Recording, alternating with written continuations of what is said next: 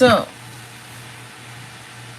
every time I move my shit around, all these people in the building are hacking hard. I don't know what to do except for document it, because if they're hacking in the darkness, I gotta make sure I document it. There's nothing I can do if I don't talk about it, you know? And it's not just in my apartment, it's on my way to and from work, in public. It is crazy. So, conspiracy. The more I talk about it, I don't know what.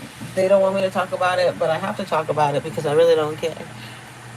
The reason I have to talk about it is because it's witness intimidation. Somebody is really getting in big trouble right now.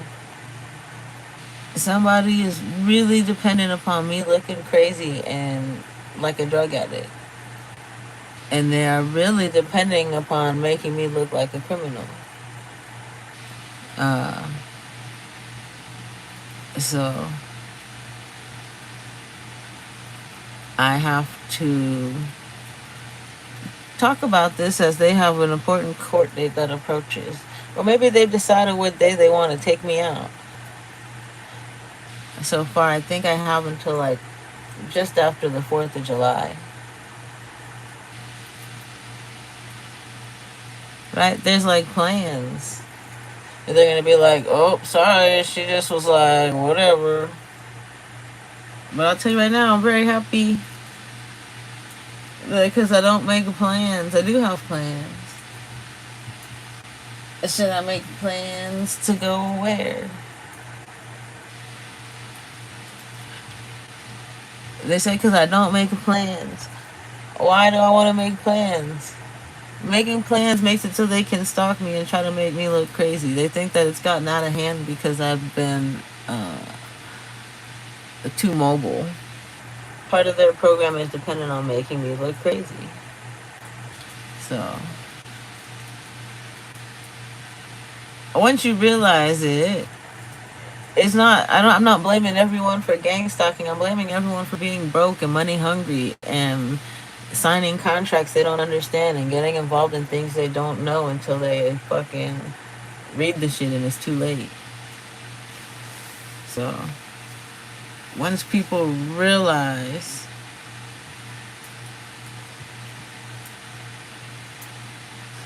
like they want, look, I'm gonna shake this drink because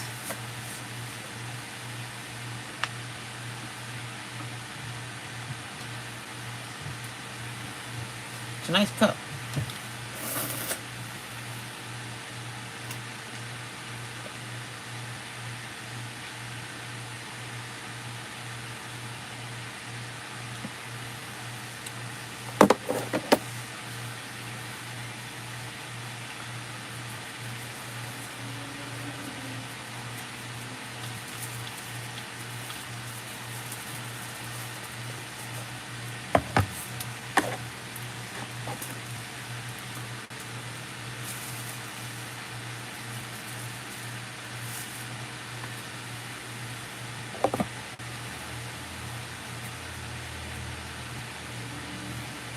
Mm-mm-mm.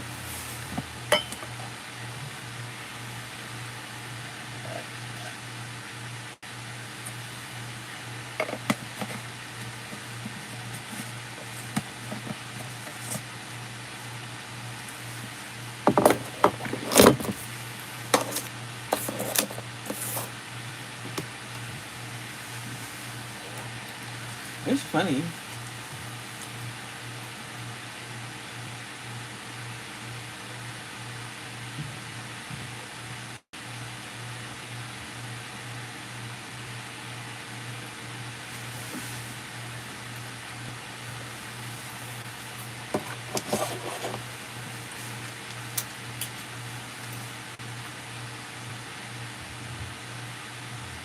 Do you know how to get rid of roaches? I do.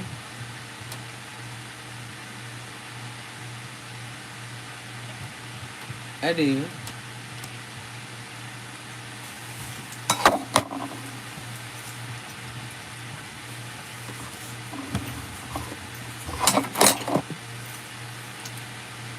I'm wondering if you have any like carbohydrate candy. Feels good.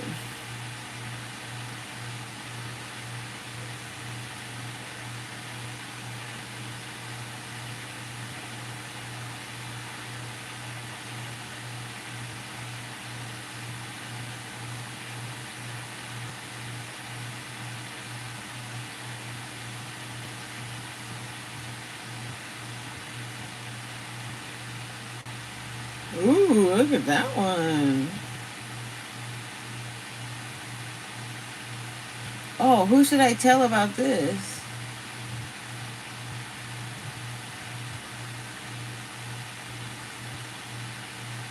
Who would you tell if you like? Who are you guys afraid of? Who is the person I should contact about this?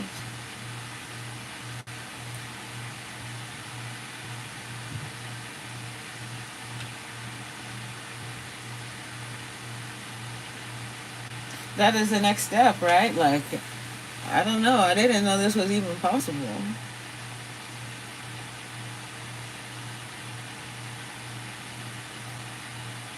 You know? Like, I was okay with just like, oh my gosh, the voices made me stop using my iPad. But to have my phone start acting funny.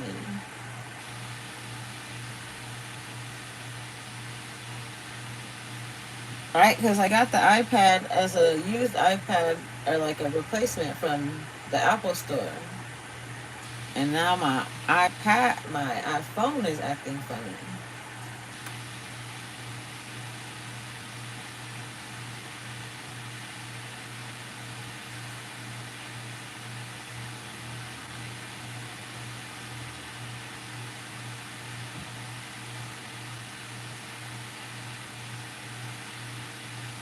Yeah, here it is.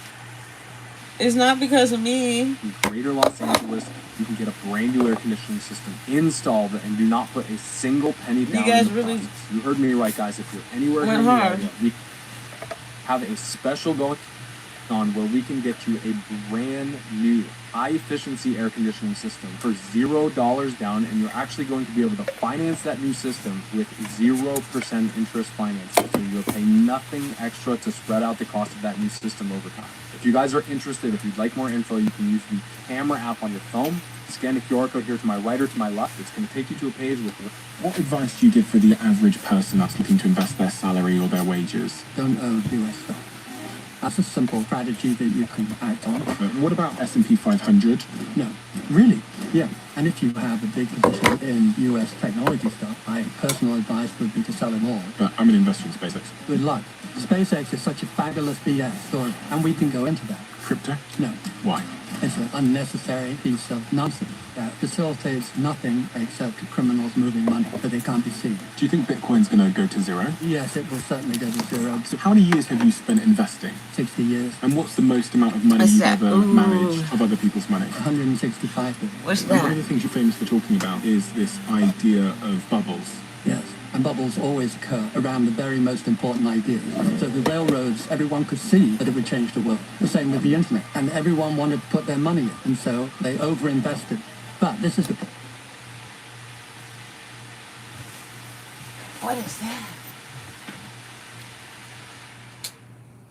We'll turn that off. Ooh.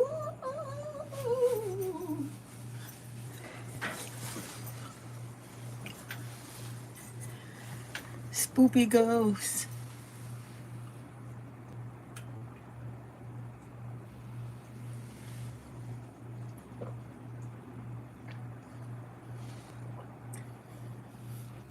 Mmm.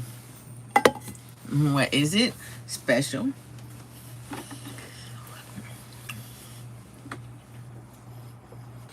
Oh, were they like making fun of me? And I didn't even get it. It went straight over my head. They're like peanuts and Coca-Cola. It's coconut, peanuts and coconut and acai juice. And I gotta blend it, make it smooth. That is delicious.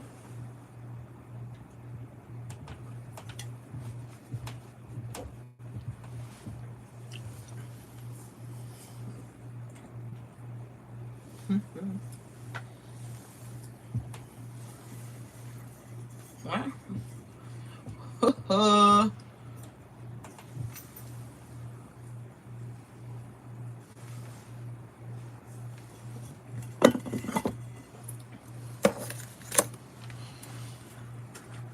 That's nothing. That's nothing. You know how fucking man, Louis Brisbois was saying like the N word and shit. Louis Brisbois was saying the N word in at the Cox Castle. That was really weird too. Right? I leave them out of most things. Last time Marion.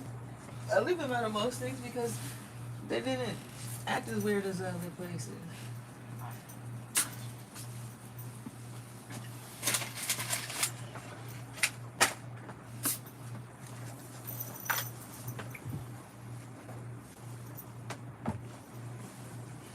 Why? Because it's like the third time you've been handled. And people's trying to let you know. And they keep telling you, this is what we're setting you up for this.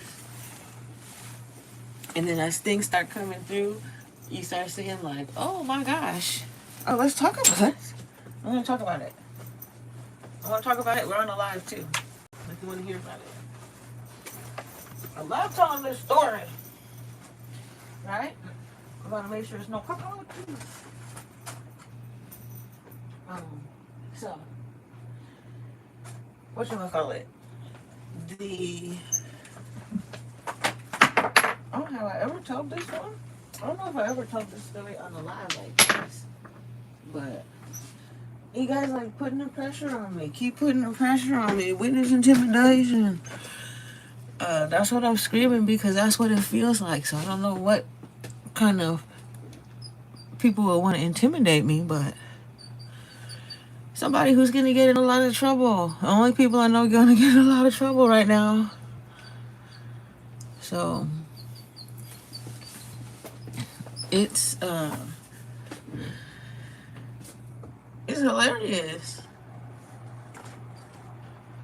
Right? What happens? It's gonna be the craziest time right now. We about to go shooty booty booty booty. Everybody about to be homeless, bitch. Have a snack.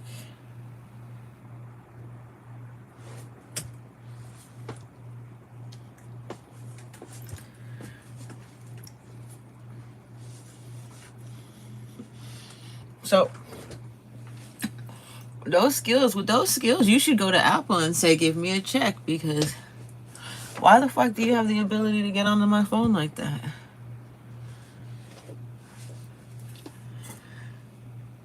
Right? If Apple's already paid it out, then they should fix it.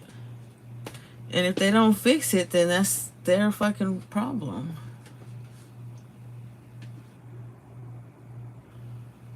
Right? It won't let people download the new update. I tried to download the new update. It says there's nothing it could do. It's not doing anything. Didn't even connect.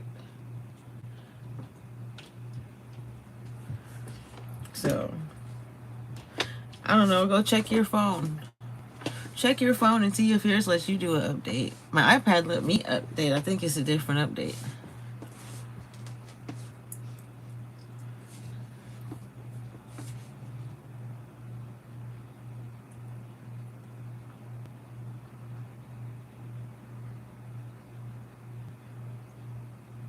They only get a what, huh? Lockdown mode's annoying as fuck. I'm gonna throw it away.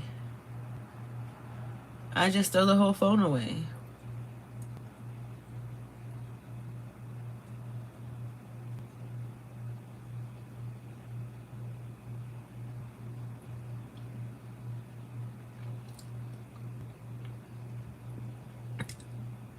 Who? They've already done this before. They did this before I got this phone. They did it to the last phone.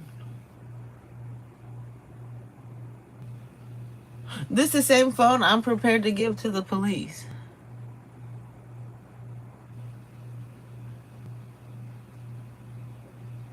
Right. That's where all the pictures. You guys trying to get all the pictures and photos and whatever. And weirdo girl, don't follow me at the door. What, you got yourself in trouble?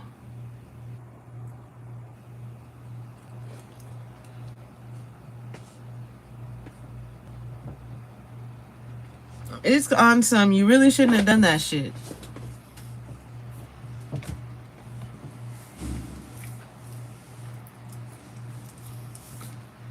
So, you really shouldn't have done that shit.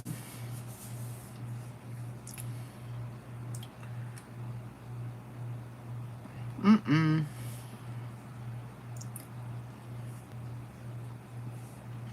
You really shouldn't have done that shit. Oh, who's being blocked from my live? I'm not blocking anybody from my live.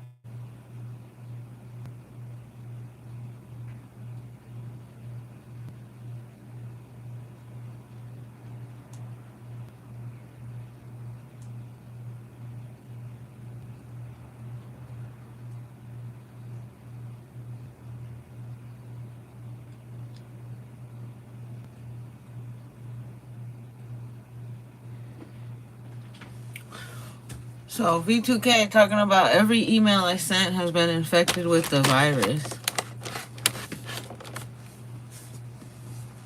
I can't wait to find out about this in the real lives.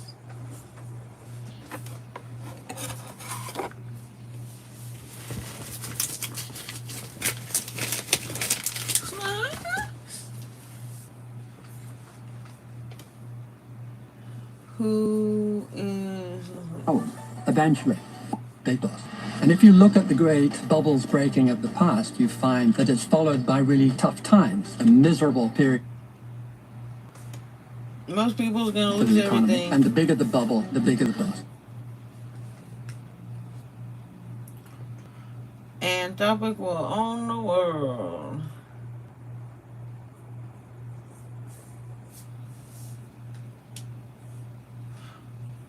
Why would you let that thought in your mind?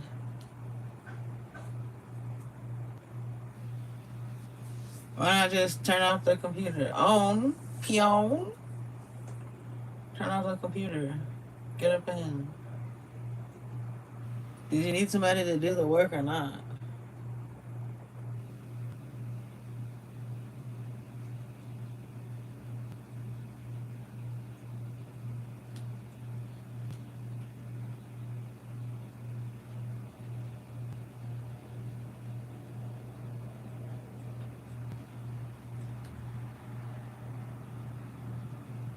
Mm. Nobody even wants to know about the Apple stuff. Did you think I'm gonna get something Apple? No way, yeah.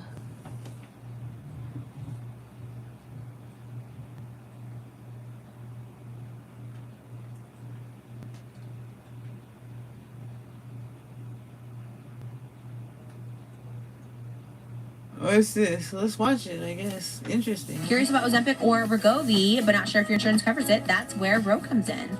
Because let's be real, no one likes calling their insurance provider to see if their medication is covered, especially not for GLP-1s like Ozempic or Wegovy. Rose.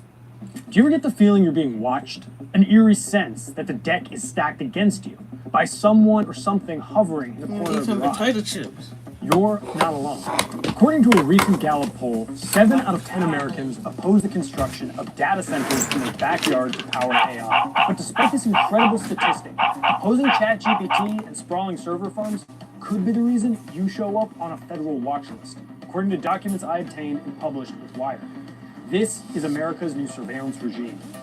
With the help of insider voices, we'll paint a picture of the deep state embarking on a vast new conspiracy.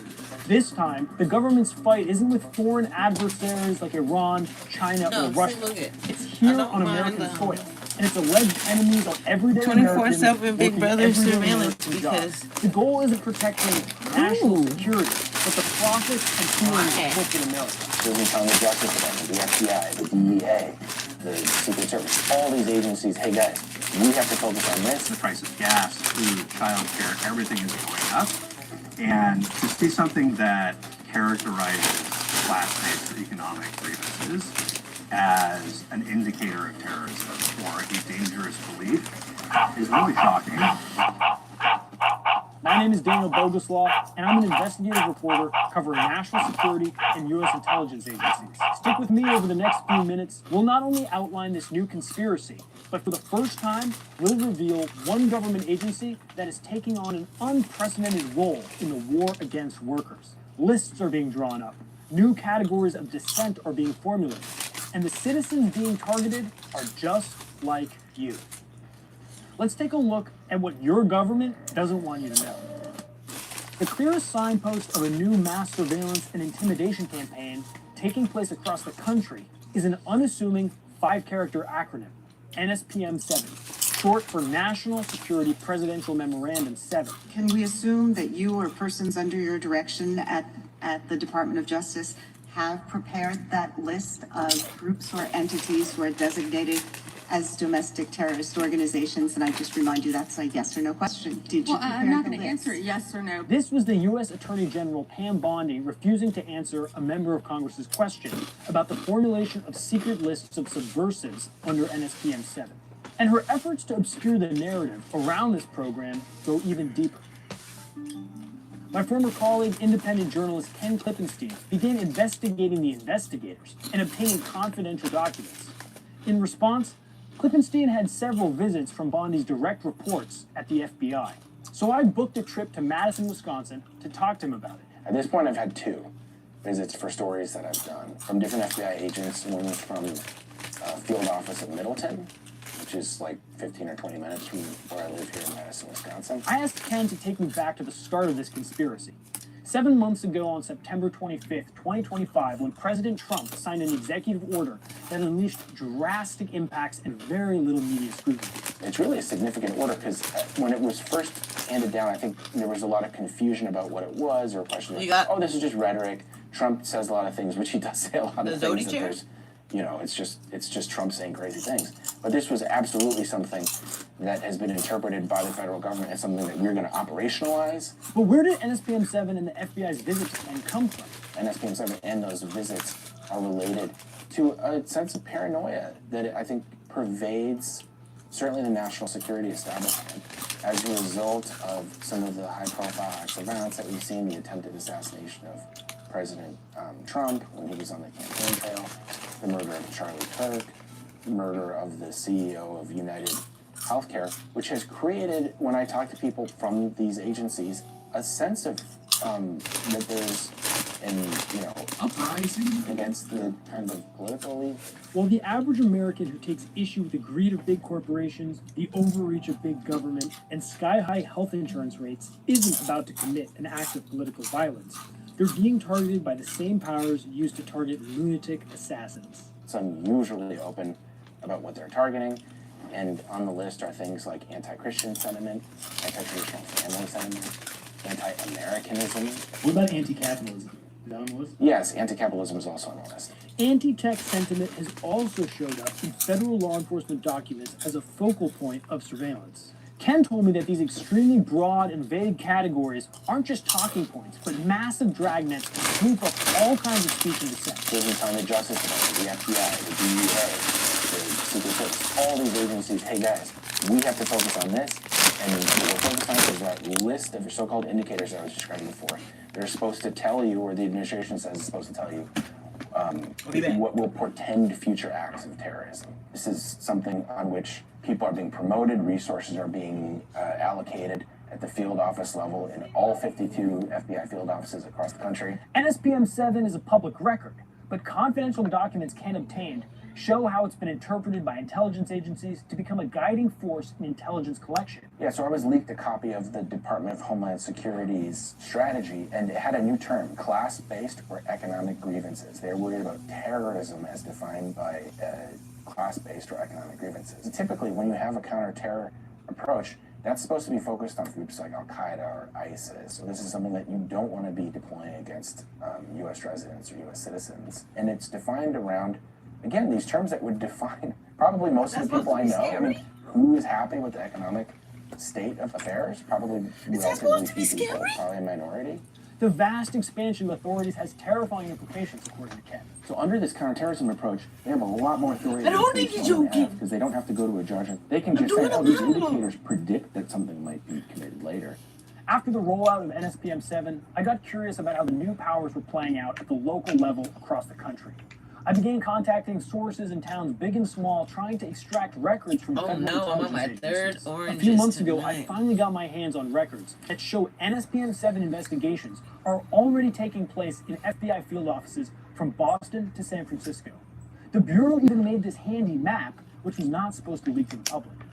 I also discovered that briefings, intelligence reports, and investigative notes are being circulated in over 70 government buildings across the country, ominously called fusion centers. These dystopian centers serve as a two-way street between local and state law enforcement and federal agencies like the Department of Homeland Security and FBI. By fusing state and federal intelligence, these centers give federal surveillance agencies far greater power to shape how local and state police think about domestic threats, like normal people pissed off about the price of groceries and health insurance. These are like local law enforcement entities that was essentially warning all the other CEOs, oh, there's some campaign against CEOs, so we need to worry about the threat posed by this. In the wake of the killing of United Health CEO Brian Thompson by alleged killer Luigi Mangione, a state fusion center analyst warned in a document I obtained that, quote, the public may view the ensuing manhunt and subsequent arrest of Mangione as NYPD and largely policing as a whole, as a tool that is willing to expend massive resources to protect the wealthy, while the average citizen is left to their own means for personal security. This report seemed to even acknowledge that viewing CEOs as the main demographic to protect would only further enrage working people. Quote, it is not an unfair comparison to equate the current reaction towards Mangione to the reactions to Robin Hood. Citizens may see Mangione's alleged actions as an attack against a system designed to work against them. As I wrapped up my time with Ken, we reflected on the fact that his home state is also where Joseph McCarthy launched the Red Scare over a half a century ago. This is also the home state of one Senator Joseph McCarthy, the guy who really created nationwide frenzy around left-wing movements, infiltrating labor unions, scaring the bejesus out of anyone that seemed un-American. Very similar in some sense to the architecture laid out by NSPM 7. Yeah, and it's interesting because Wisconsin historically was one of the test beds for the New Deal and for progressive legislation. And it's interesting because you have in these two tendencies, the two different visions that exist for the society. One of paranoia and security and control and just worrying about threats everywhere. And another one being building some kind of a, social fabric We have a long history in this country of these sorts of agencies targeting the Black Civil Rights Movement, targeting the Multiracial Poor People's Campaign, targeting Occupy Wall Street. This is the latest iteration in that. That was Spencer Reynolds. He understands the internal apparatus of intelligence agencies because he used to work at one. I was at the Department of Homeland Security for about 7 years, where I was a domestic intelligence and counterterrorism attorney. Spencer told me that corporations and Wall Street firms get a direct line to the spy agencies seeking to batter down dissent. In other words, CEOs literally have their own seat at the deep state's table. DHS, the FBI, Department of Justice are deeply enmeshed with big business and corporate security offices, and they do that in a few key ways.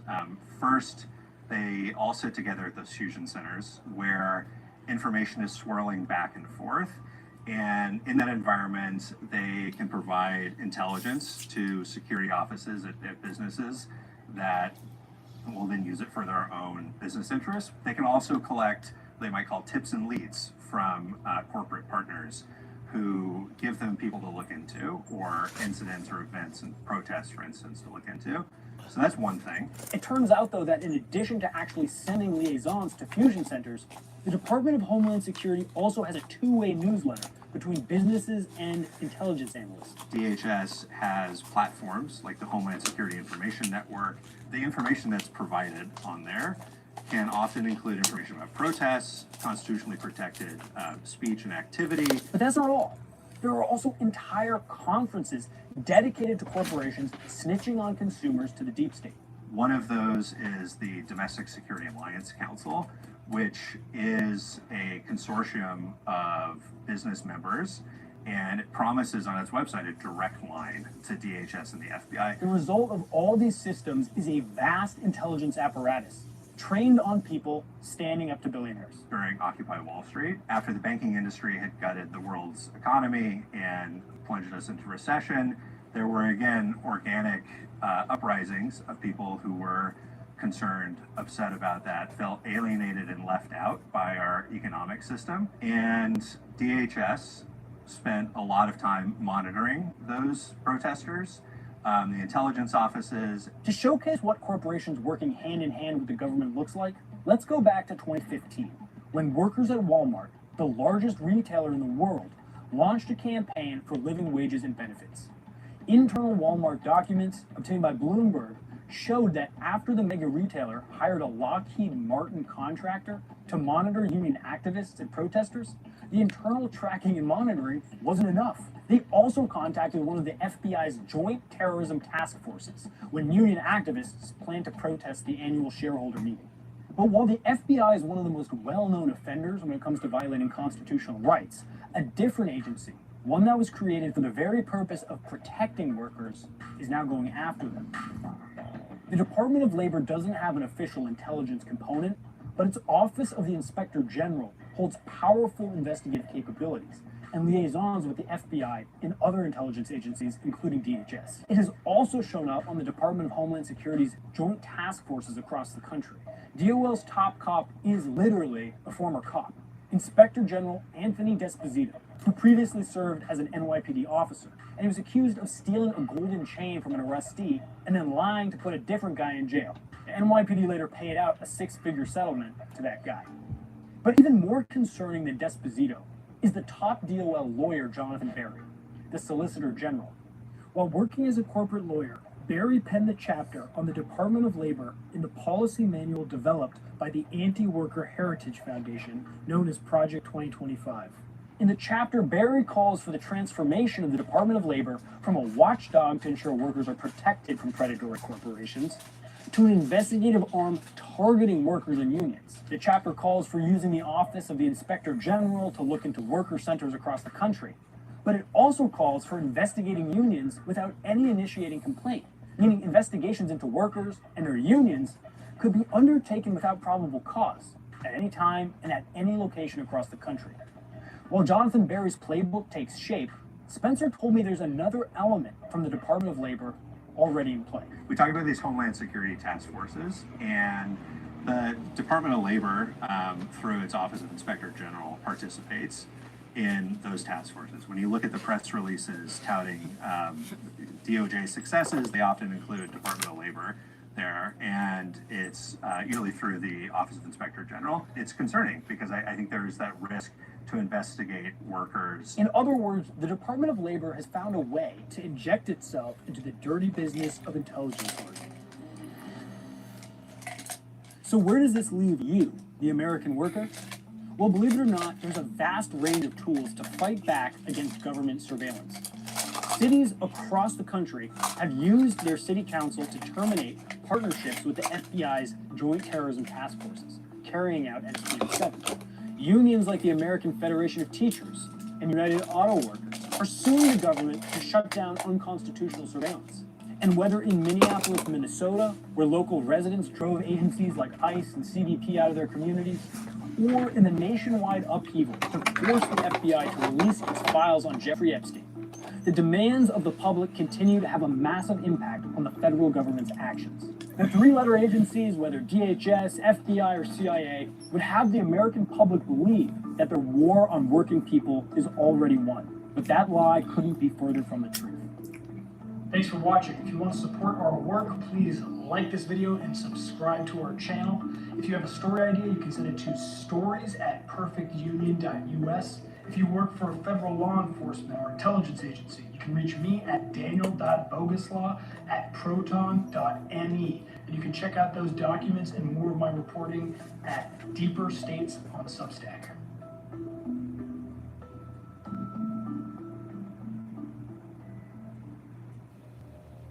All right, team, listen up. I've changed my mind.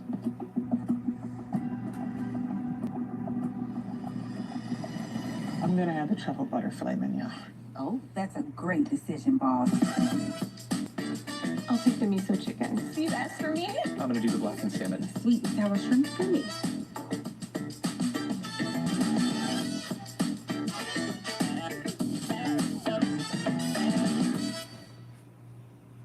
Ordered anything from the shop recently. He flips it over and it's addressed to him. An eBay purchase for an RC car part, his hobby. He messaged the seller just to tell him he received the part and how he and I were puzzled by receiving a Goulet box.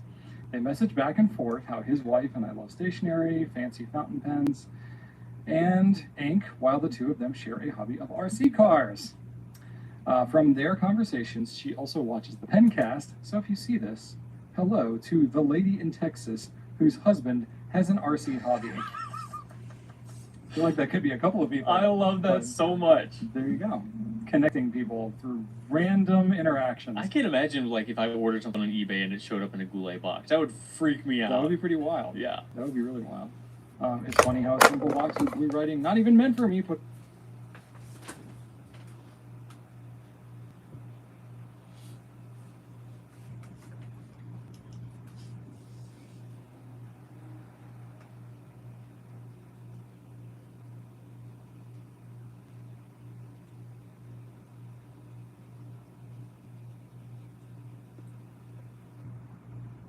Who?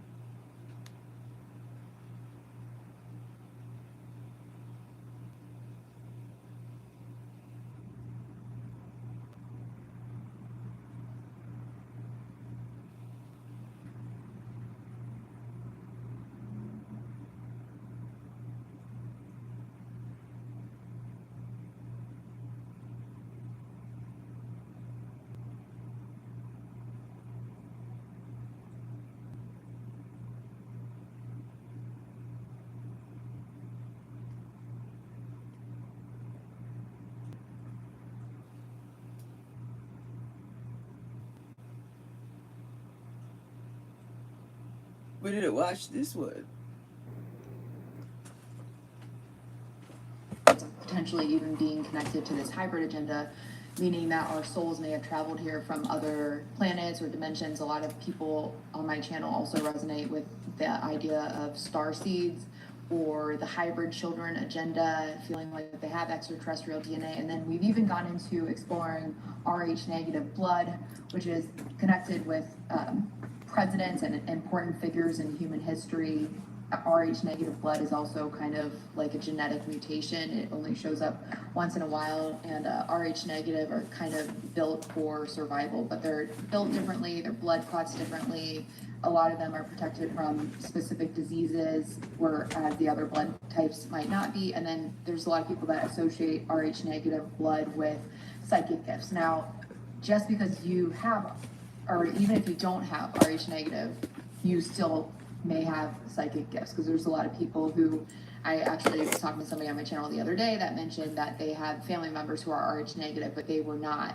So I think that is still a part of your DNA codons too. So anyways, all that to say is that if we jump around a lot in this video, it is for a reason, because like I said, everything is connected in one gigantic web, and it's important to kind of understand the gigantic bigger picture of what's going on here. And if we're going to really zoom out for a second to what the bigger purpose of all of this is that there are a group of souls on this planet that were naturally born with a frequency that, like I said, is either knowledge that's been seeded from other civilizations throughout our universe that's come to Earth to help create this new world or this new timeline, or to kind of like shift the energy in a more positive way on this planet, especially as there are so many people talking about cataclysmic events, not only those that have happened in history. So what comes to mind is the fall of Atlantis and Lemurian civilizations, but the lost civilization of Atlantis, Tartarian civilizations being wiped out, allegedly. I don't know if there were resets during like Greek times or Egyptian times or anything like that.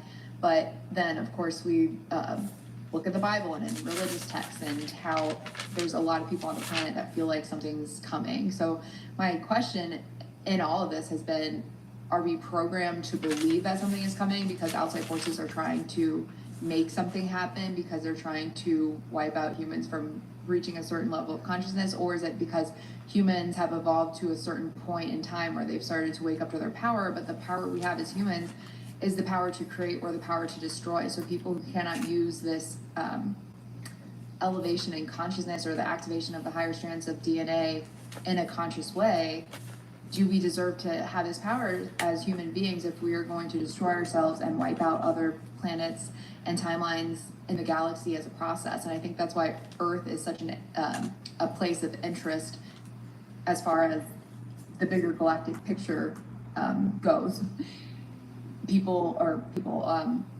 Entities, civilizations, planets, whatever we're a part of, have invested interest in Earth. And one of the things that I've been drawn to look into lately, and that has crossed my path in a synchronistic way, is the work of Dolores Cannon, specifically a Convoluted Universe series. And I'm not even into the book very far at all, but I'm at a part where she's talking about one of her clients who had a past life as a character named Bartholomew, and he was around during the Middle Ages and part of a king's court, and his father was evil and didn't care about the peasants, and he spent a lot of time alone in nature, and he had an old man that traveled to him on a beam of light or something along those lines, and was giving him all this ancient knowledge, and said basically he was the only person on Earth who had that knowledge, and he was sharing with them all this crazy chills, sharing with them all this wisdom from the other planets. And he was like, why me? And he's like, well, this is part of your destiny, and part of your life purpose is to find somebody else to share this knowledge with. And he had spent that whole lifetime trying to find somebody to share their knowledge with, and he was feeling frustrated and alone, like he couldn't find his protege. And he even traveled to like the Middle East and that part of the country, but they had beliefs that were so deeply rooted that they couldn't shift their minds or open their minds to understand this kind of galactic knowledge that he had been given. And then one of the there's other scenes in their hypnosis sessions where he goes back in time and he's traveling to different planets on beams of light, and I'm not sure if this is happening in his sleep or if he's like physically traveling there. I have a feeling a lot of this stuff might be happening in his dream state or in the astral realm where he's traveling to these different like locations. But one of the things that he mentions is a colony, and it's a colony of people who are set in a holding place, and essentially he's teaching a group of souls all of this knowledge and wisdom from the higher dimensions or the higher beings of light. And I've been having a lot of really crazy downloads lately, and I think the way that my downloads of information are coming through, it's come through in a process, kind of like each video I make, I feel like builds off of each other. And I'm trying to make these videos in real time as much as I can, because I think that they're relevant for whoever comes across this information right now. And I think that we're all connected quantumly, because I keep making videos and people are like, I was thinking about that too.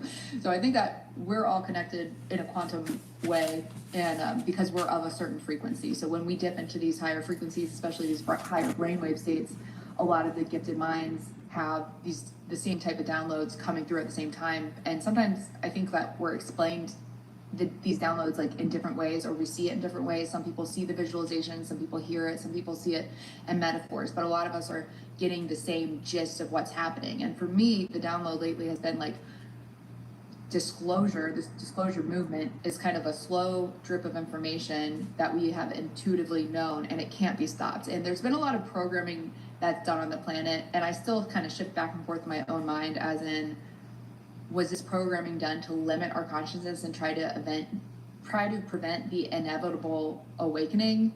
And right now I'm leaning towards yes, unless we are part of this, I don't know, unless these secret societies or organizations that are responsible for our programming are just like humans themselves, where there are negative consciousnesses controlling us and programming us, and maybe there are more positive consciousnesses preparing us for this disclosure and awakening. And one of the things that has definitely been coming through lately is this idea that the awakening can't be stopped. It's already happening, and there's been a lot of people and forces and entities trying to control us. And in my video yesterday, I feel like that was one of the most important videos I made that was able to articulate what I was trying to say and what I've been saying on my channel this whole time, I think, in a way that hopefully was clear for a lot of people, hopefully helping us understand the importance of our sovereignty and sovereignty over our field, because there's so many things in our food and our air and our water, the pharmaceutical drugs we're given, the sleeping aids that we're given,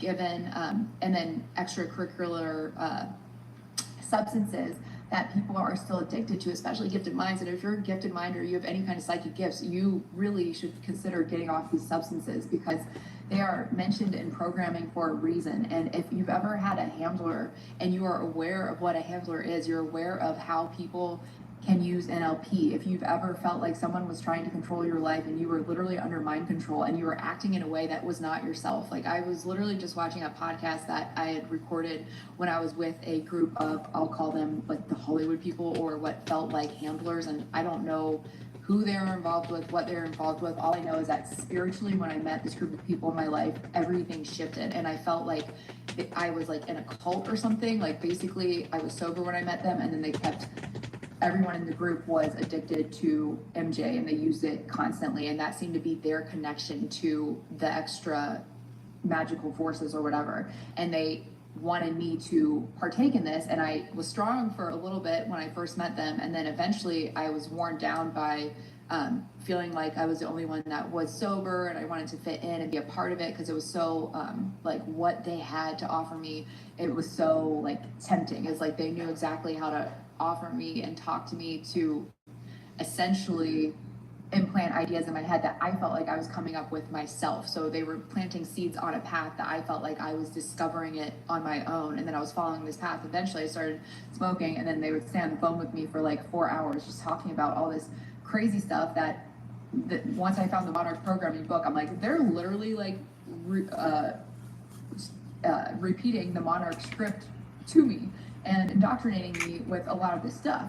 And they weren't reading me the Monarch Programming manual or anything like that. So I don't know if it was divine intervention that I found that book in the first place and realized like I'm under mind control right now.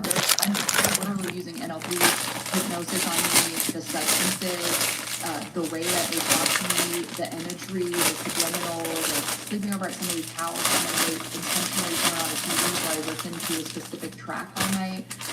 So many things. Using a separate bathroom. Why was I using a separate bathroom that they didn't use? Why was there a picture of ISIS in the bathroom? And ISIS is associated with childhood or with monarch programming and the Temple of Set, which is an offset of Satanism, which involves Aquino, which is connected to the gifted programs, which is connected to eugenics and IQ tests and the military, and from PSYOP to Mind War. And what they have discovered during the study of all these PSYOPs in the book From PSYOP to Mind War, the two people that co-authored that book, one of them is deceased, that's Michael Aquino, but look back at old podcasts and he's talking all about sound and frequencies and how they know how that affects people. So they can use red at concerts and they can put out certain frequencies in music and programming to make you feel, act, or think a certain way. And then I think can't remember if it's Paul Valley, I don't know if that's his name, but I think that he's now like on the chair for Turning Point USA.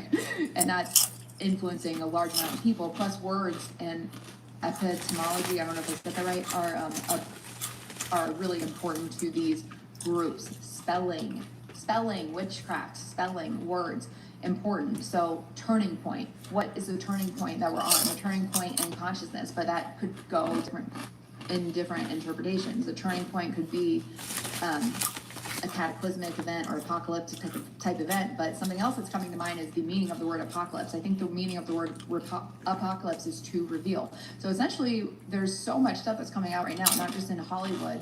We're seeing it on stage. It's just like completely satanic in nature, what some of these stars and celebrities are doing on stage. And I have to pause this video because I think... Always running out of liquid detergent? That's why I switched to Tide Power Pops. They're formulated to tackle the toughest stains and odors. Tide ingredients are concentrated for a powerful all-in-one clean. Skip those costly pre-treaters. If it's got to be clean, it's got to be Tide.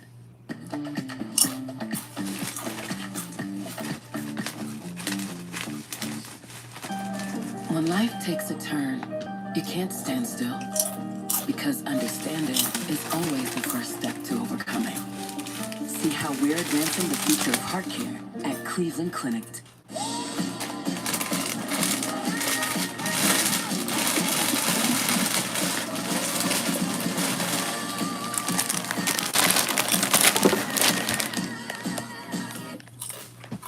Okay, bummer, my video got cut off when I was in the flow. Okay, so had to move locations. So anyways, words are very important to these organizations, words and spelling and witchcraft. And this is going to bring me back to my next point.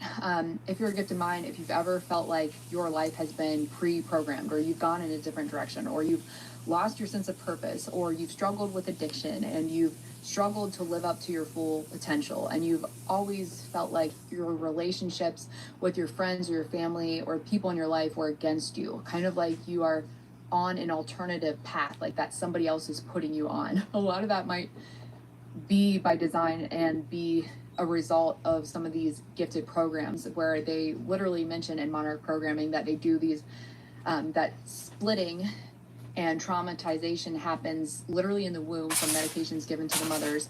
And also that hospital trauma is very real and can aid in splitting the psyche. And then not to mention, they mention that they have Illuminati or nurses working for the Illuminati network in the hospital that can program babies and stuff. So they start programming as an infant, not to mention the heel pricking and certain organizations that may be interested in pricking the heel and looking for the blood because they may be looking for the quote-unquote chosen ones or those with the magical powers or the psi abilities that they've known for a long time. So there's people on the planet who've been trying to control these abilities for their own agenda, and a lot of that has been happening in kind of an astral realm, and that was what my video was about yesterday. It was about how substances that we use can connect us to handler type people and astral entities that literally control us through the use of the substances. Because something I realized when I had a handler type person in my life and all this strange stuff happening spiritually and literally coming across like demonic entities, I don't know if it was demonic entity, I don't know, somebody had said it was reptilian, I don't know, like I could be both, I don't really know, but, and it sounds absolutely bonkers, but not that bonkers when you consider that so many people on the planet have had experiences with extraterrestrials, with abductions, etc. So anyways, what I noticed is that everyone in that group had a connection to Mary Jane and they were trying to give it to me. So I was under this cult-like influence where there was mind control happening, and they wanted me to smoke, it felt like, and then they would be on the phone with me for like 4 hours, just like telling me all about this modern programming stuff and all of that. And I feel like that, like I couldn't get enough of it. Like I wanted more. I just wanted to learn more. It's almost like I have known a lot of this stuff in my core almost as a child, but it's almost like there was a programmer in my life that was coming in to activate me or something. But it felt like what actually happened was that it felt like they were using me as kind of like a beta kitten or something to like lead, or a honeypot to lead other groups of people into the group that they had set up and what they wanted to do with that group. And then I started to realize that there was a lot of like really negative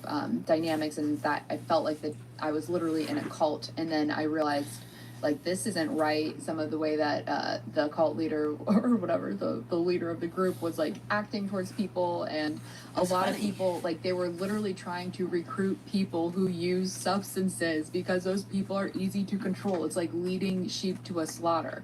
So if you are, you know, there's so many people who are under the control of substances, and we think like, oh, I'm sovereign, I spot the psyop, I know I'm not under mind control, but it's really not that simple, because if you're under mind control, you don't know you're under mind control until you get out of it, or until there's some kind of divine intervention, or maybe in those moments of clarity. So for me, like I said, for like a couple of years that I was in this group, I didn't know that I was under mind control because I was doing a wake and bake thing like every day, every couple of hours. So I had like very little time for sobriety and that inner voice to get in there. Instead, it was like I have to connect to my source, which is making me a vessel for that astral source. So if I'm surrounded by somebody in my field, and let's just say that that person is doing black magic and they're working with entities and demons, and there are literally, this is what's happening in Hollywood, like there are people that are praying and summoning these energies and selling their soul in order to work with these entities, and those people don't have those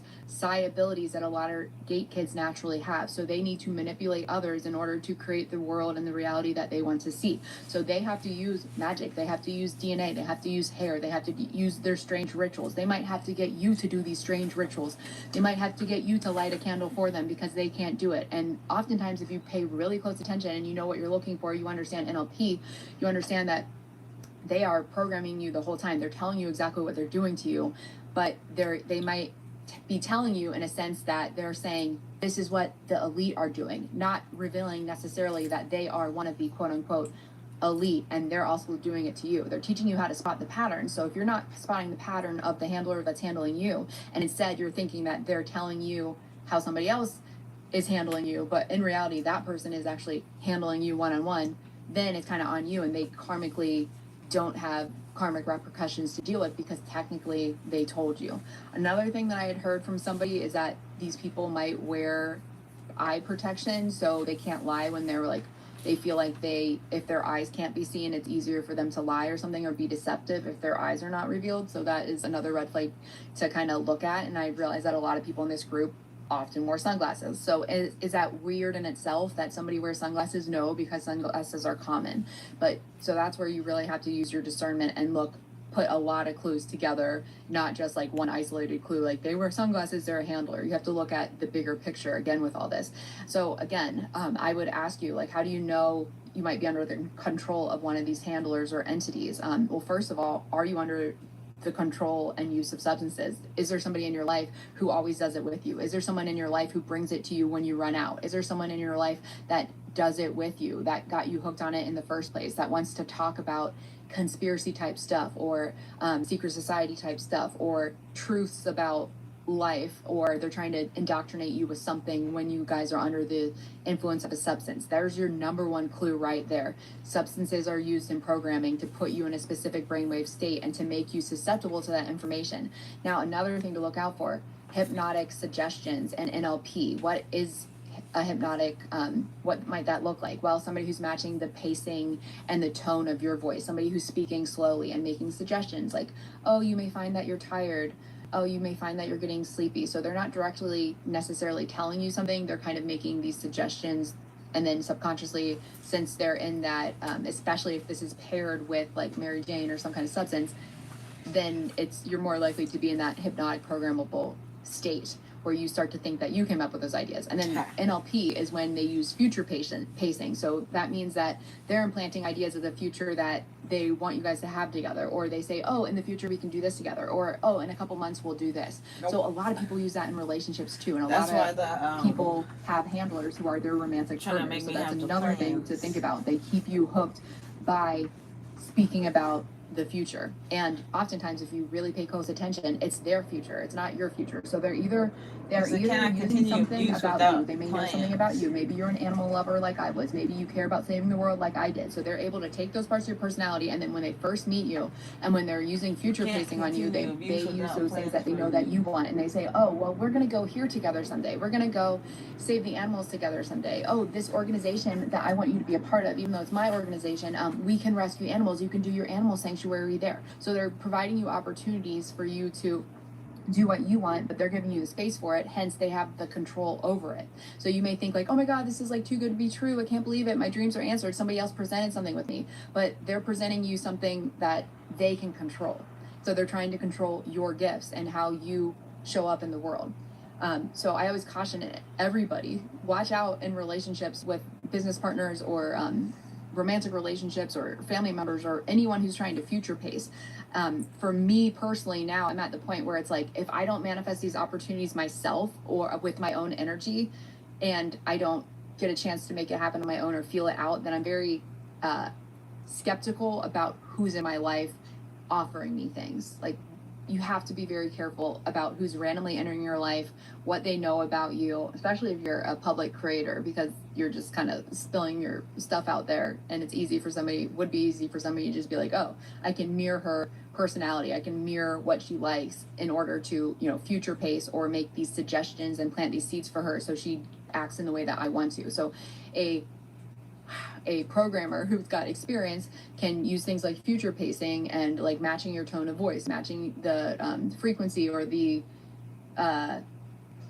volume of your voice, things like that. They mirror your behaviors, and then they can also use anchors. So if there was a point in your life where there was a song that made you happy or made you think of a good time of your life, they can wow, I just had a flashback of something that happened during that time.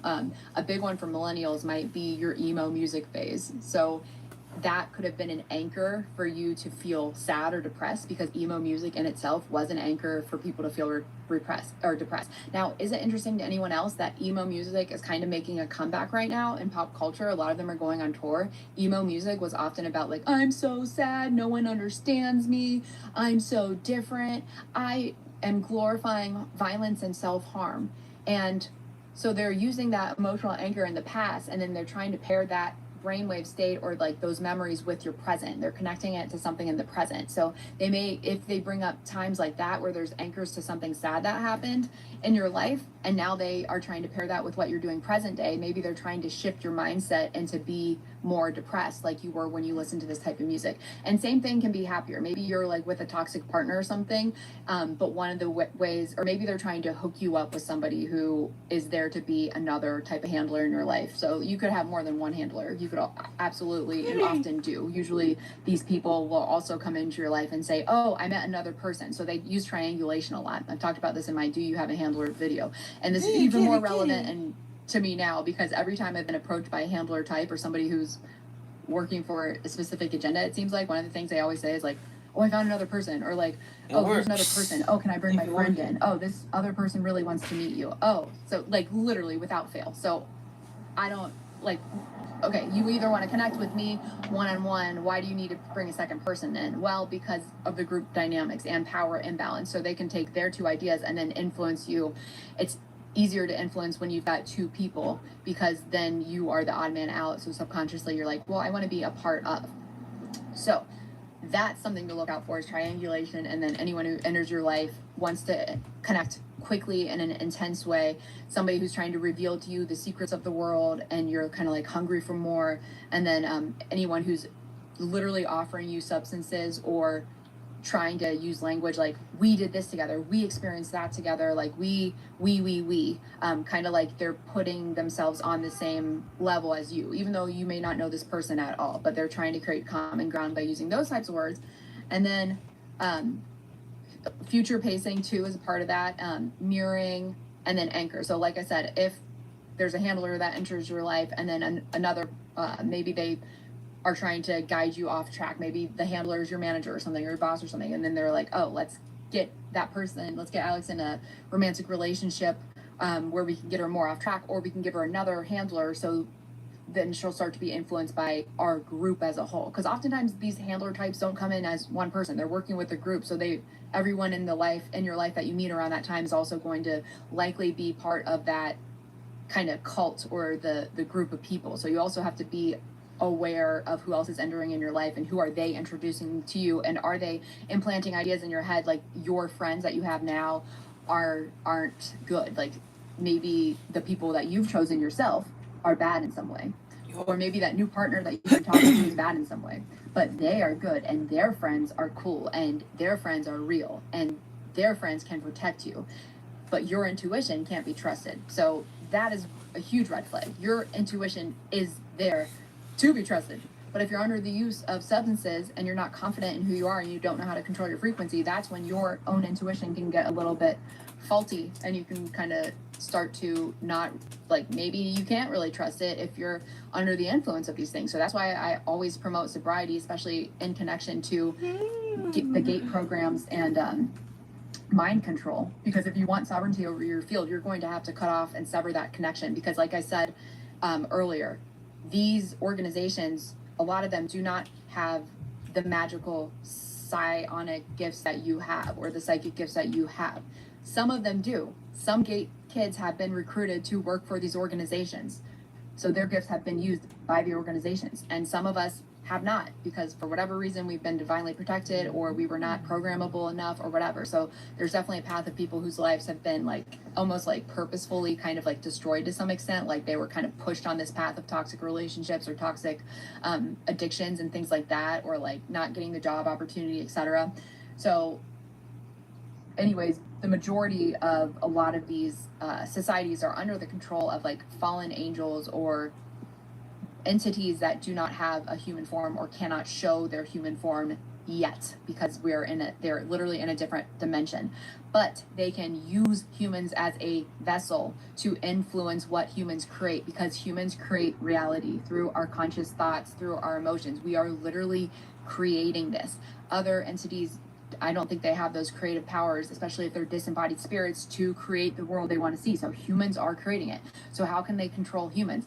Through the mind, through putting your mind in an alpha, theta, programmable state, using substances, something physical, or something like the gateway tapes that's going to put you there naturally, and then they influence you through the mind. So you end up creating reality for them. So what does television do? If I'm not mistaken, television is like an alpha brainwave state too, and it's kind of like they showed it to us in the movie Batman Returns, or Batman Forever, the one with the Joker and Two-Face, where they literally have the brainwave device, and they're sucking up all the brainwaves of the people who are just watching television, spread like little zombies, and then they're sucking up all those brainwaves and becoming powerful, and then they're controlling people. And that's literally what is happening through media, and through substances that are normalized, and big pharmakia, magic, magic potions.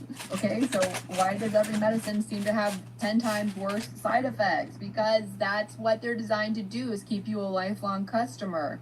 And they're not going to teach you that your body can heal everything through the power of your mind. But you have to be of sober mind and of sober vessel in order to really tap into those powers and those frequencies. And you can't have trauma in your field, or else the trauma manifests. So if you want to be free from mind control and have sovereignty over your field, like the number one thing that I think people can do is stop with the substances. Because again, especially if you have a handler or like a secret group that's after you, stop using the substance. Stop giving them access to you. Watch what happens when you cut off the substance and they can no longer help you. I'm speaking from example as somebody who was sober before I met them and on my own little spiritual path. And then I met this group of people. I was indoctrinated by the idea of fame and a following and people that actually got me, because I was so used to being alone and misunderstood my whole life, and suddenly all these people got me, and then they were feeding substances in my face and I was using it to bond with them, and then they were indoctrinating with me with their beliefs and their ideas for hours and hours and hours. Before I knew it, I was following what they had suggested that I do, what they were guiding me to do. And after like a year or so of doing it, I was like, wait, something feels off, but I'm still addicted to the substances, and I couldn't quite put my finger on it till eventually it all came to a head. And I guess I had enough sober clarity in between smoke sessions that I was like, this isn't right. I need to quit. My intuition is speaking loud and clear. You need to quit, Alex. And then I came across the mind control manual, and it laid it out what programming was happening. So I was like, holy crap, I'm gonna quit because of this, because I don't want to be a mind controlled slave. And there was this period of sobriety, maybe like a week sober or something, and I had blocked everybody that I was involved with, and didn't have access to them on social media or anything, and I was doing good. And then all of a sudden, randomly, I had the urge to smoke, and I was like, you know what, okay, it's not a big deal, I haven't done it in a week, I'll just do it. In that 10 minutes, like the first 10 minutes that I actually put the substance in my body and felt my brain change, I was spiritually attacked 3 times. I was contacted by messenger by 3 of these people in that group. So there's some kind of connection there with the mind, at least from what it seems to me. And once I stopped, like, that was enough to really scare me from like going on this. So eventually I just quit it all together. And I realized that for whatever reason, when I'm tapped into that astral realm, I'm either sensing things in my environment, I'm sensing entities, or it's making me open to psychic projection, because that's the other thing that these entities or that people in these societies can do. They can project their consciousness into open vessels, those who are not in control of their field, and those who are like literally like a zombie. They don't have anything in your field. When you're blacked out, you are able to be controlled. People can project their consciousness in there and control you. Why do you think people cheat and lie and steal and do bad things when they're drinking and when they're under the influence? Because this stuff is literally happening, and it can happen. And that's how they're influencing reality in a negative way. So that's why we don't want to be the, open our vessels up to that kind of influence. So that's the biggest way we can protect ourselves from that. Another thing is learning NLP, learning how to recognize the signs of future pacing, of mirroring, of anchoring, and then being just super protective of your energy and who you are allowing in your field. But a big thing is also healing of trauma, because if you are in these GATE programs, trauma was used as a mind control tactic. And it's not just for GATE kids. This was happening all across, any hospital birth. And again, with the heel pricking, with the early childhood surgeries, so many to name, tonsillitis and removing the tonsils, removing your glands, doing invasive surgery on young children, eye testing, ear testing, NICU, medications. And I'm not saying that stuff is bad necessarily. I'm just asking you to critically think and use your intuition and think about your life path and how it's manifested, and then use your intuition and discernment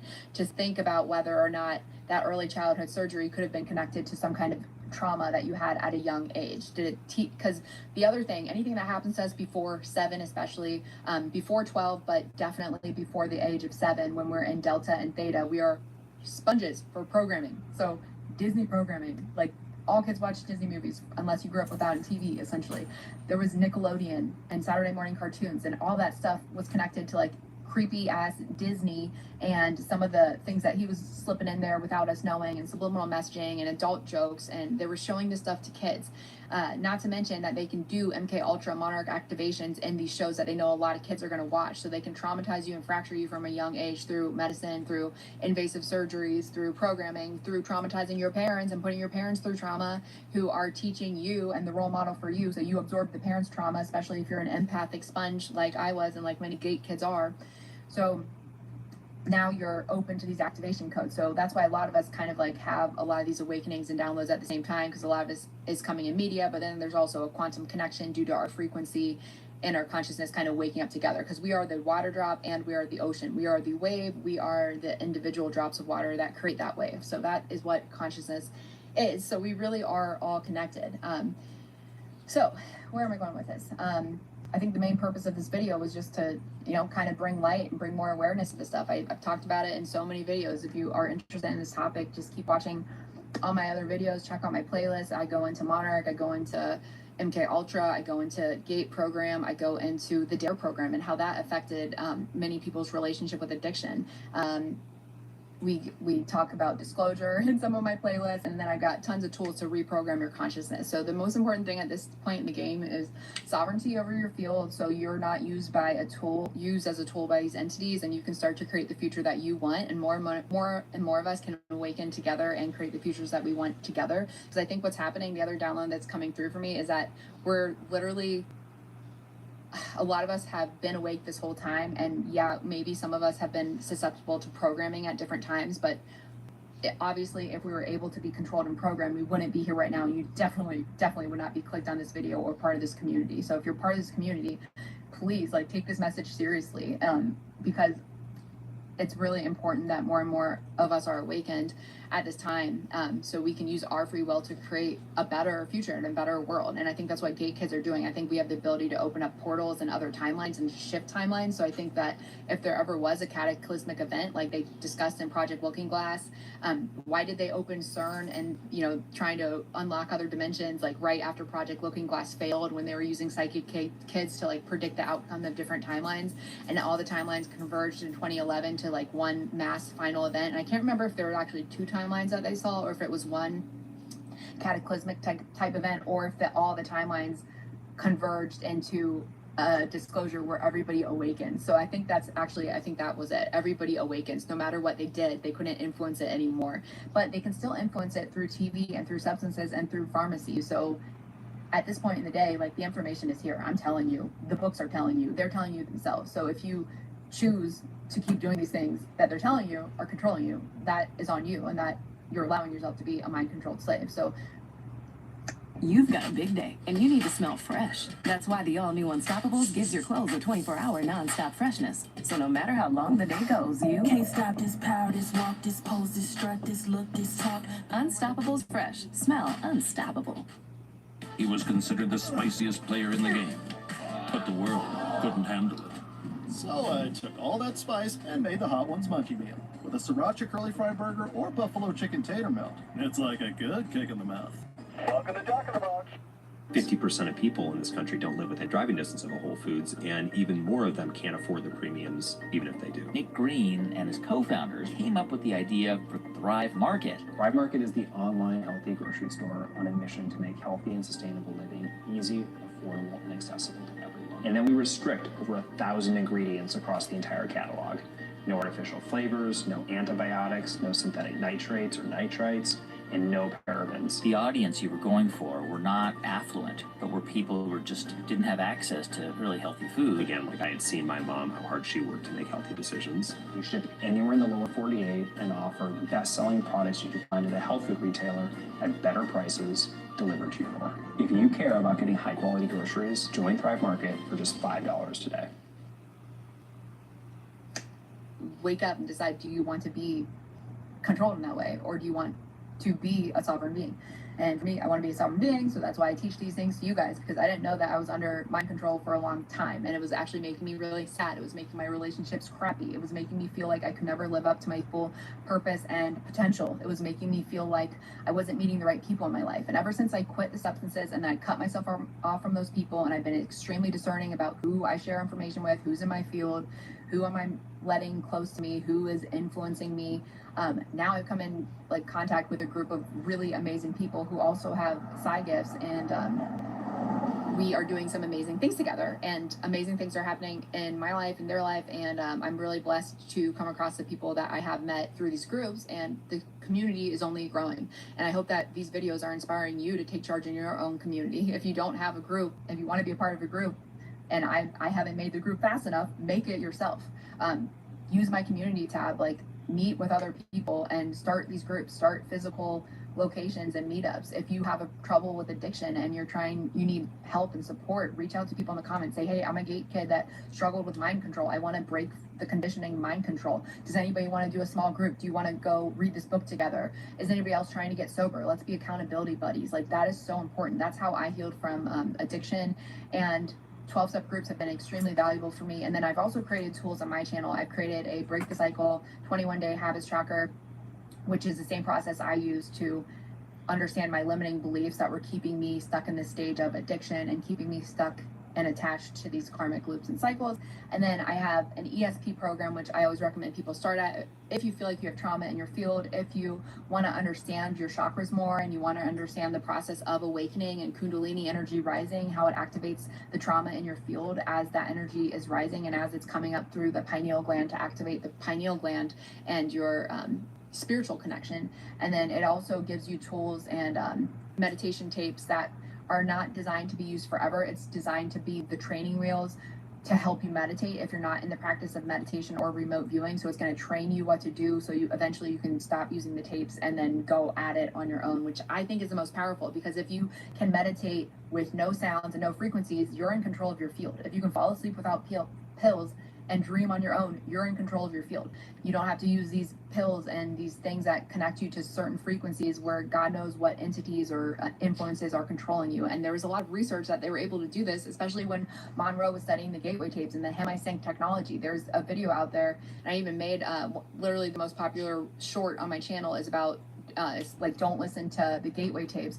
And one of the things that they discussed is how they could sync the brain waves to a certain frequency. They could copy people's brain waves that were listening to the tapes and then copy that brainwave state and play it for other people. And then it would sync the brain waves. And when they sync the brain waves, they either open portals together or they create something to happen, or they can be mass influence at the same time. So you really, it's so important to be sovereign over your field, because you don't know what influencers are out there. Maybe some are bad, maybe some are good, but we don't always know. So I think, I don't know, I feel better being in control of myself, and especially if I don't know exactly what I'm listening to and like what they might be trying to use my creative potential to control or create, especially because my whole life I've been a very creative person, and I've had so many handler type people in my life who have come to disrupt the path that I've been on, or they've tried to control my creative projects and my creative output in some way, or siphoned my sacral energy, which has prevented me from doing the projects that I feel drawn to do, and it's prevented me from working with people in the way that I'm supposed to. I feel with every fiber of my being, I am the type of person who my destiny is tied to connecting with people who are on the verge of awakening and those who are ready to make a change. That's why I do tarot readings. That's why I do astrology and human design, which is usually enough information to help people break a cycle in their lives when they're ready to kind of hop onto that higher timeline. They're ready to shift. That's always been my role, and people who have come into my lives. And I think before I knew that I was a teacher of this stuff, I would attract that in my relationships a lot, and I was subconsciously attracted to broken people because I was trying to help them in that way. But then I realized that that was a distraction, preventing me from connecting with hundreds or thousands of people like I am now. So now that I'm not in a toxic relationship, I don't have one person just siphoning my energy. Instead, I've got readings available to the public. I've got a course library open to the public. I've got free videos, hundreds of videos talking about this stuff to help you and others like you awaken. So now I'm tapped into my purpose, I'm living it, and it's like planting a seed in the consciousness that goes out like a ripple. So every time you awaken and you plant a seed in somebody else, you create a ripple too. So imagine all of us awakening and planting seeds, and now all of a sudden consciousness is expanding on the planet, enlightenment is expanding on the planet, and these demonic strongholds have no power anymore because we're awakening at a pace that is too rapid for them to control anymore. So if you're interested in checking out any of those tools or working with me one-on-one, check out the link in my description, Linktree, Statements by Alex.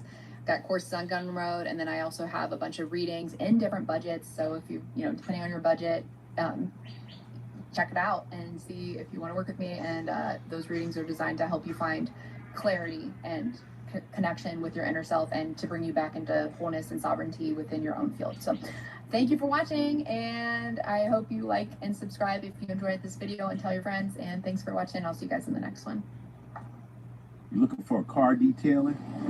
Hit up my boy. This guy polished up a vintage car so clean, the owner got sunburned just looking at it. You want a bird watching tour guide? I got the Connect. She helped me spot my first tittle whisk warbler. Amazing. Need legal advice? That's when I call the real experts. Gil Alvandi is the best there is. Personal injury or workers' comp cases? No problem. Alvandi Law Group. Call us today. Some wellness influencer told me this was hydrating. I'm just gonna grab my Suja Organic Ginger Love. Refreshing, hydrating, and full of probiotics. It's wellness that actually works. Sticky.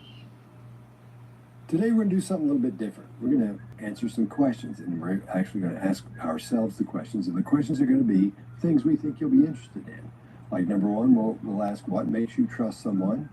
Then we'll ask what makes you mistrust someone, and what are your go-tos for suspecting someone is a liar. And when you find out they're a liar, what do you do about that? And we're just going to discuss that. We're not going to go around the room and everybody tell what they think. We will, partially, but that's what we're going to do. So if you find those questions interesting, you'll probably like this. So let's kick it off. Greg, since it was your idea, do you want to go first? Yeah, I think what we're after here, guys, is we want to give knowledge transfer, something that we use individually. You can get 4 very different views from people who've been using this in different parts of their life, but a way of looking at people and what should make you trust them. And, you know, some of the time it's us that you are looking at ways where you should trust us. For me, it's pretty simple. I'm going to start by saying congruency. And congruency means all arrows lining up. All a polygraph does is measure 3 channels. We're going to teach you to run through 20 channels. We look at a whole bunch of stuff when we're trying to figure out if you're congruent. But a handful of things that will drive it for you. And I always say your brain, your mouth, and your body are telling the same exact story. If you're doing that, your body will punctuate on the moment when you're talking. Your volume will come up when you're talking or drop lowly.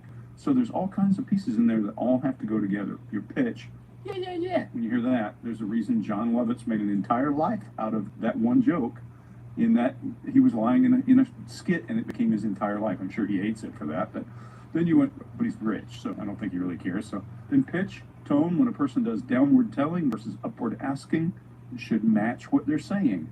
The cadence, when a person's rolling along and their brain and their mouth and their body are all doing the same thing, it rolls.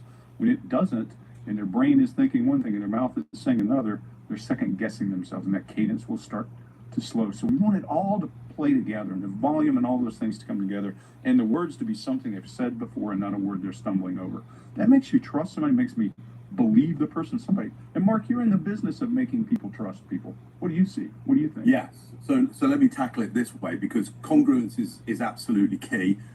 The question to be answered here is why congruence? So as human beings, we're in a bit of a predicament here, because we as humans don't know what's going to happen next. We know what happened. We've got a sense of what's happening now, but our body and mind are going, well, hang on, but what's the future going to be like? And none of us know. So we need to manage the not knowing. And our way of managing the not knowing is something called trust. What we do is look at patterns that have happened in the past and patterns that are happening now, and we go, based on those patterns, how predictable is the future? And if it looks really predictable, we trust it. And that's the same with human beings. If Greg starts doing something that's more predictable, i.e. congruent, his words are matching, his actions are matching the context, then everything becomes more predictable. And my brain goes, well, based on that, the future is probably going to be good around Greg. Greg is trustworthy.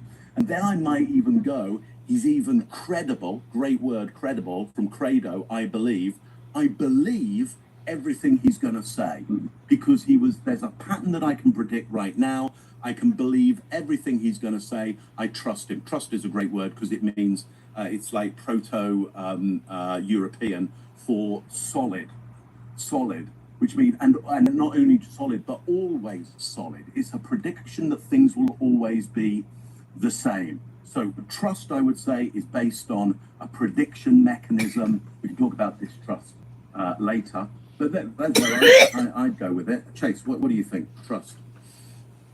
Yeah, I think everybody, if you ask most people, they'll say consistency, eye contact, whatever. And I think that's kind of a brochure T-shirt answer. And I think the real thing for me is maybe you trust people when their honesty costs them something, and they still are honest. And because we're in the effing age of signaling everything. Let me put on a lapel pin or a bumper sticker, and that means I'm a good person. And those are signals. They're cheap. They're absolutely dirt cheap. Anybody can fake warmness and stuff like that. What you can't fake is price. The price. When somebody tells you something that's true that makes them look like shit, or they keep a promise that has gotten inconvenient for them, or they can correct you, maybe quietly, instead of letting you kind of walk into the trap in front of everybody. They're spending something. And our brains read that spending as proof. And I do not think at all that we automatically trust nice people. I think we trust people who stay decent enough to us after there's maybe nothing left in it for them as a person. But But I think if you go deeper on this, it's even colder.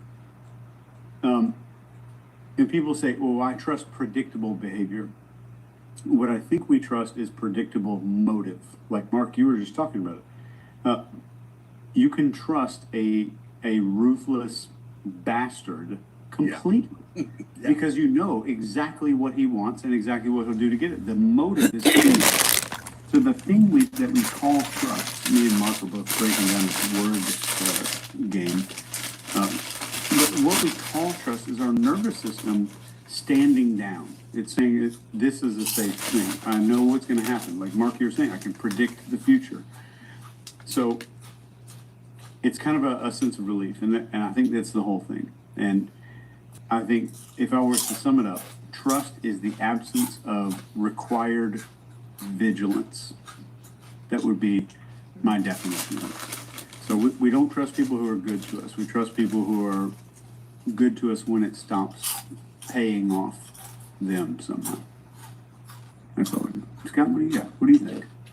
I like to take time into consideration. And when I'm dealing with that person, as say you're meeting for coffee or whatever it is, or you're meeting them at a social engagement, if they have those anymore, and talk to them for a few minutes and just watch them. Because every time all of us go out and talk to anybody, especially when we were at Crime Con, we get to sit there and watch each other doing this to people. We clock them. We see how they move, what they're saying. We're seeing people who, let's say somebody who watches our show, we'd see those people and they were being honest about the way they felt. I would like this episode, I did this, did that. Then we meet other people who were, they were there, and we'll call them husbands. And when they were there, they don't care. They don't know who we are or anything else, but they're forced to talk to you. That was my favorite part of all that. Having these guys standing going, yeah, she really likes your show, man.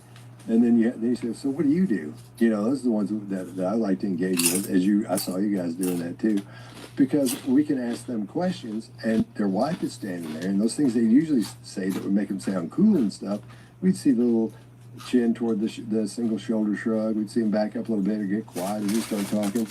The mainstream media is not broken at all. It is functioning exactly as it was designed. It exists to manipulate you, to divide you, to feed you fear and outrage and distraction while pretending all of that is information. And most people are still swallowing it like it's gospel. I've spent years studying propaganda and psychological operations and human behavior, and I will tell you this plainly. The media is not here to tell you the truth. It's here to shape your truth without you even realizing it. Every network, every outlet, left or right or center, they are all playing the exact same game. Keep you emotionally hijacked, cognitively blind, and addicted to narratives engineered by people who have zero interest in informing you at all. So they manufacture a bunch of division. They amplify lies and they bury stories that threaten their control. This is not journalism. This is mass psychological warfare. This is why we use ground news. It is not just a news app. It is a tactical weapon for seeing through all this fog. Ground news pulls in all these stories from every source, whether it's liberal or conservative or state-run, corporate-owned, billionaire-owned, and they show you these biases and the ownership of who owns the outlet that wrote that article, the spin, and then finally my favorite is what is being left out of that article. I always talk about let's look for what's missing. They do that at Ground News. So you're going to watch these narratives fracture in real time. You're going to be able to spot manipulation like it is lit up in neon. And once you see how disgustingly coordinated all this stuff is, you're not going to be able to unsee it. The behavior panel never really partners with very many brands, but Ground News is way different. It puts the power back into people's hands instead of the news. So go to ground.news/TBP, scan the QR code, or hit the link in the description. We've got you 40% off of the same plan that we use. So don't keep trusting the people reading scripts for billionaires. Stop being programmed and start seeing the depth of what is actually going on. Sorry, a bit of a jam here. I don't think we know where to go.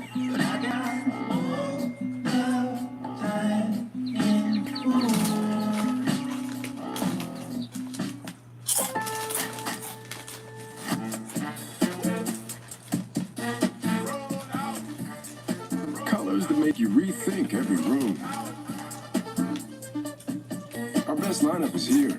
Lowe's. Yeah.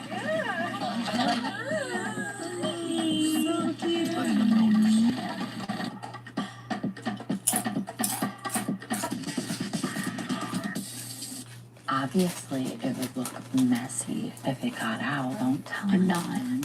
I don't want it to get around with everyone else. I told you in confidence. I need to talk to Jack about this because he's my best friend in the house. Olivia made me promise not to tell anyone, but it's going to be really hard not to tell Jack.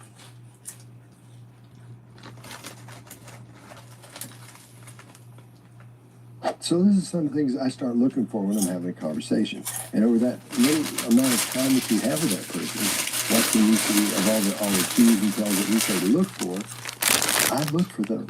I look for all of it. And then I go for that gut feeling. Now, I'm always talking about how men's gut feeling is nothing compared to women's intuition. You know, it's because that's why we think we know everything. But women, I tell you, they get a good handle on it because we won't go into the intricacies of it. Their brain is set up so it takes in more information and sifts through it faster and more in depth than ours does, and than men's brains do. So I like to take the time and talk to them for a few minutes and get straight on with them and look right at them and maybe ask something to bump up against them a little bit, maybe go too far so it feels like it's personal, and see how they act then, because I know how they're acting when they're uncomfortable from that.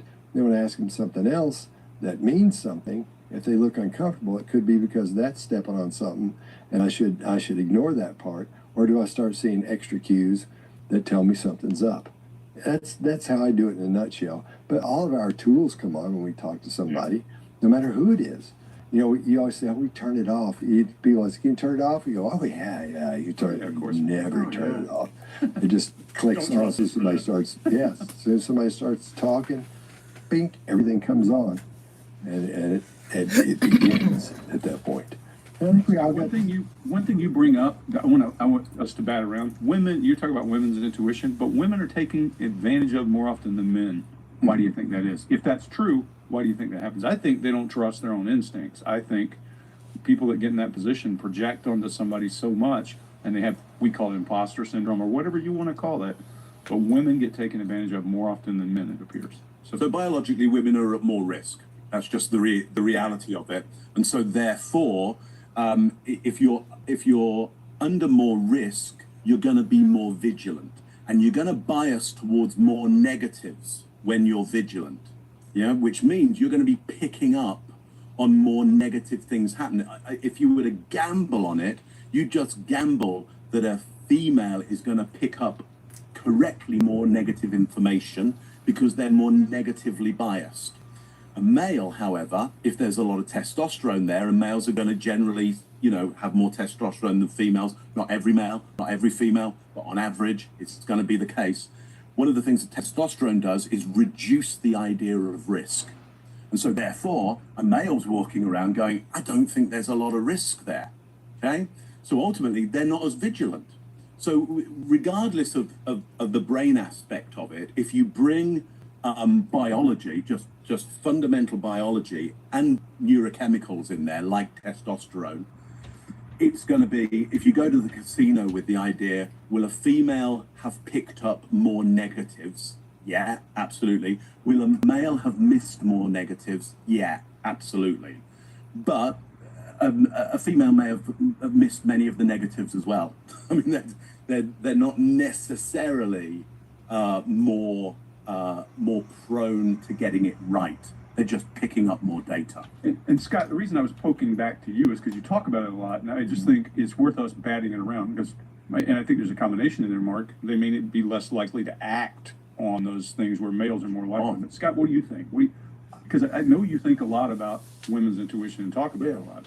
I think what happens is it's different when the woman is taken advantage of. But if you'll notice, what happens is they always speak to other women about their situation, or their husband, or whoever it is, because they're more protective.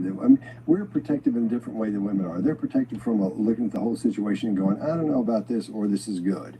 So they're being protective of their friend, of their husband, of their boyfriend. So they're looking at it from a third person's perspective, not necessarily a one-on-one perspective. So if there is, I haven't looked into, I don't know of any studies that show that women, we obviously are under the impression that women get taken advantage of more than men in a situation like that, which I think is fascinating. I'm going to look into it. But I think the women can look at things from a third person's perspective and see them much clearer than men can, because they look for all and listen to all the things that go against that person, or would take advantage of the person that they're watching engage with that other person, be it a man or a woman or whoever. So I think that's what the difference is. When it comes to one-on-one thing, I think it's a little bit different, and I agree with Mark a lot from a biological perspective on that. But from a neurological perspective, as far, going back from as women grow up, they're taught to take care of they give them a little baby, a little toy baby to take care of all those things. So they're very protective as they grow up. They've been taught to be that way. And so I think not only is their brain different, and we know that it is, that it also enhances that by them being introduced to a world of taking care of things. So they start looking out for things. The estrogen will do that. So one of the byproducts of estrogen is relatedness. And so there's a propensity towards relatedness and just the idea of the connectedness between people. So in a female with a lot of estrogen, you can have a male with a lot of estrogen as well, but females on average are going to have more estrogen than males. Not every male, not every female, but it's a damn good bet.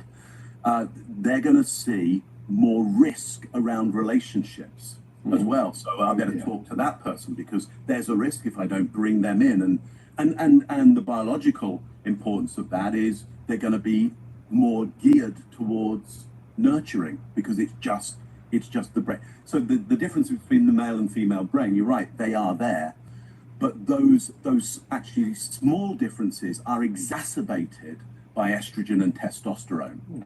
And you get the combination of the subtle brain difference and a neurotransmitter, and then it's a whole different potential set of behaviors that come about. That makes sense. Hey, you were going to say something. I think this is the same reason that we don't see a bunch of women in jail for murder and arson and attack. They prefer peace. And I think this preference for peace and social harmony often will override that instinctual thing that says something's not right here and I should maybe speak up in this situation. However, if you're a woman out there, I love you, but the instinct is wrong sometimes. It's very wrong sometimes. Having a great instinct does not mean you should always listen to everything that your body's telling you to do, no matter what. That's horrible advice for anybody to tell you that. I will say that if a mom is out there and something's happening around her kids, and she has kids, and something's happening in the environment where her kids are, that's the time when it's almost never wrong. Yeah. Were you going to say something, Greg? No, I was going to add something about testosterone and estrogen. I mean, if you want proof of this in other animals, just forget humans for a second. I've had horses my whole life, and I had gelded horses, and they are castrated. They have no personality like a stallion. When you get those, the two differences is a stallion will take his front feet, bite, strike, and take high, massive risks.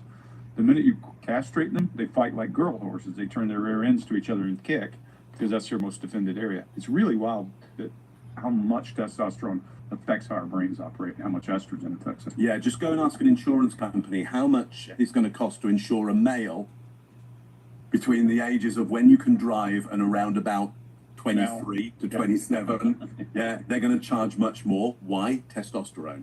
Because that male is more likely to have more testosterone. They're more likely to go, I think I can make it.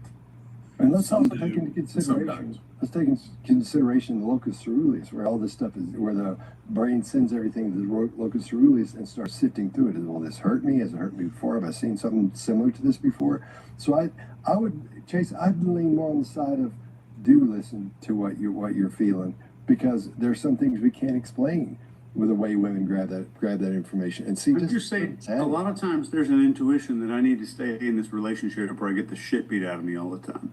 So that's what I mean. Well, that's I don't think it's intuition they want to stay. That comes from another psychological situation where you may have been raised where you felt in your life at home there may have been trauma where that was something that made you feel comfortable, where you felt safe because that's where you're from. You're from that trauma, and when you experience that trauma, your brain, in other words, psychologically, you go, well, I belong here. This is the way things are. This is the way things have always been. There are there are a lot of different. I'm not a psychologist at all. Not preaching to be one, not even a little bit. But from my experience and from what I've read and from the studies I've gone over and from people I've talked to, that seems to be the case a lot. Why do they stay in a situation like that? Because in some way, some part of them is comfortable with that. And that seems like the place they need to be. They can feel not comfortable, but at home there because they're used to that behavior. I'll tell you, there's one interesting thing for me is in my first book, I wrote a chapter called Are You in Love or Captivity? Because they're very different things and people can't see them. There's a similarity between people who are in abusive, especially violently abusive relationships, and SEER school. I'll go all the way back to there.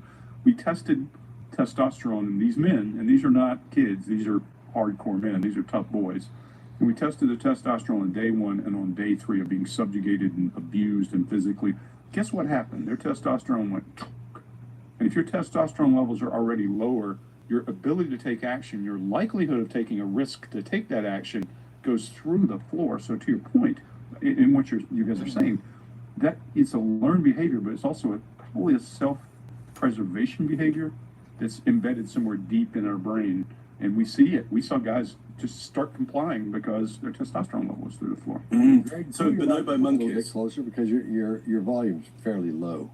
Okay. In bonobo monkeys, if one of the challengers to the dominant male makes a challenge and loses that challenge, their testosterone rates plummet, and basically they take themselves out of the gene pool completely. They never get a second go at it. It's like it's one go, or you're done. You're ousted by the rest of the society.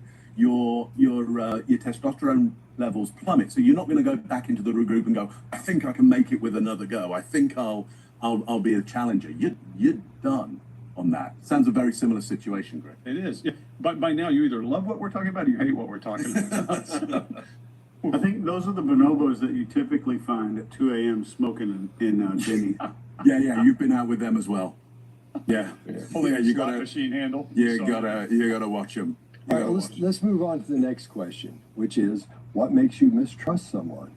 Chase, you want to go first on that one? Yeah. A lot of people are going to think, oh, someone lied and I'm going to not trust them anymore. I wouldn't call that even reliable at all. I would say that if I was to pick a word, Greg picked a word last time, I'll say incoherence. So this is like the moment that a person's layers stop matching up. So if you see words that are saying one thing and a face expression lands a little bit late or kind of off, or the warmth, if somebody's communicating some kind of warmth to you and it flips on and off depending on whether or not you're useful. So I think our body systems open up this file on these people right there. And we don't really notice it happen. We kind of suddenly just, and I don't want to turn my back on this person anymore. You know, that's kind of, we get that feeling. And the interesting part here to me is most of your mistrust is a lie that you tell yourself. Now, I'll explain this. You feel some kind of incoherence, and then your brain scrambles to invent a reason.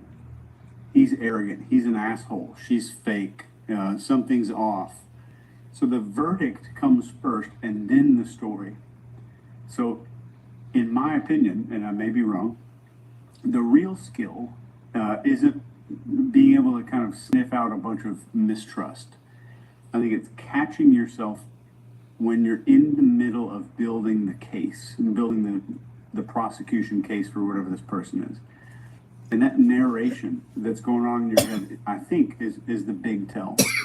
So if you're explaining to yourself why you don't trust someone, all of the distrust has already taken place.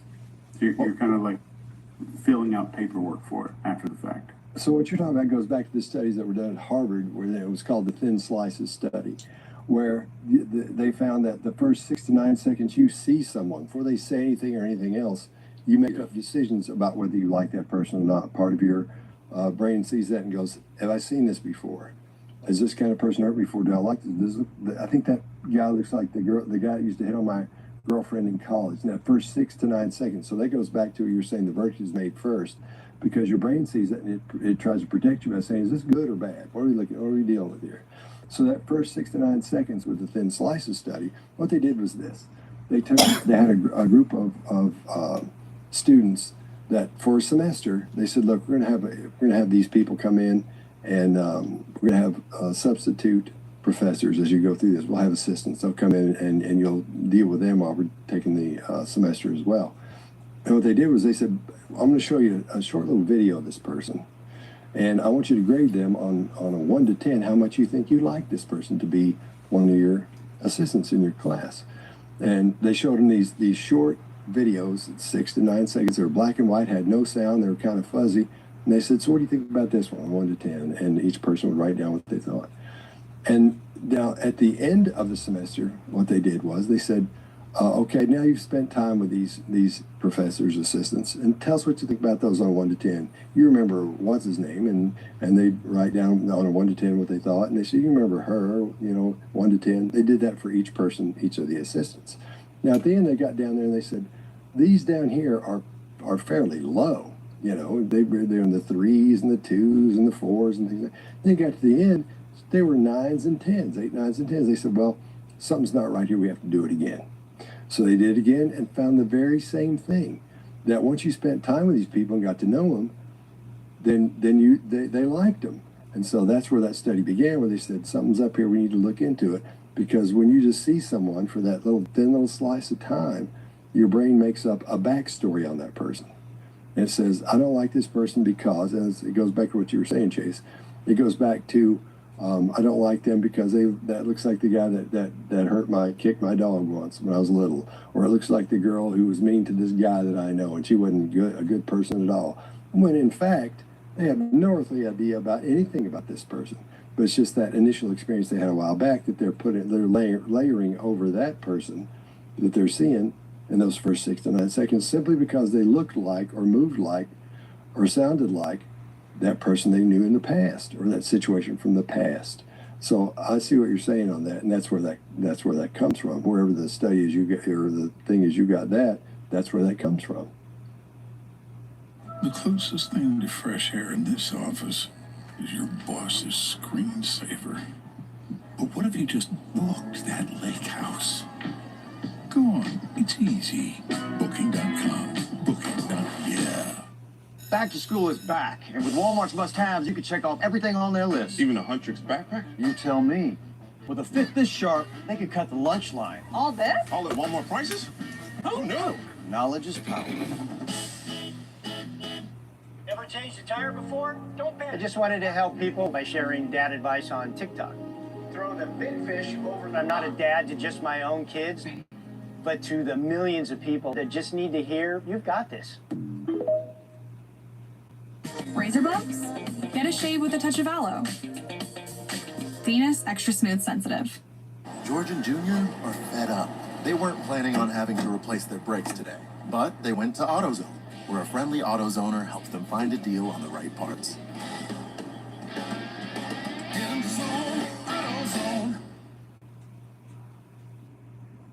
Brilliant. Yeah, guys, I think a lot of times that mistrust, initial mistrust that people have, is instinctive because of resource guarding. Whatever that resource is, you kicked my dog, you stole, you broke my, whatever it is. Something in there that you have a resource you ever need to protect will cause you to project onto somebody. And if you see a pattern, remember, all of our ancestors survived because they found patterns. And if your ancestor couldn't tell a rock from a bear, they probably didn't reproduce, and they're not your ancestors. So our brains are really good at finding patterns. And I think, to your point, Scott, you see those thin slice exercises, the same thing. They're looking for patterns and they're going after it. But I don't think that trust is naturally a good or a bad thing. That mistrust, I think it's a good to have an instinct that says, let's wait and see. But I think if you have been abused by somebody or mistreated by somebody before, you're going to project onto them. And you see it. I work in corporations all the time. So when you're in a corporation, people guard their resources and are very protective of how they help, how they do things for other people, because they've been screwed around before and they don't trust those other people. And there's a lot of projection going. But for me, it's this. Look, when a person is talking to me and they're giving me a story, they're going to go through some consistency things. We just talked about them earlier. I'm looking for that same consistency or congruence that the person had before a polygraph. If their respiration changes, are they excited? Is that good or is that bad? If their respiration changes around a topic that should not be exciting, I wonder why. If their blink rate goes through the roof, if we see a lot of deviation from baseline for the person, if they blink their eyes all the time, I don't care. If suddenly they're telling me something, their blink rate goes through the roof, I'm like, wait a minute, something has changed. Well, if I were to run you through head to toe, you would know them all. But if we go through gestures, illustrators, a person punctuating their thought, regulators, a way of controlling a conversation, adapters where they're releasing nervous energy, and barriers where they're putting things between you, look for deviations in those in the story or when the person's talking to you, and look for too much eye contact. Look for what's abnormal in the person. The other thing for me, though, when I don't trust somebody, it's because something has changed. If you ask me a question or a story, I'm going to tell you the same level of detail fairly consistently. I'm a big chunk guy who will fill in the details when I feel it's necessary. When a person's always big chunk and they go to small chunks of information and start filling in too much detail, you should be concerned. Now, that's not lying or deception, but people are really good at figuring out what you need to hear to get what they want from you. And sometimes it's nothing more than just to be a friend. But if they're after your resources, they're more like money, somebody, access to something they shouldn't. They're more liable to have stress. They're more liable to show you that stress, and they're more liable to come after you and give you whatever it is you need. So they need to pay really close attention. They're going to look at you a lot. They're going to pay really close attention and look at what you're doing while they're telling you something. They're not going to break eye contact and think casually and move around. That's not necessarily a bad thing either. Last thing I'll say about that, if you're sexually attracted to somebody, you make close eye contact and pay close attention, and your cadence slows and you mirror and match. So you just got to be careful why the person's doing it and ask yourself the question, what is it that I see that makes me uncomfortable and why? And the last one I'll say is people are either default negative or default positive. And by that I mean they look for what's broken so they can fix it, or they look for possibilities. If suddenly they change from being positive to negative or negative to positive, that's usually a good indicator I don't trust them either, because there's something up there after some resource that I may or may not control and they don't know it. Mark, what do you think? Yeah, so I think, what you're looking at there, certainly in that last part, is clear change.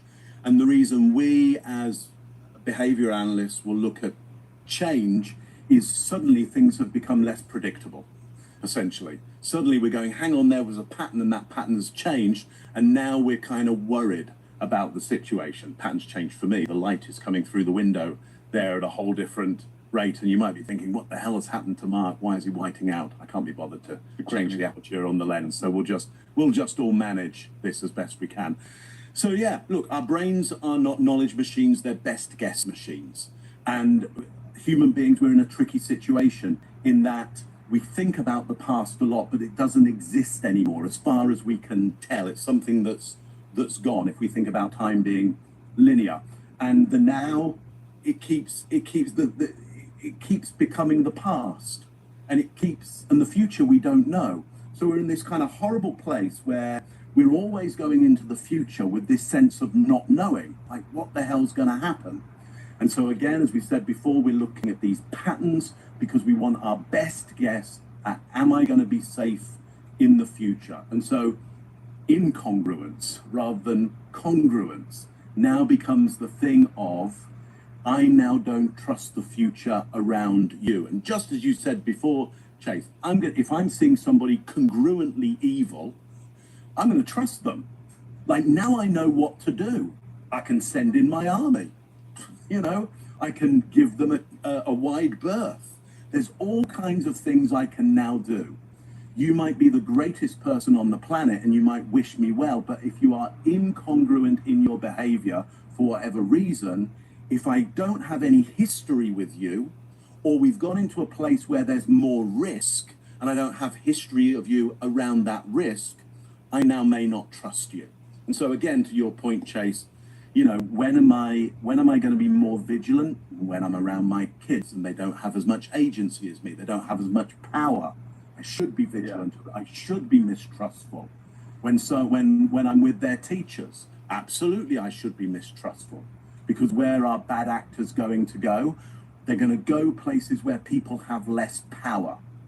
Yeah, that's why they're around women, because women traditionally have less power. Not all women. So there's a good generalization. Not all women all the time, yeah? But if we look across history, because of biology, they have less power a lot of the time. And so that's where predators will go. Women, children, anywhere, disabled in some way, less abled in some way, that's where they're going to gravitate. They're not going to gravitate around you and I. We have a lot of power around us. So look, and so that comes down to also, you know, what are my expectations? What did I think this person was going to do? What does tradition or culture or this situation tell me this person should do? And are they doing that?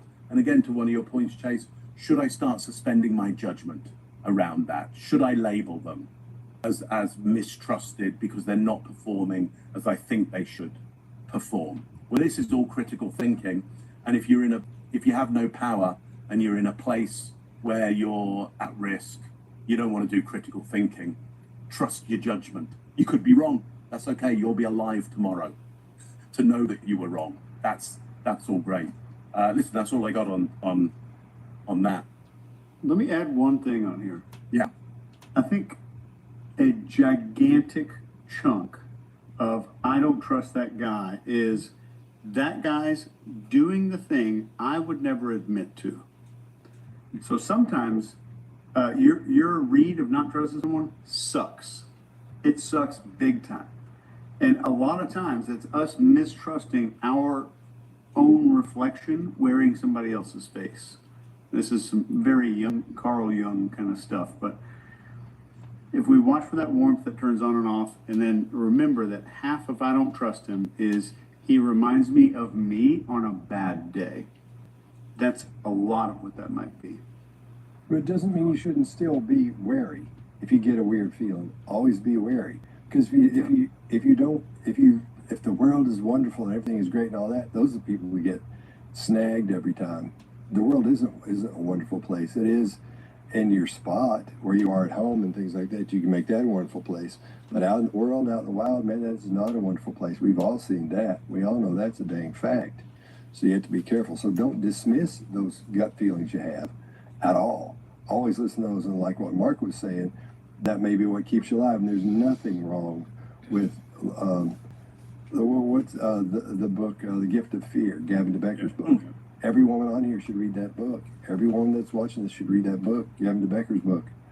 And because, for example, he'll say there's nothing wrong with when the elevator door opens up and you see somebody you're uncomfortable with get in, there's nothing wrong with getting off the elevator at all, not even a little bit. Right. Because that person may be a bad person, and maybe something you've seen, you don't understand what it is. You don't know what it is, and you may never understand what it is, but you may be right. You may be wrong, but you may be right. And if you are right, then it's a good thing that you were wary of that situation. So always be wary, because people are trained. They've trained themselves and thought over the years, how can I make people trust me? There are people who sit around and think about that all the time. How can I manipulate someone into believing what I'm saying, that I'm a good person? And that's psychopaths do that. That's why they're so charming and people like them so much. That's why it's how Ted Bundy became so successful as a killer, because he got people to trust him. And a lot of them do that. You hear that in a lot of cases with psychopaths. I'm not saying everybody's a psychopath, but you never know. You never know. So the interesting thing about that feeling, just to trust what your feeling is and go with that. So those psychopaths, those predators, won't be predatory if you're around others who give you strength, who make you powerful. Yeah. Because they're looking for the environment where you're at most risk. And so to DeBecker's point, where in that book he's quite specific about going, look, especially when you're in places where you have no power, that's where you need to absolutely trust your instinct, because if you're wrong, you're alive and wrong. Yeah.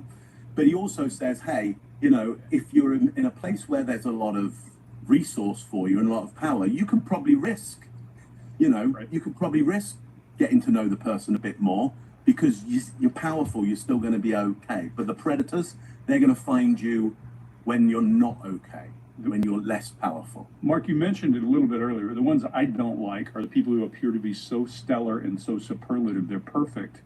Those people scare the hell out of me because they hide much better than the predators that you're talking about who would attack you while you're weak. And what they do is they can move easily among the rest of us and pick out the weak. That's what I hate. You see it all the time. There have been people on TV who had big, gigantic names persecuting people for personalities and lifestyles later, only to find out that they were preying on some of those very same people. It's crazy. It's And crazy. you have people that preach, watch out for this and watch out for that, and that person's the person you need to watch out for. So you automatically trust them because they're saying, here's what will happen. You got to watch out. You got to do this, and you got to be careful with that.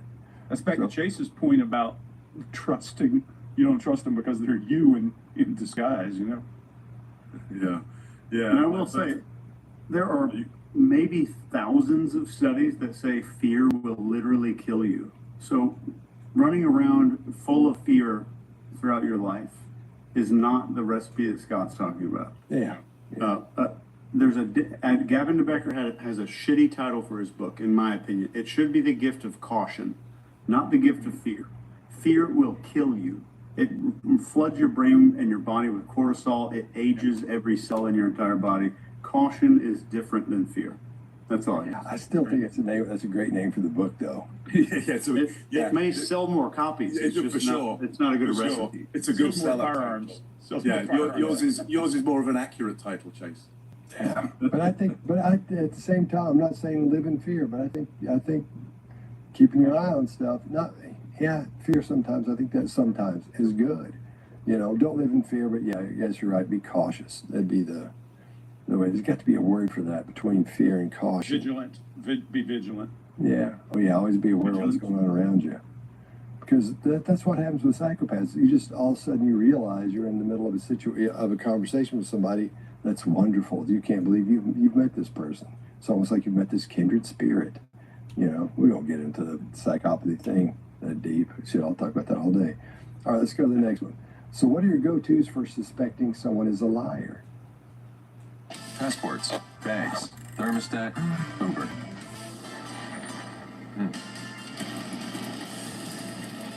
Because there are 5 a.m. flights in your area, there are drivers in your area. Whatever it's called, wherever it's played, whenever it's on the world stage, to win it all, it takes energy.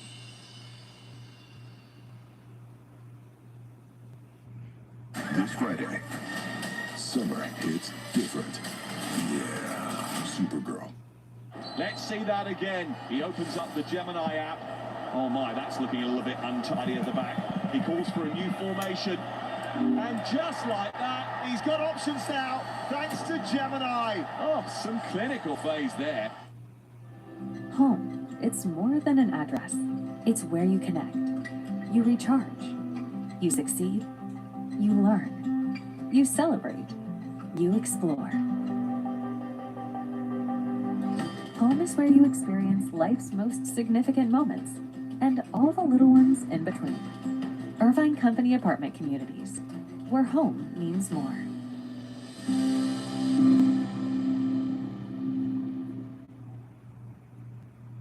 Okay, I'll start this. First, I'm going to, before I even go there, I'm going to go, what does it matter if they even are?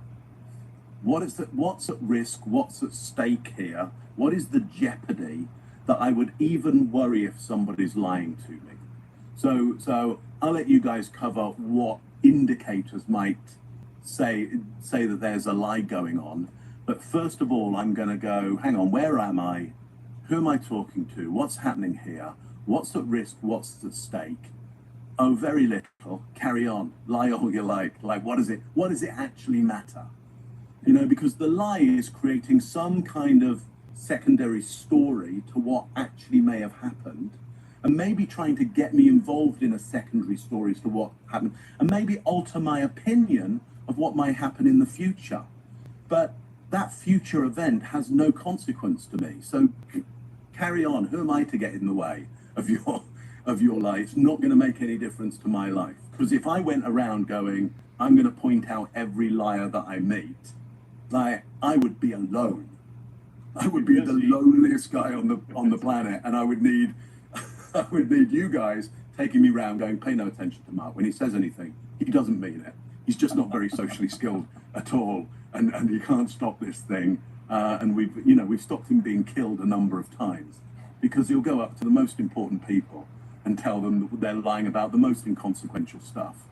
And he gets himself into such trouble. So first of all, assess, does it really matter? But if it does matter, I'd love you guys to cover how we might tell. Scott, what do you got on this one? How might you tell? Well, again, it's time. You know, you go through as you speak with someone, you know. So my go-tos are, have I met this person before? And what have I heard about that person? And you know, you just something they say about me and all that. I want to know what other people think about that person. If it's a business situation or it's a situation where there's something in play, let's take what you said, Mark, and let's put something in play there, something important. Right. Could be money, could be, getting a new car, could be whatever it is. Put yourself in a situation. Should I do an episode on that? Should I invest in this stock? Should I do this or whatever? So it depends on what's at stake there. So if it's something that's really at stake, then I'll talk to them for a few minutes, then I'm going to go ask around about that person to find out what their reputation is, because that's so important. But if I'm talking to, let's say I can't do that, we're on a plane, me and this person, and I've got my phone, and I'm going to, what's that app where you can invest in stocks? Right. You know what I'm talking about. So you can just do it on your phone or whatever. And I can't check with anybody, let's say for some reason. Then I would remove from that situation as I'm pretending I'm deciding whether I'm going to do it or not. I'll start talking to them. And I would take some time and find out what kind of person they are. And I would ask them about their financial background. I would ask them about what they know and why they know that. I would ask them how much they put into that stock, how much did their friends put into that stock. And I would listen for things like, I've made millions. For example, there's one at the Entrepreneur Center, the National Entrepreneur Center came in, and one of my things there, when I was there at the time, was to make sure this person was a good person, and they weren't there to rip anybody off or to embed themselves as an embezzler or someone who's going to take advantage of that startup. And one guy came in, he said, and one of the first things out of his mouth was how many millions of dollars that they made on this one company. All he talked about was how much something was worth, and how much it cost and all that. When that starts, man, everything I have turns on. And this guy ended up he was already in trouble somewhere else, which I found out later on, because he had been, I've got to watch what I say about this, nobody gets in trouble, can't say. But anyway, so I realized what was happening. The guy was not being honest. And I called a couple of friends of mine that are in the business of making sure people, if they've done something wrong, if they get in trouble. And they said, is that guy still there? And I was like, yeah. I said, well, don't let him leave. And so they came and got him. He was taken away simply because he opened up with, my last company, I sold it and made millions, I think it was $100 million or something. So of course I think, then what the hell are you doing here? Why aren't you on your island? Why aren't you on your boat? What are you doing here, man? Why don't I know who you are so far? And then you start adding other things, these millions of dollars, these companies he'd sold for ever how many hundreds of millions of dollars. So that was my big thing. And I tried to spend a little time with him, as I would with a person trying to get me to buy a stock or their stock or whatever it was, and find out some other things about them. Go along and see what their reputation is from them and then somebody else, if you can get information from somebody else. What do you guys think? Greg? Yeah. Or Chase, go ahead. Yeah, I just want to kill a myth here. This is the perfect opportunity to choke this myth to death. There is no Pinocchio. Oh, yeah. There's no nose touch. There's no look up and left, crossed arms that means a lie, somebody breaks eye contact. Anybody selling you a magic tell, this magic one thing that you need to look for, is giving you a confident way to be wrong about probably innocent people. I didn't hold a TED talk on that. Yeah. Scott has a great TED Talk on this. This is how you wreck a marriage or fire the wrong guy at your company. What matters here is change against baseline under load, if we make it a thing there. And Greg invented baseline. Greg has a lower back tattoo that says baseline. Might be true. I haven't We'll seen get that you one. one. I'll pay for one if you get it done. He's got an upper back tattoo of Chase. And it's Chase with a rose in his mouth. So Chase, just to show how made up the Pinocchio's nose is, Pinocchio's growing nose isn't in the original folktale of Get out of here. Pinocchio. No, it was a construct made up by Disney. Disney came up with that. I don't know whether it was Walt or one of the writers, but ultimately it was an adage. There's, What in was the the original original tale, What happened? Pinocchio means it's Italian for little pine cone, and No, it's a boy made out of it's pine Italian cone. for pine eye. And Pine eye, pineal, yes. there's a whole pineal gland tie into the story about like Christ and consciousness and like the pineal gland, which we will not go into. Though. Well, certainly in the Disney one, because a whole bunch of writers who were under Jung wrote that. Yeah. But the pineal gland is called the pineal gland because they thought when they started cutting up people's brains that it looked like a little pine cone. Right. So I don't know. What's the original Pinocchio story then? It's an old folk tale of essentially it's a resurrection tale because you've got the parents cannot have kids, so they breathe life into the spirits breathe life into a little pine cone which becomes a boy. Good Lord, that's scary as hell. Basically, yeah. Well, all those. Have you read many fairy tales? Sorry, I stopped you there, That's Chase. something Get back into your Mostly horrible. into your flow there. Yeah, I had a really good line. I can't remember what. You'll I come was, up I with was another so one. proud of myself. I would say liars, everybody's looking like liars act different than honest people. Delete that from your mind. Liars act different from themselves. That's right. That's the thing I want you to remember here. Good one. So I think that's close to my one I was kind of proud of. But the story, you have this story that's loose and cool and rambling, and all of a sudden it gets really formal and really tight. And this guy that's correcting himself all night long. You're hanging out, and then all of a sudden this perfectly like super organized, clean paragraph comes out. No edits or anything like that. No uhs or ahs. That's super weird. Real memory is a mess. It's full of useless sensory BS. It's full of, wait, no, it was a Tuesday. When you fabricate stuff, it's a lot more neat. So messy does not mean deception. So anyway, so truth is ugly because memory is ugly. And keep that in your brain when you're talking to people. A lie is usually, in my experience, I don't know about you guys, but it's clean. It's cleaner. It's more organized. It's more polished than something that's real. Agreed. And I think the gold, this may piss all three of you off, the absolute gold is the language and never the body. I think it's the language over body every time. The eye disappears, distance creeps in, they reassure you that about shit that nobody asked them to reassure you about. The details go up and down in different places. Somebody says, honestly, I'm being totally straight with you, I swear to God. They defend against accusations that nobody made. All kinds of stuff there. So I would just say truth is messy because memory is messy. And I think most of the real data is more in language than body. I'd say it's a combination. Well, why wouldn't you just say that about nature versus nurture then, Scott? Well, I don't, what do you mean? I usually break communication down into a handful of things, and I say it's verbal, which is diction, that's choice of words. And to your point, Chase, when it's too meticulous, when it is mechanical and it's rote and it's together and tight, I'm suspicious. Yep. So there's verbal, there's vocal, and vocal is pitch, tone, and cadence. And the body, I always say, your pitch is controlled by your body. You get adrenaline and stuff into your system, your vocal cords tighten up, you got no control of it. So it's partially body.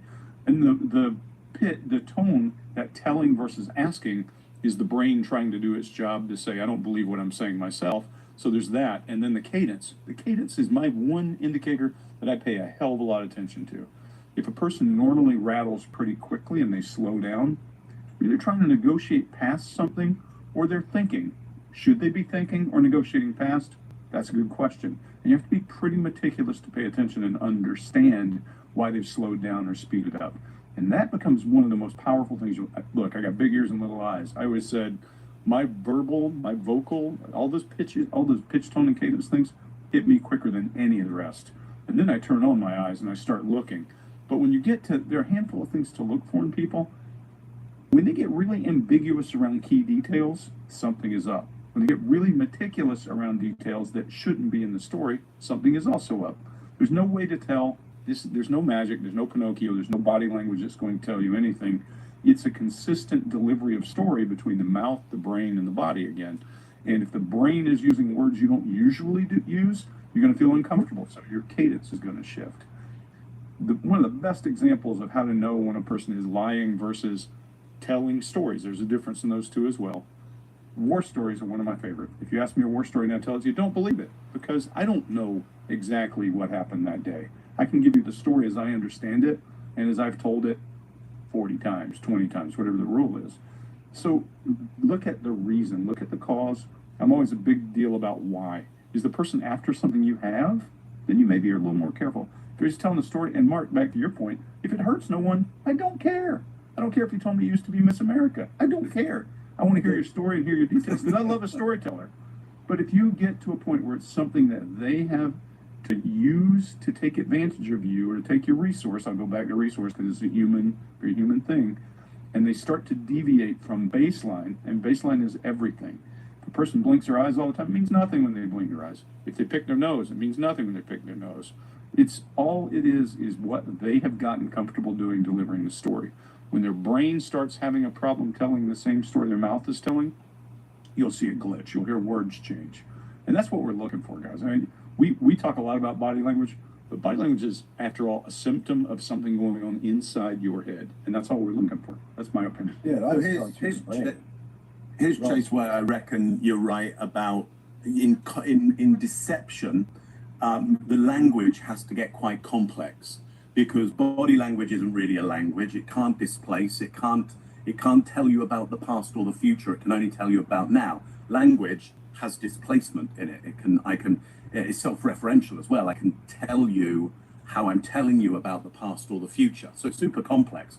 And given that somebody being deceptive is probably trying to use a counter narrative from the past in order to get you to do something in the future that's to their advantage, displacement has to be happening. Therefore, they have to be using complex language in order to do the deception, which is tough, neural load.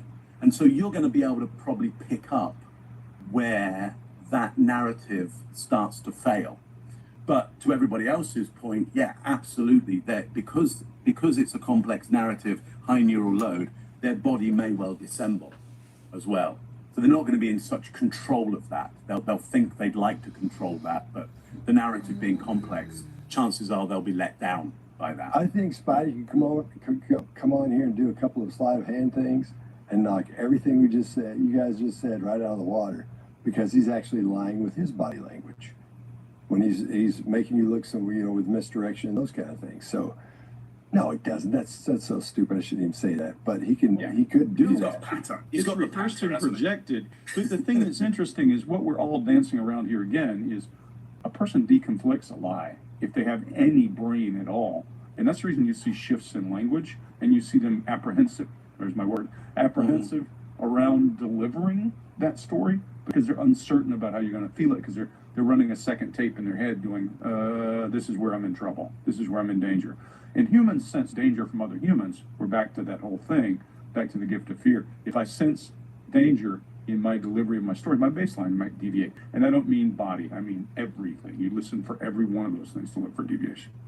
And again, I think you've got to look at context as well, because somebody could deviate massively from their baseline due to stress, but because the subject of the language is a different stress. If I was talking to my parents, I'm maybe not talking like this. But that's just because my parents are different context than you. Yeah. And so, well, am I lying to them or am I lying to you? No, it's all me. It's just a different facet of me because I'm contextual and relational. So we've always got to look at, always, when you're doing the critical thinking around this is, hang on, look at the context that we're in right now. Could that have caused the deviation from baseline? But yeah, it could be deception. Okay. So when you catch a liar, what do you do about it when you catch somebody in a lie? That's the last question. I got a very short one for you. It's culturally dependent. Sometimes you might go, you're a liar, and that might be okay. If you were a kid, let me give you an example. A good friend who's a Wall Street trader tied up in that whole thing. You go into your corporation that has a culture that is intended to grind the edges off people and call somebody a liar, guess what you're doing next week? Not what you were doing today. So it depends on the culture and embrace that. That's all I got. Yeah. I'm the same. What I'm going to do is I'm going to assess. Wait, that's the next question. We just moved to the next question. Yeah. Chase, what are you doing over there? You're still in the now. You're still in the past. Okay. Time moves on. Good span breaker. Yeah. I was thinking about Scott's interpretive dance lesson that we kind of just. We're not going to talk about that here. Wait, you got to go to Scott's Squirrel Emporium to see the interpretive dance. Yeah. It's great. Through the gift shop. It's cool. It's a cool place. There's going to be somebody that watches this that thinks I'm doing that. You ready? They wouldn't watch this far. That's true. That's true too. That's true too. But seriously, it's $20 a lesson if y'all want to get a whole video series about it. If y'all want to do it, it's Mark collects the money, Greg does all the marketing, and Chase is the one who actually designs the dances. I'm just the one who, I'm just the artist. Yeah. And we have the impresario series coming out soon. It's called Squirrel King. Oh, that might really be a true thing. When I was at high school, you're probably now going to get sued by Squirrel King. That's true too. There is one. So, anyway, don't tell. Are you wearing pants, Chase? No. Well, I see you're wearing shorts. But are you sitting over there on any pants again? Yeah, I'm just naked from this down. Yeah. That's a wonderful.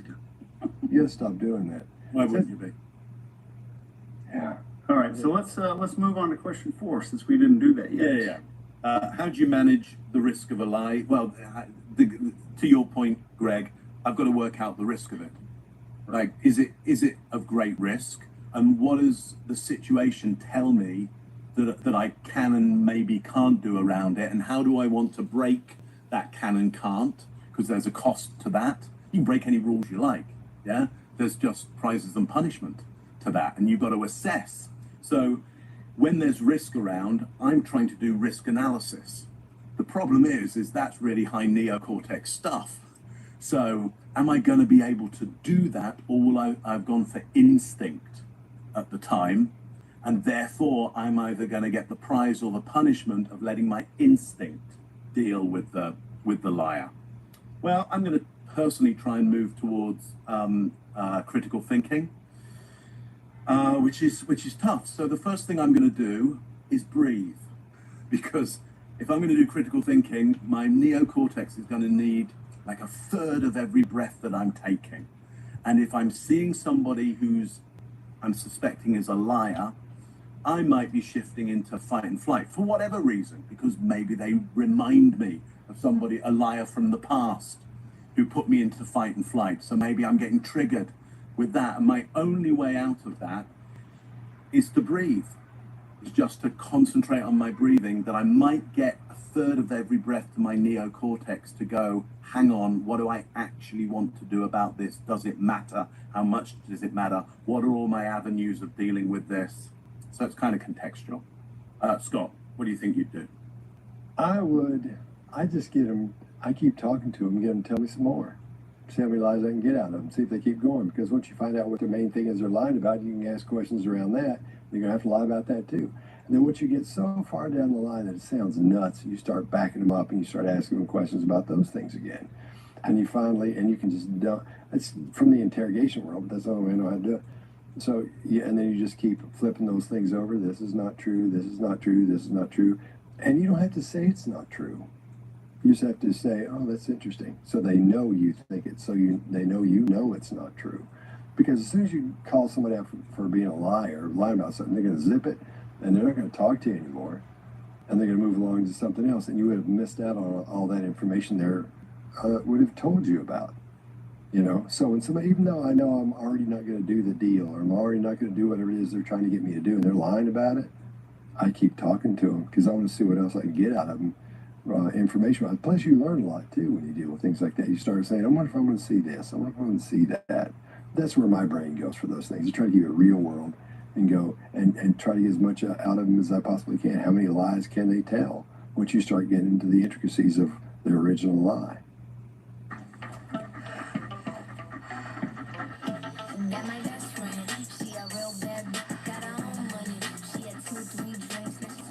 Because there are tired dogs in your area, there are drivers in your area. Uber. Any pizza, any toppings, just $9.99. Even stuffed crust. Absolute magic! 72-hour protection, unmatched skincare. Tested by real life. See the film critics are calling a near-perfect 2026 surprise. Are you coming? And among the best films of the year. I want to bash it so bad. The Sheep Detectives, rated PG, only on Prime. This is how we did selfies back in the 80s. This is a Buick GNX of Grand National. This car only came in black, and they only built 547. Now one of them can be yours.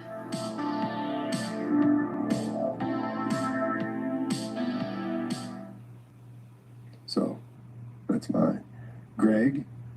No, I think I already said, you know, I think if I'm going to break it, if culture allows me to break the person and to go after it, I'm going to use the Liar's Loop thing that we put out on our channel. Explain that. Yes, so Liar's Loop simply says there is a trigger. Whatever that trigger is, it could be you killed somebody 10 years ago and you've been hiding something. You put your hand in the register and took money, whatever. Right after that, you're going to have a reason to fabricate. The longer you have to fabricate, the better you're going to be because you get to make up details. And then when you finish those details, you're going to deconflict that story. You're going to go back to what we were talking about earlier, Chase, where it gets very monolithic because they put so much effort into deconflicting it. Then you have to pitch that. And when you pitch it, now it has to be defended. And when it starts getting defended, the person's going to attack your details. And you may have to fabricate again, deconflict again. And if you get really good, you'll short circuit the person to the point that they'll go into pitch, you'll catch what they're saying, you'll attack a detail, they'll defend that detail, and they'll go back into pitch again, and you just make that circle so tight that the lie falls apart. And that's the approach I take if there's a reason to disassemble it. Other times I might go, okay, cool, and walk off because there's no reason, there's no value, and my resource that they may be after may be at more risk by me entertaining their questions and their lies than any other way. So it just depends on the culture. Chase, what do you got? Yeah, I absolutely agree. I think one big mistake that people make is that they treat catching some kind of lie as this finish line event. That's the end of things. That's the little cap gun. What's it called? Starter pistol moment. Mm-hmm. That's the kickoff of the race. That's the beginning. I think an amateur beginner would catch the lie and then change a little bit. Like you get more cold and you get this little smug edge in the voice, which is exactly what Scott was just talking about. How you kind of continued interest, if I could sum up your thing in 2 words, but it's that continued interest in what was going on. In my belief, I don't almost never want to tell the liar that I caught them because I don't want them to start patching up a bunch of leaks yet. If you do that, in my opinion, you're trading this long game for this 2-second hit of being right. And I think it's a sucker's trade. The move is probably the opposite here. If you suspect it, you don't show anything, you keep gathering stuff like Scott was talking about. And I wouldn't say you confront it hardly ever would you confront it. You just build more conditions to where this thing has to show up again. And you maybe circle back to it like Scott was talking about. So you shut up and let the silence sit there too. More silence, especially. Scott is great at this. And a lot of people are going to sprint to fill silence with a lot of stuff that they never meant to say, a lot of deceptive people. So you're collecting information. You're not interrogating. You're collecting information. So the longer they don't know that you saw it, I think the more that you get. And most of the time, here's my final thing here. Most of the time, do nothing. Nothing at all. On purpose. Knowing that someone lied doesn't put you under some kind of contract to do anything about it. So sometimes the play is just like, let it go. Let it go. If you confront every lie, like Mark was saying, I don't know, 25 minutes ago, it's exhausting. And you're going to lose every friend that you have. So that's all I got. Well, I think the holy grail of finding a lie is not finding out they're lying or being dishonest. It's finding out why they're lying. Why are they telling you that? You know, what's really going on? What's behind that? Why would they do that? So that's the goal I usually try to reach when I find out somebody's not being honest about something I suspect. Try to find out why they're lying. That's the holy grail. So, all right, fellas, things was another good one, and we'll see you next time.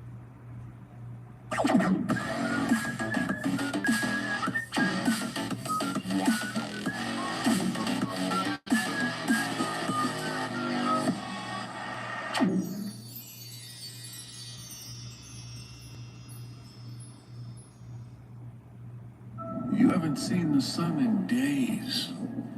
So at this point, it'd be easier to just fly to it. Go on, book it. It's easy. Booking.com. Booking.yeah. You don't pay big brand markups when you buy Aldi brand. It's an Aldi thing.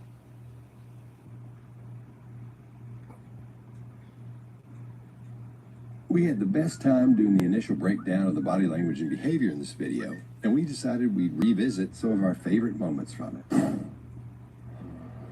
This might be a tough question, but did you guys get in an argument before she left? It wasn't like an argument. We had an emotional conversation, but I'll leave it at that. But I just want them back. I just want them to come back, and if they're not safe right now, that's what's tearing me apart. Because if they are safe, they're coming back. But if they're not, this has got to stop. Like, somebody has to come forward. You spoke to her family, like her parents? Yeah, they've been in constant contact, like every hour. I mean, everybody back in North Carolina and the East Coast. I mean, from Maine to Florida. All right, Mark, what do you got? Yeah, so this is the first time we see a fuller shot, so we can actually see that he's protecting one of his joints here. So it's not, because it could be cold, couldn't he? Could be cold. He's raised the center of gravity, and so no, but it's not. He's protecting a joint here, which suggests to me under stress. What kind of sings out to me in this is the pleasant look he has all the way through this. It's not quite a smile. It's just pleasant. It's just a pleasant day for him right now. And that is, for me, totally incongruent. Totally incongruent with this. He remains with that pleasant air on his face, gentle smile all the way through. Very incongruous. Again, he goes for it's tearing me apart. That's what's tearing me apart. Frames himself as the victim, and then this has got to stop. This has got to stop. Well, the this that he's talking about, because he doesn't know, if the story were a story where he's not the perpetrator, he doesn't know what's happened to them, and he's come up with no solutions as to it. So he doesn't know. So the this can't be what he imagines is happening. It has to be his own state. This has got to stop. So now I think we're seeing the tension and pressure that he's under, and he wants this to stop for him. Again, that is a relatively narcissistic trait. Even if he weren't the perpetrator and there were the possibility that they've been abducted, the wife has run off with the kids, taken them away, whatever it might be, you possibly wouldn't say, well, this has got to stop. Because the focus wouldn't be on you, it would be on them. And there is no focus at the moment on them, their state, their potential state, their safety. There's nothing around that. And for that reason, if I was seeing this fresh and this had just come up on the news, alarm bells would be going off for me, because I'd be going, why do you care so much about yourself and not them in this particular situation? Chase, what do you got? Most of his nervous behaviors we're starting to see more now are anticipatory in nature, and anticipation. And in my career, I don't know how many thousands of hours I've been doing this, I've noticed this is a lot more common in people involved with sports and athletes.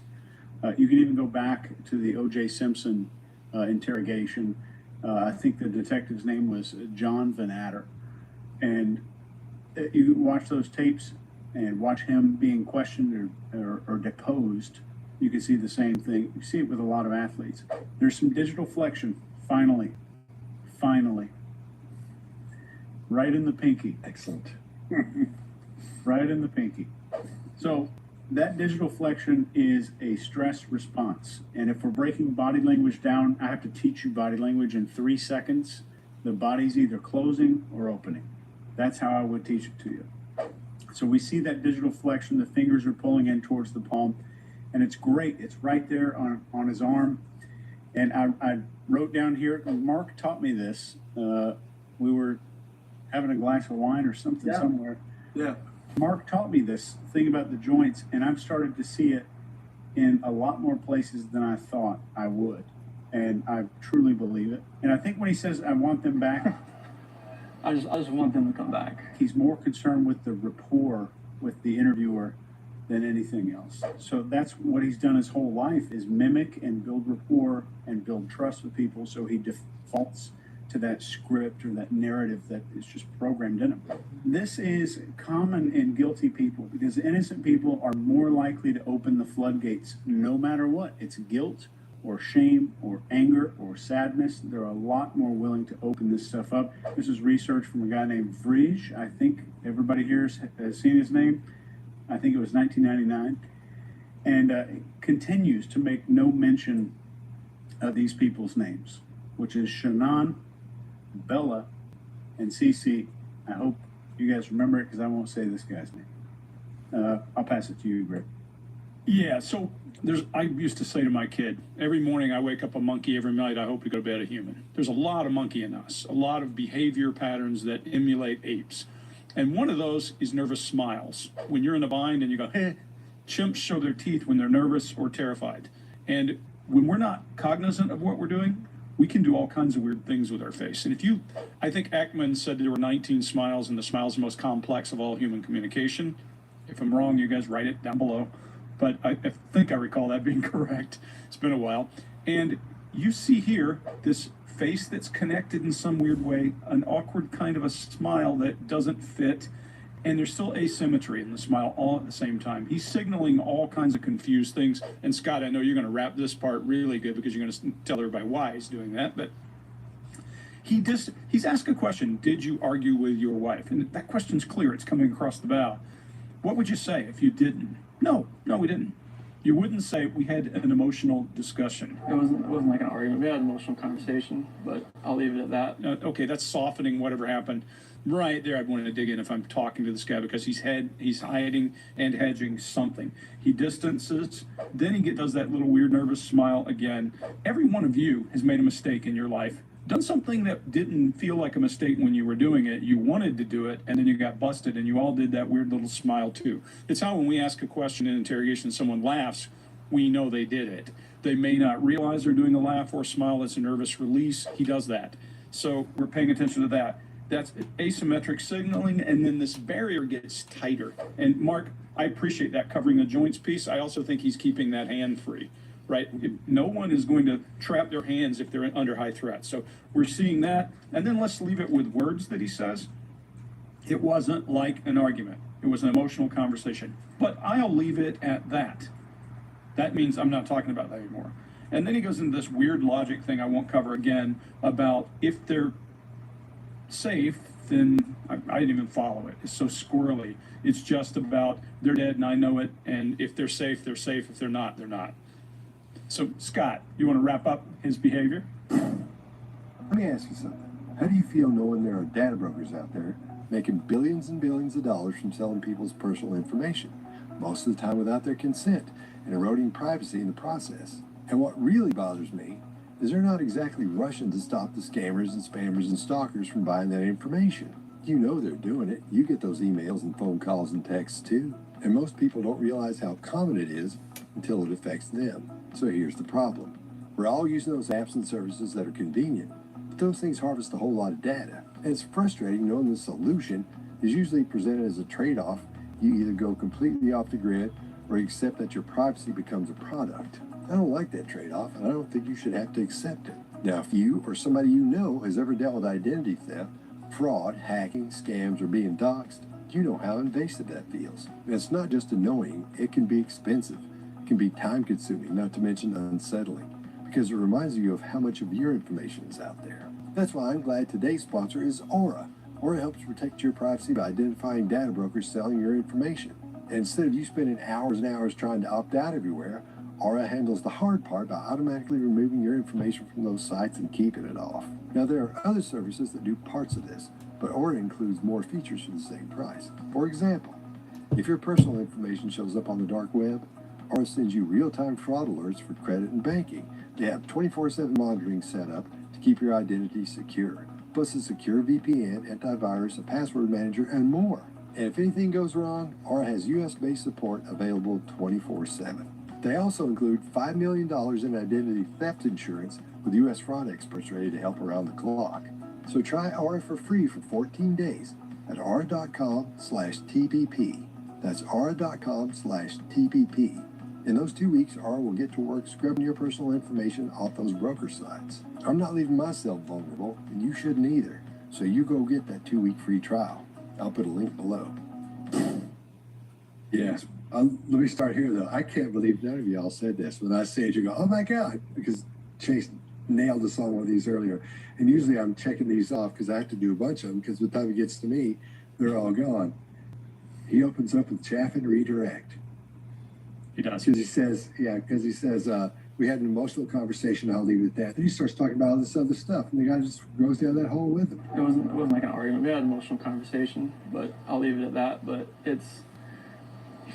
I just want them back. I just want them to come back. I can't believe none of you guys said that. I just got it. I couldn't wait. And you went back to it. Greg, I was like, well, that's suited. Chaff redirect is something, is one of your terms. So I figured, well, here it comes. I get rid of that one.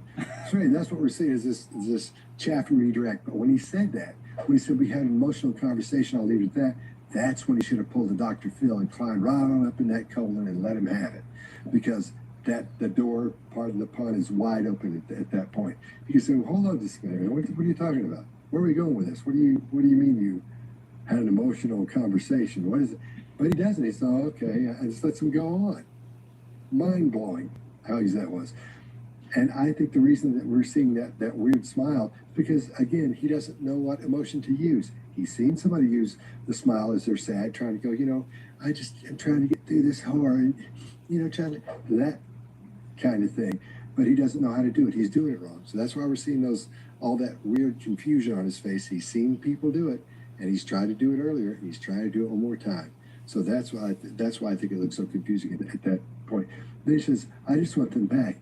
I just want them back. Are you kidding me? Really? It's unbelievable. Unbelievable how lame that was, and the interviewer let him get away with it. Now, that might not be the interviewer, the news guy from TV, the guy who goes out, the reporter who gets the story. He may say, go ask him these questions and bring it back and line it together. Maybe in a situation like that. But if this guy has any kind of of interviewer. He should be ashamed of himself for not stopping right then and going, hey man, you know, we got to get into this. Hold on, everybody check this out. Should have really gotten up his hind end on that one. And and then that same, going back again to wrap that thing up, that we're seeing the confusion because he doesn't know how to give the correct or proper emotion in this situation. He thinks he does, but he's doing it wrong, in other words. This might be a tough question, but did you guys get into an argument before? It wasn't like an argument. We had an emotional conversation, but I'll leave it at that. But I just want them back. I just want them to come back. And if they're not safe right now, that's what's tearing me apart. Because if they are safe, they're coming back. But if they're not, this has got to stop. Like, somebody has to come forward. You spoke about her family, like her parents? Yeah, they've been in constant contact, like every hour. I mean, everybody back in North Carolina and the East Coast. I mean, from Maine to Florida. This is incredible. Oh, it's in such good condition. It's not gonna fit. Oh, it's gonna fit. Because there are large antiques in your area, there are drivers in your area. Nice. Uber.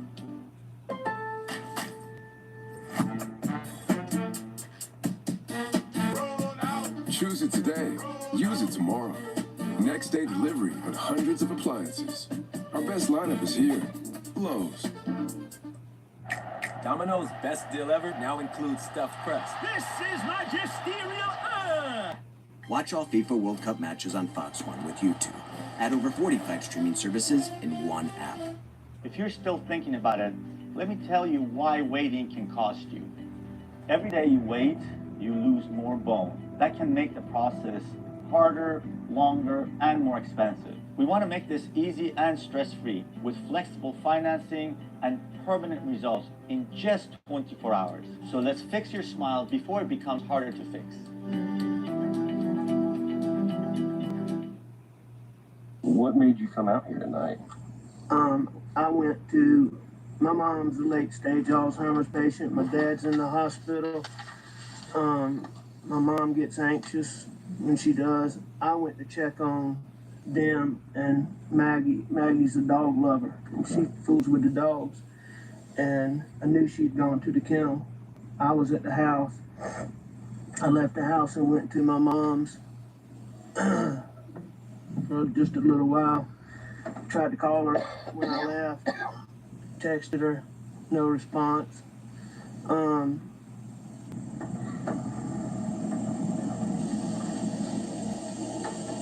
When I got back to the house was obviously nobody was in there, so I figured they're still up here fooling around. Paul was gonna be getting set up to plant. Our sunflower seeds got sprayed and died, and he was refiguring to plant the sunflower seeds. So I came back up here and I drove up and saw and called.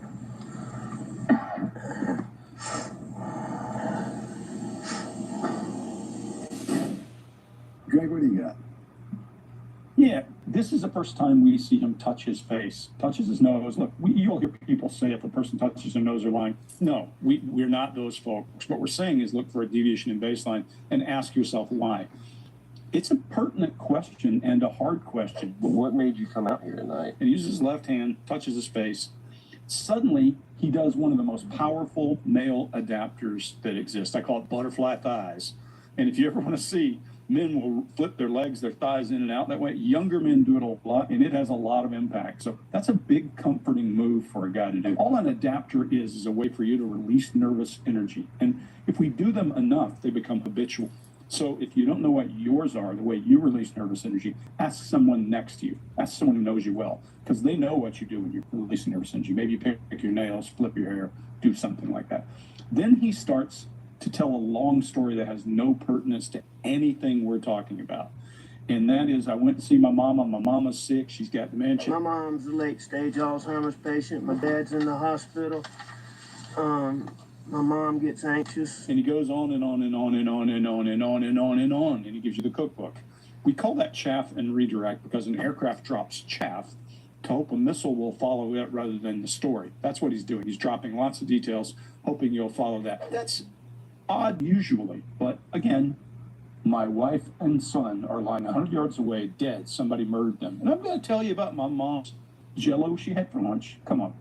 And he's adapting like all hell with that issue, with his hands and with the other. He goes to that dog lover. She fools with the dog. Boom. One shoulder rises. We hadn't seen that yet. We see a single shoulder. We often associate that with discomfort in the information they're sharing. He does a pause. He does a down left, looks down left, which we associate with internal voice. And he does a head scratch. We associate all of those things with thinking, with giving yourself time to think. He doesn't say what he saw. Drove up and saw. Either with words or with body language or with tone. None of that. And called. I think the female law enforcement officer in the back senses it because watch her cross her abdomen in discomfort as he's telling that story. I bet if you went and talked to them and say, this guy, day one, we thought he killed his wife. That's exactly what I think he'd see. Mark, what do you got? Yeah, there's a cascade of negative statements, victim statements, really. The parents are ill and anxious. Maggie's a dog lover, doesn't love him, loves the dogs. She falls with the dogs, that's negative. Rather than going, she looks after those dogs so well, is she falling with the dogs? And he's texted her and there's no response. So she's not attentive to him. And then Paul is associated with sunflowers dying. So again, not being able to, I mean, more of this story will come out and maybe he's laying down this story early, but essentially everybody is inept. Ultimately, parents are non-functioning. Mom's a late-stage Alzheimer's patient. My dad's in the hospital. Wife loves animals. Maggie's a dog lover. She fools with the dogs. Messes around and doesn't answer the phone. Tried to call her when I left. Texted her. No response. And Paul can't look after sunflowers. Our sunflower seeds got sprayed and died, and he was refiguring to plant the sunflower seeds. So, really casting a bad light on the victims there, and him being around people who can't look after themselves or the things that are important, or him. That alone is a loud flag. You can't have a loud flag, but I'm going to say it anyway. It's a loud flag. It's a loud flag. Chase, what do you got on this one? This is detail overload. There's a few things I want you to notice as you go through the video again in just a second. Number one, the detail and just the chronology of everything is loaded and piled high. But none of the details are about finding out who did this. There is no request to investigate the scene or talk about the word murder. It's the last word in the world that he wants to come out of his mouth at a moment like this. And the confirmation glances back and forth where he's checking that detective with every detail, in this clip especially, just to make sure he's buying it, are just a classic hallmark of deception. It's one of the things we look for when we see a lot of other behaviors and they're outside of baseline, like we're seeing here. And when he says, obviously nobody was in there, I think he's telling us it was obvious to him that nobody was going to be in that house. And finally, we have something called severity softening and lack of detail. There's tons of minute, perfect little details about the intricate process he's going through with these sunflower seeds. Our sunflower seeds got sprayed and died. Then, what's the detail on the crime scene? Drove up and saw and called. That's the difference between sunflower seeds versus dead family members here. Scott? After the question, you're right, Greg, he touches the middle part of his head there, the middle of his brow there. Haven't seen that yet, if there's other than rubbing his whole face. And then he does this really quick request for approval. That's another one of Greg's things, where your eyebrows go up as you're looking to get something okayed, or you're asking a question, you need some information. His eyebrows go up, and he starts adapting, I guess, what you call that butterfly thing, Greg. And then he starts using his Kleenex as an adapter, which we talked about what happened earlier. We talked about that was going to happen. A whole lot of movement in comparison to the baseline we've seen up to this point, because he's been fairly still up till now. this is where it makes me think something would be up with this. Then he starts going down this list of stuff, and his voice is, and then this, it's just a list. I went to check on them and Maggie, and I knew she'd gone to the kennel. Tried to call her, texted her, no response. He's rehearsed this. He knew what he was going to say when he came into this. When this question came up, he's got his list of things that happened and things that he was going to talk about. We see a couple of those little shoulder shrugs, a single shoulder shrug here and a single one there, and then a full one there. But the thing is with shoulder shrugs, and you'll hear a lot of things about them, but here's what we are under the impression or understand that shoulder shrugs indicate, is when one shoulder goes up, that indicates a person isn't sure about their answer. Not that they're being deceptive, but it just says they're not sure about what that answer is, and I think he's afraid. He's trying to make sure he's covering every basis. He's thinking about that. I guess in his brain, maybe he's thinking, okay, I've got that covered. Let me see what else. I got that. I think as he goes down this list, that's why we're seeing those things. But throughout this, he still hasn't used that Kleenex for what you use them for. All right, we good? Mm-hmm. What made you come out here tonight? I went to, my mom's a late stage Alzheimer's patient. My dad's in the hospital. My mom gets anxious when she does. I went to check on them and Maggie. Maggie's a dog lover. She fools with the dogs. And I knew she'd gone to the kennel. I was at the house. I left the house and went to my mom's for just a little while. Tried to call her when I left. Texted her, no response.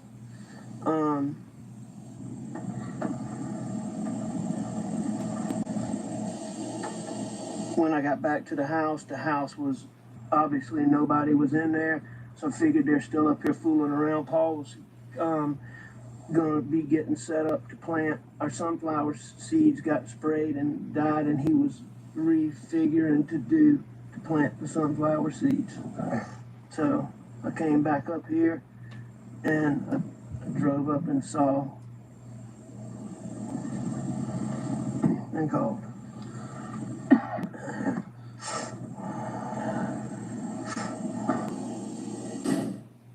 This is your time to tell me, kind of explain that. You know, if you're saying this was a mistake or this was an I don't even know what you're referring to. Like, that's what I'm trying to get at. Is I don't even know what you're referring to. I'm saying she had a mark on her face. I mean, okay, I don't even know what you're referring to. You don't recall your daughter ever having a mark on her face? The reason DCYF came out to visit you guys, you don't recall that? Why did DCYF come out and start visiting you guys? What was the allegation? If I remember correctly, it was because of, I believe at the time, I could be wrong, I believe it had something to do with my uncle saying I was using drugs, and I wasn't. Now, who's your uncle, so we're clear? Kevin. Okay. And Kevin's last name? Montgomery. Now, he lived there with you? He lived there with me. Right around the time when I was first going back to get custody from my daughter. Okay. And then he left in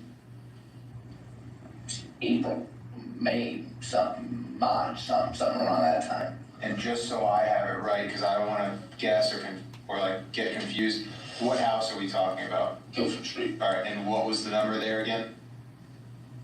I'm not 100%. Okay. Do you remember what color the house was at least? Beige, maybe. Okay.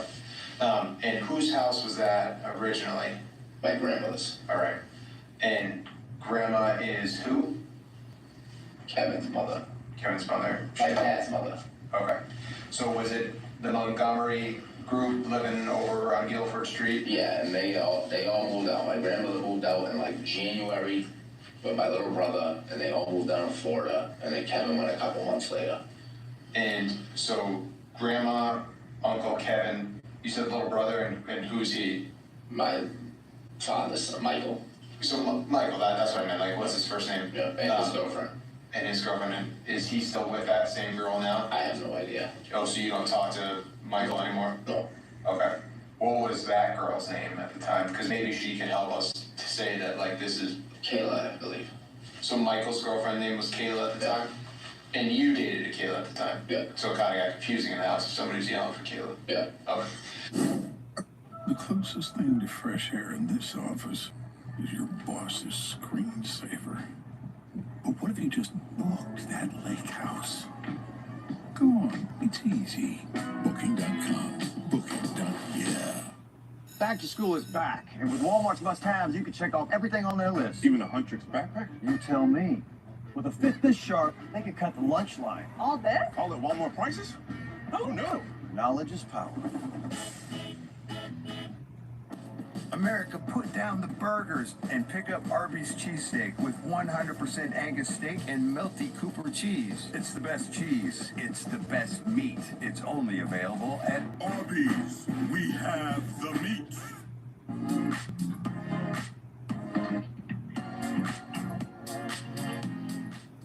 All right, Greg, what do you got? Yeah, here's a great example of why baseline is going to matter. And like I always say, not the sitting at home on your couch eating Cheetos baseline, the in this room baseline. What we're going to see is him talking about facts. And we see facts. He opens up. He starts to illustrate. His body language is open. He's more alive. Everything comes to life. Well, why is he locking down and not doing that when he's talking about his daughter? But when it's about a house. So it's starting to give us, this cop, a chance to identify the trap, and he's working his way down the path now. So that's just one example. But when a person finds a place and a resistance point they want to hold on to, they should stick to it and stick to one kind of body language and not the other piece. Your language, your spoken words should match. Some of these are missing. There's a difference in where he's at. Suddenly he's touching his face out of baseline when they're asking questions about the little girl and all that. You don't recall your daughter ever having a mark on her face? The reason DCYF came out to visit you guys, you don't recall that? But when he goes back to this whole thing, when he talks about, I believe at the time, I could be wrong. If I remember correctly, it was because of, I believe at the time, I could be wrong, I believe it had something to do with my uncle saying I was using drugs. You can hear him hedging around the time when this whole thing occurred. And then when he gets down to the actual facts of the house, he's opening up his hands, he's doing all this movement. Do you remember what color the house was at least? Beige, maybe. Okay. He's just edgy in general. So when we see this deviation, now we got a problem. And the reason that he's having this deviation, and he's starting to lock up, and he starts talking about little girl and getting down to timeline, is because these guys are building now a timeline they can track when the last time this little girl was seen. They're not casually asking any of these questions. The house has nothing to do with the house. The house has to do with the last time this little girl was seen. The car has nothing to do with the cars. They're talking about this. It has to do with timeline, it has to do with the last time this little girl was seen. So watch for it. Watch him be more open, more telling with his hands and with body language, and then less when he gets to this girl. It's a big deal. Scott, what do you got? All right, now we're seeing a lot of face touching, and we see it 3 times, and this is an indicator, again, this is high stress. We keep saying over and over and over, but sometimes you can take clusters that we're looking for, these groups of behaviors, and you can say, okay, he's touching his face a lot. Another thing about the face, now when he's smoking that cigarette, he touches his lips every time. He didn't just put it in his mouth and boom. I used to smoke a lot, so you put it in there and hey, what's going on and all that. But he pushes on his mouth when he puts it in there. So when we push on our mouth, that sends a signal to the brain to relax. So that lets us know and lets those guys know this guy's stress is really at a high level here. And let's add that underarm scratch to this cluster of behaviors we're going through. When we talk about clusters, please listen to what we're saying. There's not one behavior that'll tell you for sure someone's being deceptive, lying, or telling the truth. We're looking for a group of them. So, and we say they suggest deception because we can't say that means he did this, that means he did that, or he's lying because he did this. Anybody tells you that, they're what I refer to as a Googling expert. They just Google all this stuff and they start telling you about it, and a bunch of that information is wrong or it's incomplete. So please keep that in mind as we go through this stuff. We say it suggests deception, and we're saying things that suggest deception.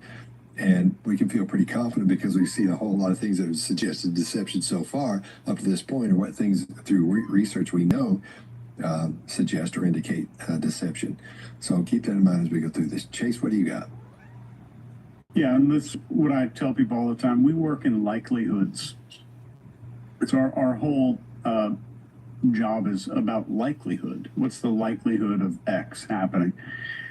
So what he's actually doing here is really common in guilty people, and we've all seen it.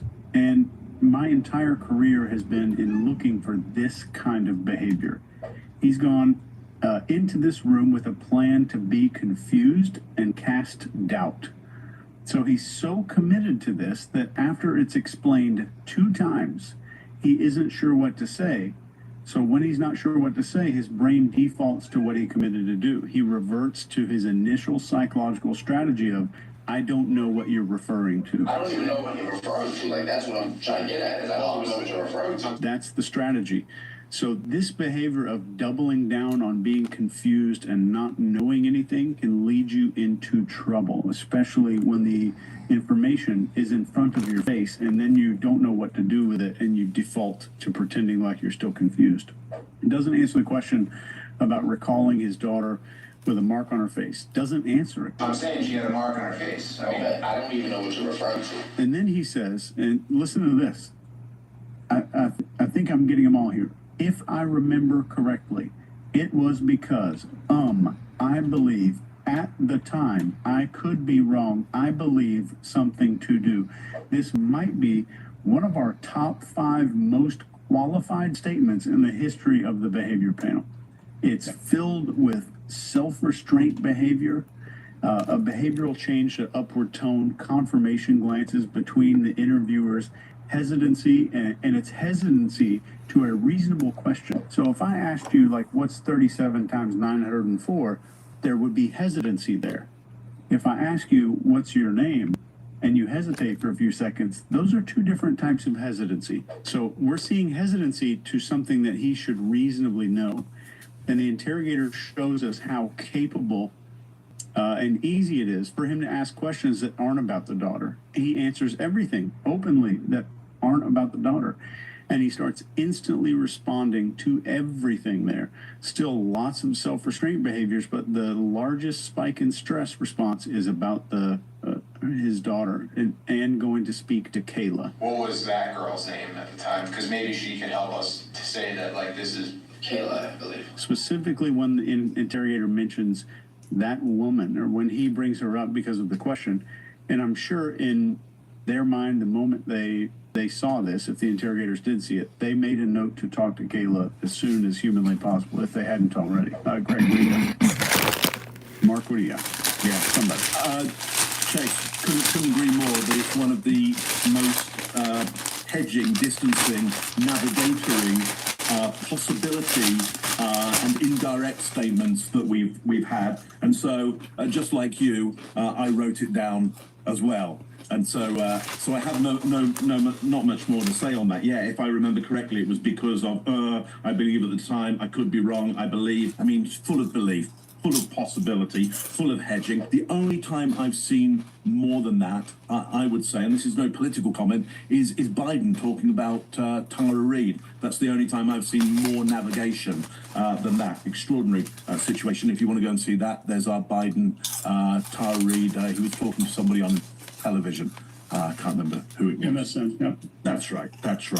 So I'm going to say one more thing, Chase, about this idea of, we deal in likelihood, and that's the world of probability. We're always looking at, given this, and given this, and given this, what is the probability of X? And that's not art, that's how science works. So, people who often go, well, is that kind of an art that you're doing here? And is it kind of a pseudoscience? No, that's actually how proper science works on probability. It's the best idea we have today of based on how we go out and look for the idea. It's a set of probability. So here we are doing the science of behavior. Let's have another. this is your time to tell me, kind of explain that. If you're saying this was a mistake or this is I don't even know what you're referring to. Like, that's what I'm trying to get at, is I don't even know what you're referring to. I'm saying she had a mark on her face. Okay, I don't even know what you're referring to. You don't recall your daughter ever having a mark on her face? The reason DCYF came out to visit you guys, you don't recall that? Why did DCYF come out and start visiting you guys? What was the allegation? If I remember correctly, it was because of, I believe at the time, I could be wrong, I believe it had something to do with my uncle saying I was using drugs, and I wasn't. Who's your uncle, so you're clear? Kevin. Okay. And Kevin's last name? Montgomery. Now, he lived there with you? He lived there with me. right around the time when I was first going back to get custody from my daughter. Okay. And then he left in April, May, March, something around that time. And just so I have it right, because I don't want to guess or like get confused, what house are we talking about? Guilford Street. All right, and what was the number there again? I'm not 100%. Okay. Do you remember what color the house was at least? Beige, maybe. Okay. And whose house was that originally? My grandmother's. All right. And grandma is who? Kevin's mother. Kevin's mother. My dad's mother. Okay. So was it the Montgomery group living over on Guilford Street? Yeah, and they all moved out. My grandmother moved out in like January with my little brother, and they all moved down to Florida, and then Kevin went a couple months later. And so grandma, Uncle Kevin, you said little brother, and who's he? My father's son, Michael. So Michael, that's what I meant. Like, what's his first name? Yeah, and his girlfriend. And his girlfriend. And is he still with that same girl now? I have no idea. Oh, so you don't talk to Michael anymore? No. Okay. What was that girl's name at the time? Because maybe she can help us to say that, like, this is... Kayla, I believe. So Michael's girlfriend's name was Kayla at the time? And you dated a Kayla at the time? Yeah. So it kind of got confusing in the house if somebody's yelling for Kayla? Yeah. Okay. What was the occurrence that made that day memorable? I came home and my kids were dead.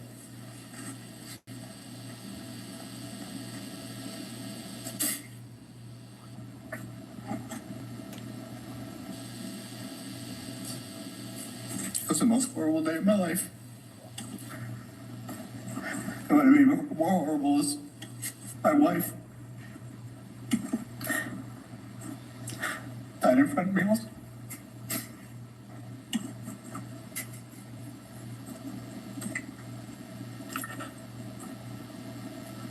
Had there been a blueberry pie that was cooked in the house? According to what she told me.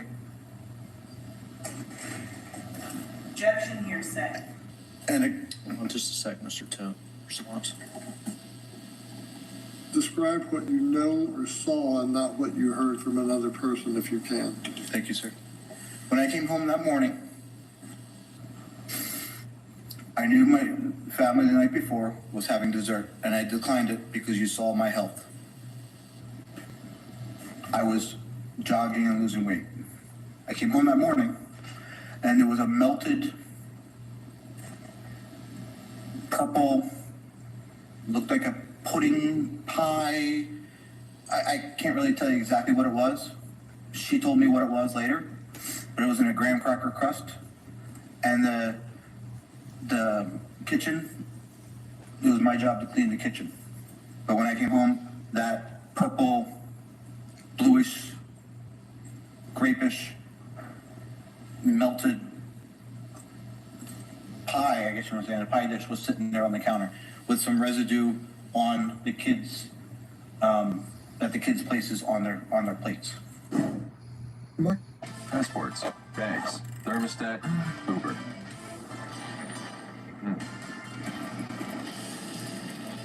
Because there are 5 a.m. flights in your area, there are drivers in your area.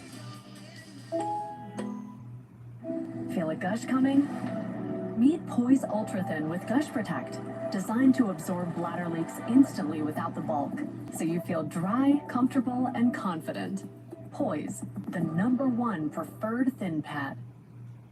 Any pizza, any toppings, for just $9.99? Sheesh, I'm getting all kinds of ideas. Those are your live games all in one place. It exists. Find what you're looking for with Fire TV. Mark, what do you got? Yeah, so let's talk a little bit about emotions, because that's what hits me about this first one. Clearly, right at the start of this piece, he's looking to inform his audience, my guess is a jury to one side of him, that some emotions are going on. And, you know, you be the judge of whether you think they're real or false or whatever. But let me tell you a little bit about emotions. For the whole of kind of Western history, the element of water has been associated with emotions and the humours, the things that create our mind. Back in medieval days, these four humours were liquids and they would kind of wash around in you. And so you get this general idea from the start of psychology, early psychology, that emotions kind of flow and they collide and they mix with each other. Well, here's what happens in this situation.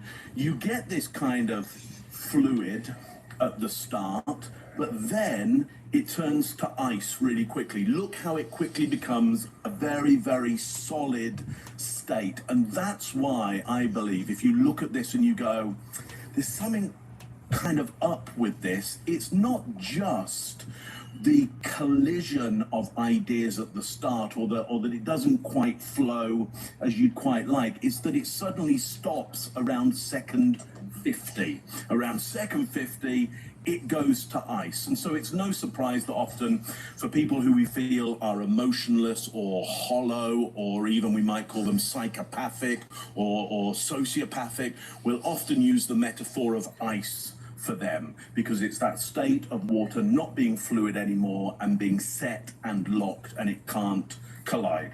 There. Greg, what do you got on this one?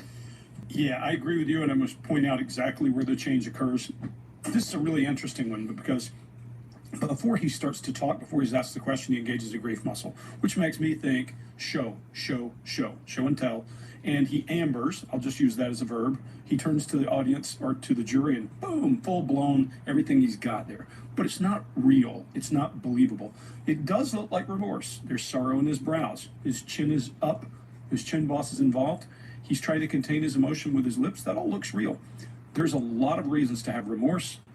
Killing your family might be a reason to have remorse, not that your family died. But that grief muscle showing up before he even asks the question is an interesting one. It makes me think, okay, here I'm prepared and I'm ready to go. And when he starts talking about, I came home and my children were dead, there's no anger. Look, my wife is there, my children are dead.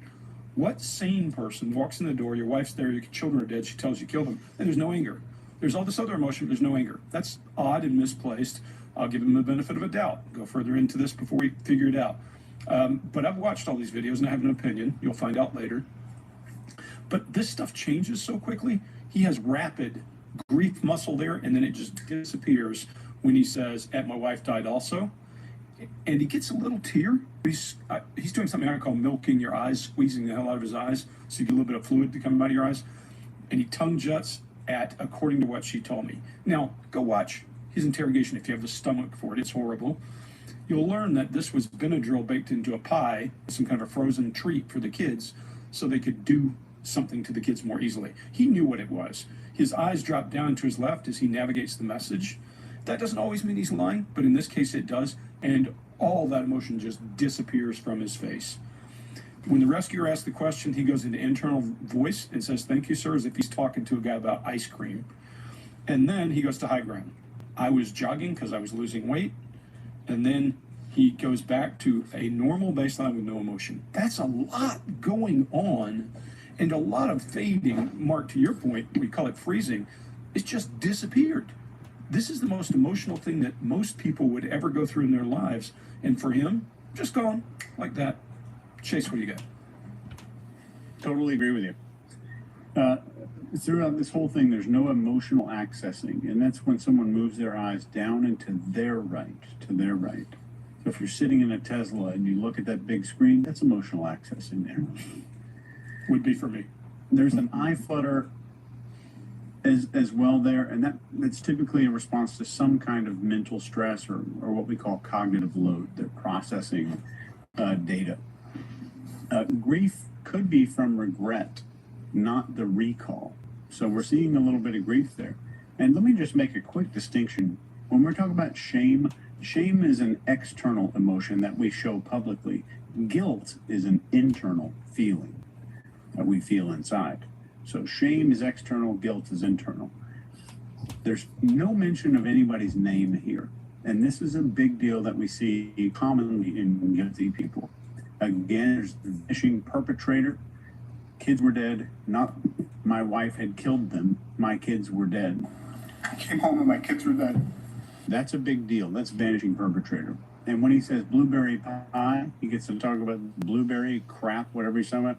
There's instant excitement. There's micro eye widening. You can see his eyes get bigger. There's an instant drop of sadness on the face. All that sadness, he's like, oh, this is the time where I get to talk about the pot. And I counted, he spent 970% more time talking about the details of this blueberry pie than the deaths of his wife and children. That's a big deal. And 7.5 milligrams per kilogram is an overdose limit of Benadryl. I weigh 75 kilograms, give or take, so that would be, give or take, 750 or something like that. But listen again, you'll hear a lot of detail, but the detail added is made to inject ambiguity. So anytime you hear a spike of detail and it's not about the relevant event and the details actually add ambiguity to the story, that should be the most massive red flag of all. Scott? All right. All you guys are spot on. We're seeing an attempt at sadness. This isn't sadness, because when she asked him the question, just like Amber heard, he looks over at the jury and he starts delivering. We're not, other than that little watery thing, Greg, you're going to call it a tear. I'm not going to give him that. There's no redness in the sclera. There's no residual redness anywhere on him. We see the glabella contracting, and that grief muscle is not even a real grief muscle. It's just he's trying his best, and he tries to keep that engaged, because we see it keep disappearing, then it comes back down. When that's happening, you can't help it. This part goes down, like it comes inward and upward, and this part comes down. And that's what makes that upside down horseshoe looking thing. And you wouldn't say, I came home and my kids were dead. You wouldn't say I came home, you'd said, I found my kids dead. When she asked him what happened that day, I found my kids dead. He would have said, I found my whole family dead, or my family, but he zeroes in on the kids first. I just thought that was odd. The question about the blueberry pie, Greg, you're spot on with that. 2 seconds after he gets into that, all that sadness is gone. It's just, boom, it's gone. Nothing, no residual anything in that emotion, anywhere. And then everything he talks about, he has these extremely detailed memories, like you were talking about, Chase, about the pie and the this and the door. As we go through these, listen to all the details this guy throws out about everything. When we start talking about what actually happened, watch how far away he gets from that. But everything is this really odd detail, and that's because he's thought his story out. He's had a lot of time to sit in there while he's thinking, how am I going to, I already told him I did, how am I going to switch this around and make it look like that I didn't do it? How am I going to get out of this? And he's thought and thought, and he's walked his way through that. Okay, here's what I'm going to say then. And that's why he comes up with all, it has to stop him and say, you want the whole story, which you're going to see in a few minutes. It's just, it's ridiculous. He's trying so hard to look like one thing, but he's actually something else. So that's why he's in defense mode. It sounds like if these were swords when they were talking, it would just sound like a fencing tournament in there. Because every time the attorney asks something, he just squirts back really quickly with a quick, short, tight answer. What was the occurrence that made that day memorable? I came home and my kids were dead.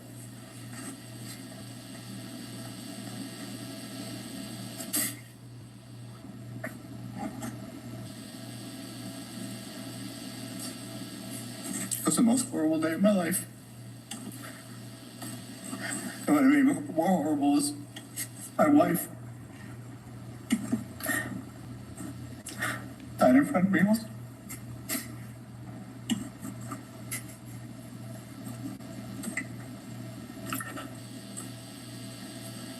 Had there been a blueberry pie that was cooked in the house? According to what she told me. Objection hearsay. And just a sec, Mr. Tote. Response. Describe what you know or saw and not what you heard from another person, if you can. Thank you, sir. When I came home that morning, I knew my family the night before was having dessert, and I declined it because you saw my health. I was jogging and losing weight. I came home that morning, and there was a melted purple, looked like a pudding pie. I can't really tell you exactly what it was. She told me what it was later, but it was in a graham cracker crust. And the kitchen, it was my job to clean the kitchen. But when I came home, that purple, bluish scrapish, melted pie, I guess you want to say, a pie dish was sitting there on the counter with some residue on the kids, at the kids' places on their plates. All right, fellas, I think there's another good one, and we'll see you next time.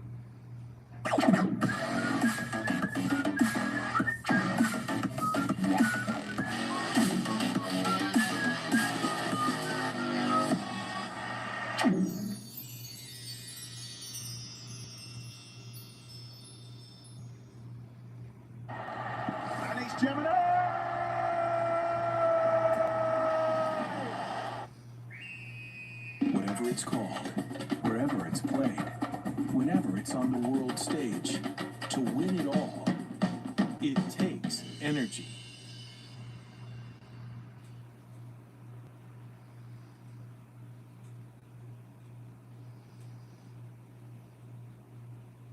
You know, there are times where I feel like I would be more insulted if someone kind of like pulled out an old school insult, like a blockhead. Oh yeah, I'd be, cause so, that's Charlie Brown right there. well, yeah, it's like if you just curse at me, like I've been cursed at 100 times, like that's like, you know, that's love language in a lot of ways. People Yeah, curse at you? but like lovingly. But if someone Who's digs, lovingly cursing at you? all my friends. But like, You got weird friends. they're great. My friends don't curse at me.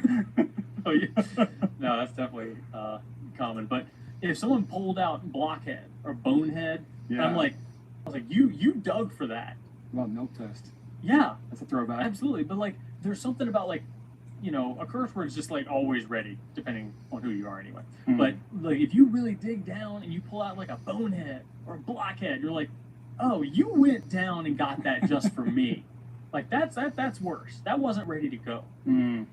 Like you did some research on Yeah, that one. like you went back in the brain archives, pulled that out just for me. I'm like thanks, I guess, but also okay, that's extra. But if it's coming from a friend, doesn't that mean it's like even more meaningful to them?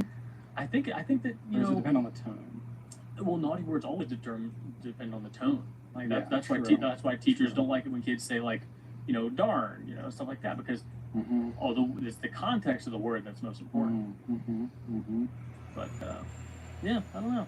There's something to be said for blockhead. I can't think of anything but Charlie Brown. when I Please think don't of ever call me a blockhead. That would hurt my feelings. Well, I'm gonna store it away. Save it up. Save it up for some Oh future. no, I asked You'll have for it. long forgotten about it. But I I'll asked pull for it, that I thing guess. out. Yeah, And you'll yeah. just be like, probably won't even remember that you ever. I'll brought know. it up. I'll know I brought it upon myself. Well, I guess we have now evidence of it. So Yeah, there's gonna be like 100 people in the comment. Blockhead. yep. So everybody who's hearing that, No. don't call him a blockhead right away. Wait like a month, because he'll have long forgotten about They'll this. do that too. And then do that. Oh yeah, I know. Yeah. I'm fully expecting it. They'll do it. I had. Do you remember last year at the DC Pen show, Jade Twyler, whom we created his name, said that comment about how we asked like what pen we would both be, and he from the back was like, "It would be a tool pen." I said, just recently we asked for questions on the Pencast, and his name pops in there as like, "What's the difference between Drew and a tool pen?" I'm like. And in my mind, I'm like, guess who's not getting mentioned? But here I am mentioning it. But there you go. God, and that was last year. Now you know how to stick into his memory. Homie's still hanging on to You gotta that. insult Drew and he'll God. remember you. Clever insults. Drew, that'll stick with you. Respect. Respect the long game. I do. There you go. All right. You ready? Yes. Welcome, everybody, to episode number 142 of the Goulet Pencast, where fountain pens are still a thing. We're back after a week off. And I'm Brian Goulet. I am Drew Brown. And we're here from Goulet Pens to deliver this casual and informal, tangential and extraneous, superfluous and extemporaneous fountain pen show, where we talk about what's going on at the Goulet Pen Company and in our fountain pen lives. In today's show, we're going to be talking about our plans for the DC Pen Show, which is coming up in early August. Which pens that we particularly enjoy inking up and for which occasions. Questions from a noob about flying with fountain pens, so we'll revisit that one. Our experience with mixing inks, our relationship with other pen retailers and how competitive the industry is. And then we'll spotlight some Benu as well as other pen holders. And we really want some feedback from you all about pen holders on this one. So it's more of a, we're posing questions than we are giving information. Yes. And yeah, so we really want some feedback on that. So just go ahead and jump to that if you are short on time. And then we have 2 weeks of personal shenanigans to talk about, which I'm sure will be bountiful, at least on my end. So let's kick it off with some feedback. All right. We're going to talk about Bry right now. Brian. Not me. No. There's another Bry. Bry _O. It's Bry with a Y. Yes. By the way, got to distinguish that. That's right. Bry says, Hey, Goulet Pens. After watching the episode of the 823 Clear and Signature nib, I went and got one from your store. Hey, Thanks for the informative info on the Pencast. Also got the sticker of the Corgi with the 823. Nice. Thank you. Made my day. So did the 823, but the Corgi more so. More so? Yes, Corgis are the best, Brian. Even when they refuse to go do their business because there was a storm like 3 hours ago that has since passed, and you have to stand out there in the dark night humidity with a leash in the middle of the yard until they do their business. And you try to be patient with them because you don't want to be mad at them because then they might get even more anxious and still not go to do their business. And then you go to bed and you're already wide awake, even though you were almost ready to go to sleep. So that's when you let the dogs out. But now you're awake because you had to stand out there.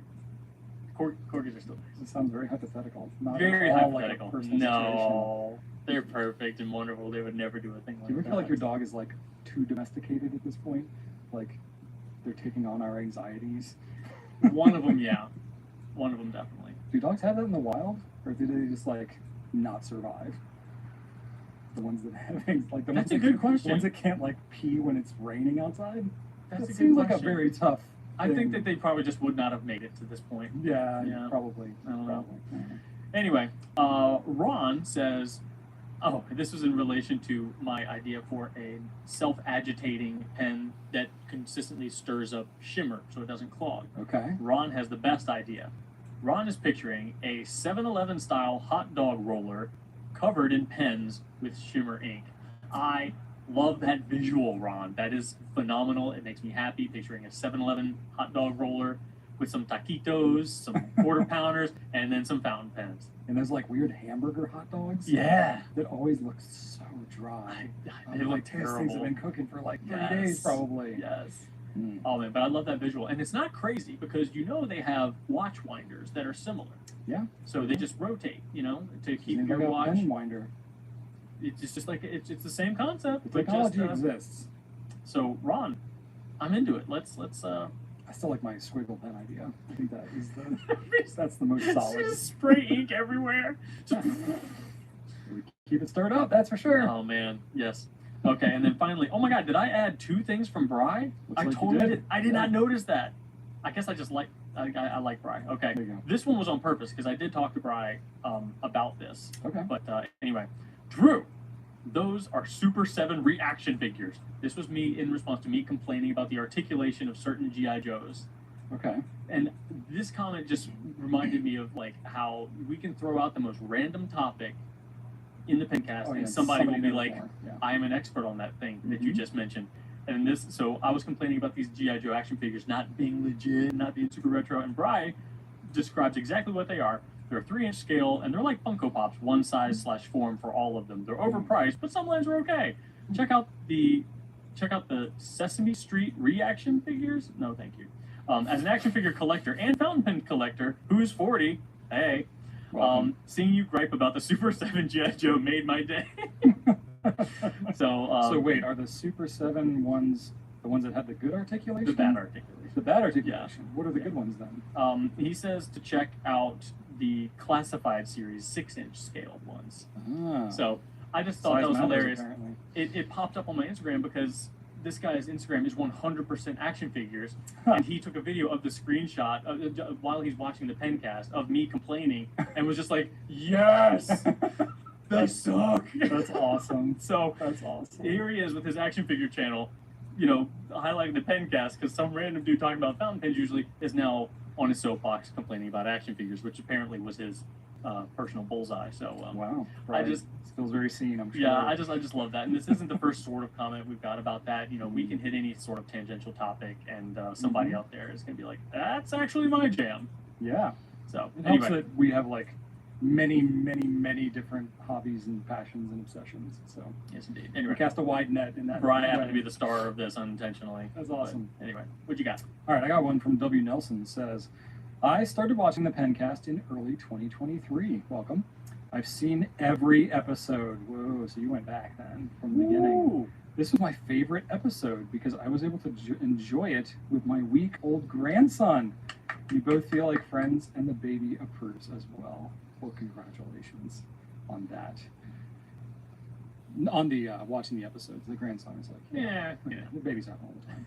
But you know, I'm totally kidding. That's really awesome. Wow, multi-generation. That is weird to think about though, because we've been around long enough now where that kind of thing could start to happen. Like my kids were, you know, Joseph was an infant. Ellie wasn't even born yet. Now Joseph's going into high school. Will get his learner's permit next year. And I'm like, wow, this is weird.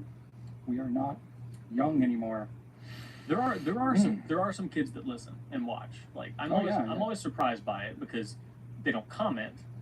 Right. But they're out there. Yeah. I have to keep that in mind when I'm wanting to say some of the things that I want to say. Well, maybe we sometimes. should just increase the amount of fart jokes because they like that. I mean, who doesn't? I love fart jokes. I have never outgrown that. And I'm at the point now where I'm like, I'm not going to outgrow it. They're probably just going to get funnier as I get older, and I don't care as much. Agreed. Yeah. I will, because I'm getting older. My farts are bountiful and voluminous. But I will not on an irregular basis crank one out and just crack up myself, even if nobody else is around. I'm That's just so amazing. amused by Oh it. no, I've definitely laughed at myself before too. Oh yeah, you gotta That's enjoy good. it. It's the little things in life, you know. There you go. That's for you kids. Enjoy. Awesome. There you go. You don't have to ever outgrow fart jokes. No. Okay, David Ottoman says, congratulations on picking up Scribo. You're very welcome. Or thank you. You're welcome. Whatever. Both. David says, I've got two already, one 14K with the Flex and one 18K. Both offer an amazing experience. I agree. Different experiences, but both good. The only caution is that once you have one, it's really hard not to want another in some variants. The wasted shape fits so amazingly well in the hand and looks amazing too. Well, there you go. Personal testimonial. Testimonial? Is that the right word? Yeah, from David there. Is that the right word? Yeah. Testimonial. Yeah. Yeah. Okay, cool. Endorsement. Endorsement. Yeah, there you go. There you go. All right, and then Jordan says, in regard to the listener who is having their pen unscrew itself, here is what you do in these situations. You asked me to include this. Yes, I did, because Jordan emailed us and was like, yeah, Brian was wrong. And I'm able to admit that, because I think I hedged against myself pretty heavily in the Yeah, I don't last think episode. you did not extol any sort of expertise there. No. Which we know better on this show. I hedged thinking that I probably said the wrong color, and I did. Anyway, context. So last time we had somebody that said that their metal pen, like the metal body on some metal threads, can unscrew itself while writing. So Jordan says, in regard to the listener who's having the pen unscrew itself, here's what I do in these situations. Look for Loctite blue. I think I said it might have been the red last time. Red is the one that is more permanent. Blue is the one that is less permanent. Very important to get the blue and not the red. Loctite blue is a temporary medium hold thread sealer and locker. It comes in a small applicator tube and can be found in any hardware store, Amazon, Walmart, craft shop, whatever. Usually less than $5, I think. If Loctite red is used, your pen will never come apart without breaking something. Red is permanent. I have used red before, and I've broken plenty of red. Not like broken the things, but like, whatever. If I'm using on like lawnmowers and tractor stuff It's like like that. steel on steel. Yeah. I'll use the red, and it can still. It's not permanent. It's But not if they're it's not like glue. But plastic it's components, that would be tricky. I've never tried it on that. Yeah. I always associated with using it just for metal, but I don't know. I've never experimented with it too much outside of that, and I've never tried it on a pen. So Jordan says, for pen threads, use an exceptionally small amount of the liquid. I dip a toothpick into the tube and dab a drop on the threads, then immediately screw the pen together. Be careful not to over tighten the threads. Just snug is best. The Loctite dries in about 30 seconds to 1 minute. It will take a bit of finger strength the next time you need to open the pen, but it won't leak or come apart on its own. So, totally up to you. Your mileage may vary, and you're doing something outside of probably what's recommended by most manufacturers, but it sounds like Jordan has done it and had success. So give it a shot if you really would like to. We did get a few people that did say, yes, that has happened to me. So it's definitely not an isolated incident. Yeah. Not a ton, but enough people to, prove that it is somewhat of an issue. A couple people even said that a plastic pen could do it. Interesting. Yeah. So not just metal. Okay. Respect. Cool. All right. That's it for feedback this week. Let's talk about some new stuff. All right. So kicking it off here, we have some new Sailor Shikiori inks. And you got to play with these recently. I did. I have not done official swabs for our site in a minute. That's something that Drew does, or we've got a couple other folks trying to do that, but Drew was out, so I did it. And yes, these were great ones to try to swab because they are unique properties. They've got, they're not as crazy as the Euromeku inks. Those ones are the ones that really like shift color a lot. But these ones are very pleasant. So there's 4 colors. They come in a 20 ml bottle. There's Kamoshika, which is a brown. The Nadeshiko, which is purple. Komakusa, green. And Yutsubame, which is pink. And I'm trying to remember which one that I really liked the most. I want to say the purple is the one that stood out to me the most. So, those, I imagine those will behave very differently on different types of paper, because like the swab paper that we use is more like a cardstock, so that it'll like stay flat and stuff when we go to swab it. So it's good. It's for color accuracy, but you don't always get like the full properties of the ink, especially with things like saturation and stuff like that. So I think these will be fun ones to kind of test out. So those are $18. So they're, a little on the premium side, but bottles look really nice, and Sailor makes really high quality inks. So check those out if you're interested. And then we have some new Delta DV Original. Quite a few. Oversized colors. Yeah, Deltas, you can tell, are definitely like ramping things up, right? So they got a bunch of stuff coming out. They brought back the masterpiece, the orange and black swirl. So they used to have this back in the day. Looks really nice though. It's definitely got a Halloween-y kind of a vibe to it, But that one's pretty nice. And then there's the Magnifica, which is all black, which looks pretty good. These are in like the $600 to $700 range for these ones. Come gold nibs. And these come with the gold big ones, the number 8 size Yogo nibs, which write really nice. With ebonite feeds too. Ebonite feeds, yeah. So they perform really well. But back before they shut down, they used to have Bach nibs, which were pretty good, but I like these ones even better. I definitely do.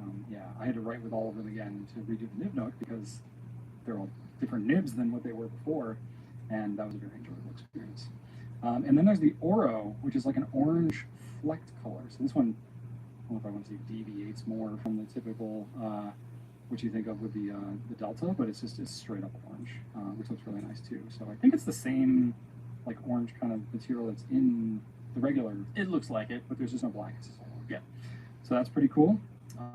Yeah. So these all feature the 14 karat Yogo number 8 size nibs. The Oro has gold hardware, and the Magnifica and the Masterpiece have silver hardware, which is pretty cool. And then the Riviera Blue. So this one looks awesome. I don't even know how many we have left. So this is a Brian color. Oh yeah, for sure. If there ever was one. Yeah, I mean it's a Jonathan Brooks resin, so it's already going to look awesome. So they did them. They're very limited quantities. I think it's like 25 of each trim. I think that's right. So we don't have very many of them, which is why I don't even know if they'll still be around by the time this publishes. But if they are, you should go check them out right now. It's like a light and dark blue kind of swirl. It looks amazing. It's got sparkle in it, and it just looks so good. Yeah, there's a gunmetal and a rose gold hardware. Both look awesome. So yeah, check those out. $716 for that though. So, but it's got the same, big number 8 size and all that kind of stuff. But yeah, anyway, that's what I got. Those are a lot of big pens. A lot of big pens. Yes, indeed. I'm a big fan of the big pens. Ferris Wheel Press coming out with a new ink available now. That's weird. I know, right? They never do this. I feel like they've been very stagnant. Boring It's old nice Ferris to see Wheel something Press. new from them. Yeah. Yes, and this is another Fairy Tales ink. So a little bottle with a lot of shimmer. It's called Curious Woods, or Woods, if you want to call it that. Should be wood. Yes. Wood would make more sense. Curious Woods sounds like something from a Zelda game. I I keep thinking of Curious George. I can't. Oh. Like just Curious something. Okay. Curious George always pops in my head. Yeah, I just think like 90s RPG. I don't know why. Oh, it's great. Yeah, for sure. Anyway, 20 mil, 20 bottle. It is a brown ink with some shimmer. They describe it as duochrome green pink shimmer. Yeah, really cool. It's pretty neat. It looks cool in the bottle. Yeah. Because like you can see the shimmer in there, and you can see it like kind of color shifting in the bottle, which is neat. Yeah, definitely 2 colors in there. Mm-hmm. And then there's putting a squiggle pen. Oh gosh, that'd be great. Super clean. The Benu Euphoria launched with 2 additional colors as well. We've got another 2 cocktails, in fact, Bloody Mary and Blue Hawaiian.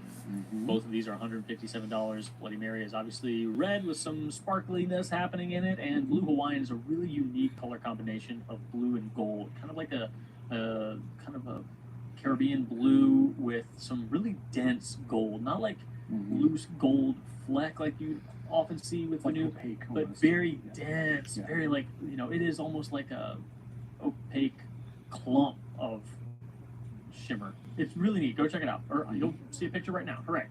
There you go. And then we've got an exclusive pen having launched this week, the Monteverde Invincia in turquoise. So this is a special edition available only at the Goulet Pen Company for $72. You get yourself a Yobo nib, cartridge converter sort of situation there. And it's got a really cool contrast with the turquoise and black hardware, including a black nib. So it looks really neat. And yeah, very, very sharp looking. Yeah, very good. Don't know how long we're going to have those, but we have them now. So if you want one, grab one. We'll see.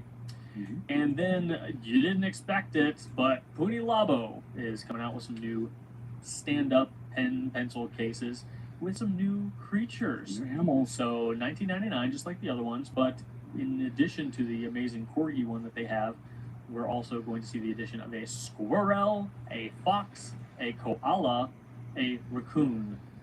So lots of interesting forest creatures. The squirrel surprised us for a bit. We didn't know exactly what the squirrel was, but I was told that it's more of a Japanese style squirrel. So not sure if that's legit. So to me it looks like a middle-aged man with a comb over. So yeah, please, somebody who is an expert in Japanese squirrels, let us know if this is legit or not. Either way, I did some Googling. Oh, you Googled it? Oh, they got some squirrels over there. Oh, they do? They have, that's where they have. They got some squirrels over there. They do. They have a few different species that they're known for, 2 of which are flying squirrels. Okay. There's the giant flying squirrel. If you Google that thing, they look terrifying. They look like bats, but they can get to be like 18 inches long. So they're massive. And I'm just trying to picture a giant flying squirrel jumping out of the trees and just like gliding down. It's like a possum. Yeah, they're Like huge. a flying possum. They're huge. God. I think it's 18 inches just at like from like butt to head. Not wingspan. No, I forget what the wingspan is. It's like some, I don't know, it was at least a foot and a half. But then their tail also is longer too. So they can be like almost 3 feet long with the tail. Yeah, just imagine this giant thing, like the size of this table almost, just like flying through the air over your head. So did one of them have the 3 stripe things on their head? No, none of them were yellow either.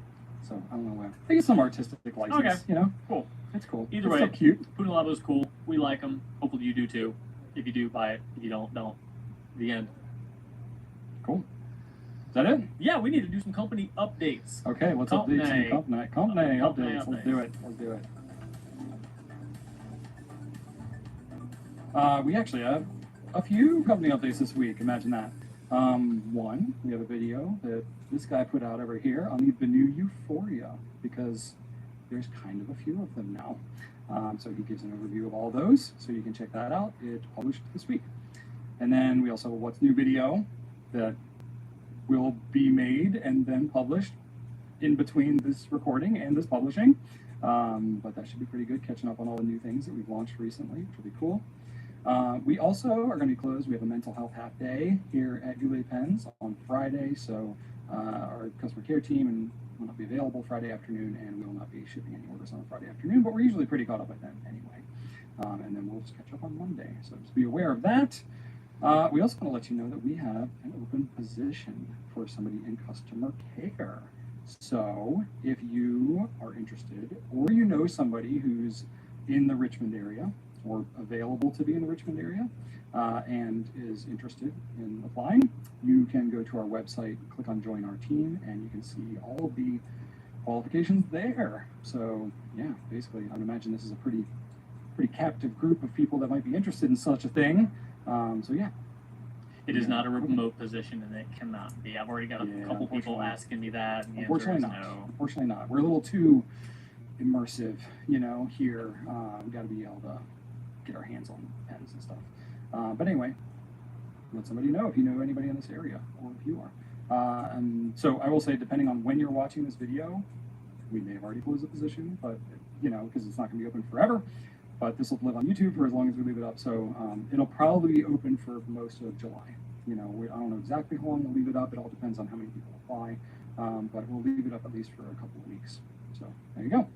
And then last thing, I was going to mention about the DC Pen Show, but then I realized it was the first question in our Q&A. So I will leave you on the edge of your seat for the next 15 seconds.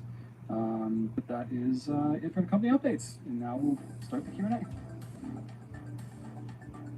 All right, Drew, what's the first question we got here? Well, you wouldn't believe it, Brian, but Millie Militant is asking us this. What is your plans for the DC Pen Show? This will be my first year attending. Hey. Well, Millie, That's do exciting. we have some news for you? That's exciting. So our plans for the DC Pen Show is to go. We will not be working a table, so we will not be selling things at the show. Or will we have one anchored position at any given time? We are basically going to be kind of like ninjas that will just kind of lurk around the show and then jump out and attack people when they're not ready. So I would say prepare for that, but you won't be able to because that's the whole point of being a secret ninja at the show. We've been enough times and we know where all the secret passages are. We've got, tunnels and walls, and I personally have an outfit that looks like the wallpaper of the ballroom, so He's I can very just inconspicuous. stand up like this, and people won't see me. You wouldn't think looking at him, but trust me. I can be surprisingly camouflaged. Yeah, Quite. you'd be surprised. I'm kidding. I'm huge and I cannot be ignored. So we're going to be going to the show. At least we are. Janae's planning to go. We're still firming up who else might be going, but in an official capacity, what we'll be doing at the show is we'll be doing a Pencast recording, just like we did last year. Last year we did episode 100. It just happened to work out. This year it's going to be episode 145 or something. I don't know, not a special number, but we'll be doing basically the same thing. So we'll have a live audience. We will, I think, take questions live from the thing. Probably. We haven't worked all those details out, but it really worked last year, and I think we'll do something similar. And then we'll have a meet and greet afterwards. So the nice folks at the show are nice enough to give us a couple of ballrooms there with no time limit to get out of there, so we can just hang out with whoever's there. So that'll be on Sunday. So the show is the weekend. It's the first weekend in August. I can't remember exactly which day is the Sunday. It's the If you go to the DC Pen Show, DC Super Show website, you can see all the information about our event and all of the other events therein. August 4th. That is the Sunday. So we'll be there. Fair Falls Church Marriott. I was going to say Fair Lakes. That is not. Falls Church Marriott. We will be there. And we'll be there. I think we're going and we're going to be walking around and stuff on Saturday. So you could see us, if we're not in ninja form, just walking around the show Saturday. And we'll probably stay in the lobby after hours and just try to hang out with people. We'll be That's around. always fun. Yeah, you'll see one of us. Yeah, If it not might both. get to the point where you're like, God, I just can't get away from them. They just won't leave me alone. But no, so we'll be doing that. It should be fun. Millie didn't really ask what to do to prepare for the show. I know we talked about that before, but bring cash if you want to limit yourself. I feel like more vendors take Venmo and Apple Cash and all that stuff. So if you have your phone or credit card, I feel like you won't be prohibited too much, but there are probably some people that just only do cash. So Yeah, I'm sure some of the vintage dealers still prefer cash. probably do cash, and I think the ATM usually runs out of money because a lot of people pull out cash. So just Yeah, be I ready think for that. it's been better because I think that the entry fee is now no longer cash only. That ATM would always run out of money when the entry fee was cash only. Gotcha. I don't think it is anymore, but That's a good question. I don't remember because last year I didn't pay because we were in the we Well, were we're there in the show, yeah. for that was the first year we were there in an official capacity. Yes. Previously, we just kind of dropped in and we're like, yeah, we're just going to meet in the lobby Yeah. at 3 o'clock or whatever. And I paid for admission. it became so disruptive that they were finally like, hey, would you like a ballroom so you're not like taking up all the space for everybody? And it works out. So I think it's going to be really crowded. You know, the hotel rooms booked up really quick. Faster than last year. Yeah, faster than last year. So I think it's going to be a bonanza, which is always exciting. That's what DC is for. Do you have anything that you're interested in looking at the show in particular? No, nothing that jumps out at me. Okay.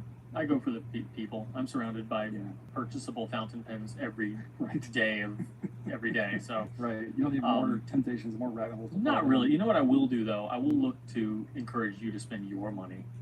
You are really good at that. You Well, have definitely here's spent the my thing. money at these pen Here's shows the thing, before. Brian. You have holes in your collection that need to be filled. I know. You have missing Lamy 2000. No, sorry. You have missing Lamy Safaris. You have missing Pilot Vanishing Points. I know. And I'm gonna find some that you're gonna have a hard time saying no to. I mean, that is kind of like vintage Lamies and Pilots are something I've been digging. So I'm telling you, I'm gonna have my eye out for you.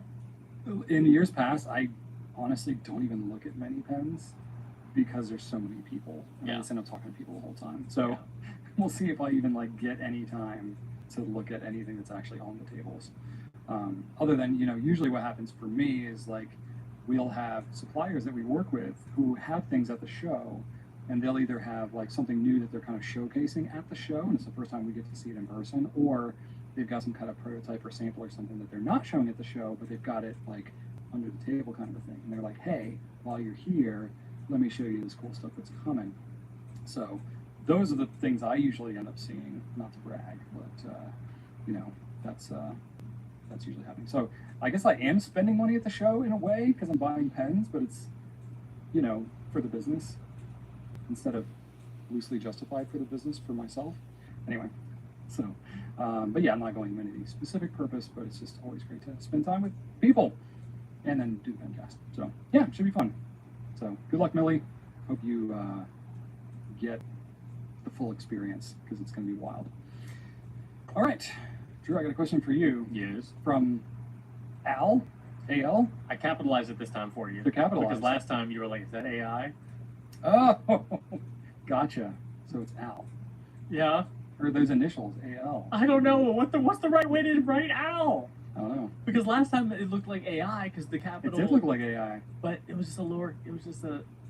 Yeah. Maybe the AI is just getting more sophisticated. And it's just making me think it's human now. And there's no way to win, Al. Sorry. Anyway, Al asks, is there a pen in your collections? So, are there pens in our collections that you always particularly enjoy picking out and inking up because it always accompanies you when you're doing something or going somewhere you enjoy? If so, what pen and why that pen? So, like, if you're doing a particular activity, do we pick pens for that activity, I guess? Yeah. It's kind of the nature of the Something question. like that. Okay. Yes. The things that I first think of are my holiday pens. So I don't use my Retro 51 Sleepy Hollow Tornado outside of the month of October.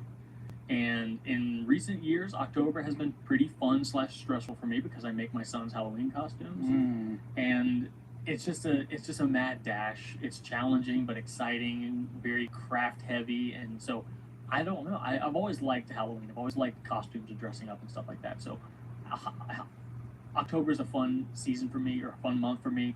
It's our anniversary month.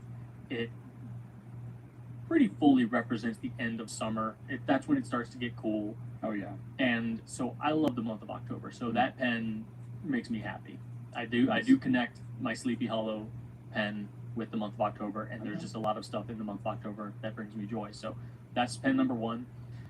And then I also kind of like, I have a pen block, not unlike, you know, some of these that we're going to talk about later, on my desk with all of my Retro 51s in it, all of the ones I pull from and use. But then after Thanksgiving, I take all of them out and put in all of my holiday Retro 51s, just to add a little bit of desk decor. Okay. So all of our sweater pens and stuff like that.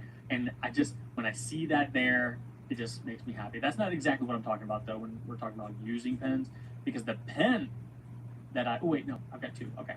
So I have another fall pen. again, I hate the summer, so I'm happy when it ends. I despise it every time. Keep wearing pants through summer. My legs don't get hot, Brian. It's my back. It's my back and It my all neck. contributes. I'm never whining about my legs. If I'm ever suffering in the heat, my legs are not sending any signals to my brain. Yeah, but if you wore shorts, then more of your body heat would like go down to your legs. I've worn shorts in the heat before. Like it doesn't help. Not to the amount where I would need to say, you know what, I'm going to spread out my money with pants and shorts, and I'm going to keep track of them and make sure these go away during the summer. Make these go. I don't know. It's just not. It doesn't make that big a difference to me. It just doesn't. I love your financial justification. It makes more sense to buy pants. Well, you just buy fewer pants and then you have more shorts. But pants are fine. Pants get the job done. Anyway. Oh my gosh, how much would I sweat if I wore pants all summer? I think I might die. All the heat I feel is just like on my back and my neck and my shoulders. Like it's just that's just. I feel it everywhere. I feel like every second I go out, I feel like a video game character where his energy is just like bling, bling, like you're underwater and your breath is all the way out, so it just starts taking off your health. Oh yeah. That's what I feel like when I'm out in the sun. I'm just dying slowly. Fair enough. So I hate it. So when the fall hits and the leaves start changing, it's like yes, die. It's very pleasant. Just come to an end. All the bugs start to go away. Oh yeah. It's glorious. All the bugs, like we got those little tiny ants now because they're just trying to run from the outside. So they're coming in the house like, argh! Well, fruit flies. We got fruit flies all we don't have over any fruit flies. We got the big flies We because do. we open the door so the often, let dogs. the dogs out, and then Yeah. you get a fly coming in, and It's the worst. got off the vacuum the other day for that. There's a device. What is it? Talking about the bug assault. Yeah. I want to buy one of those. Of course you do. It looks awesome. I have looked at that thing so many times. The only thing is, like, wouldn't you just end up having like salt all over your floor and house and stuff? But They say it it's really fun. They say it doesn't shoot that much salt. Yeah, true. But you're still shooting salt everywhere. Yeah. But I don't know. It does seem really fun though. Yeah. You know, they have make like a big version of it too. They have like a 2-pack that you get discount. Maybe we need to go halvesies. Really? Yeah.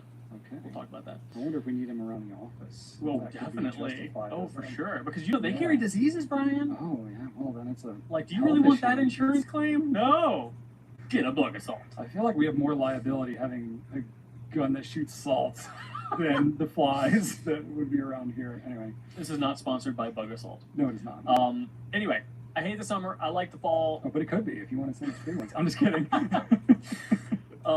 The Sailor Monyo Nuts Pro Gear Slim is one of my favorites, and that to me, and I don't ink it up in the summer. I only ink it up in the fall, and I will keep it inked up through the winter, but it's definitely not a summer pen for me. Definitely not. It's more of a, a nutty roasty experience for me, and that to me is the colder months. And so the fact is, I reserve certain pens for times of the years Sounds that like it's I more like. seasonal than it is like activity or location. It is. It is. It definitely is, because then I wait a little bit longer and then I ink up my Sailor Pro Gear Slim Christmas pudding.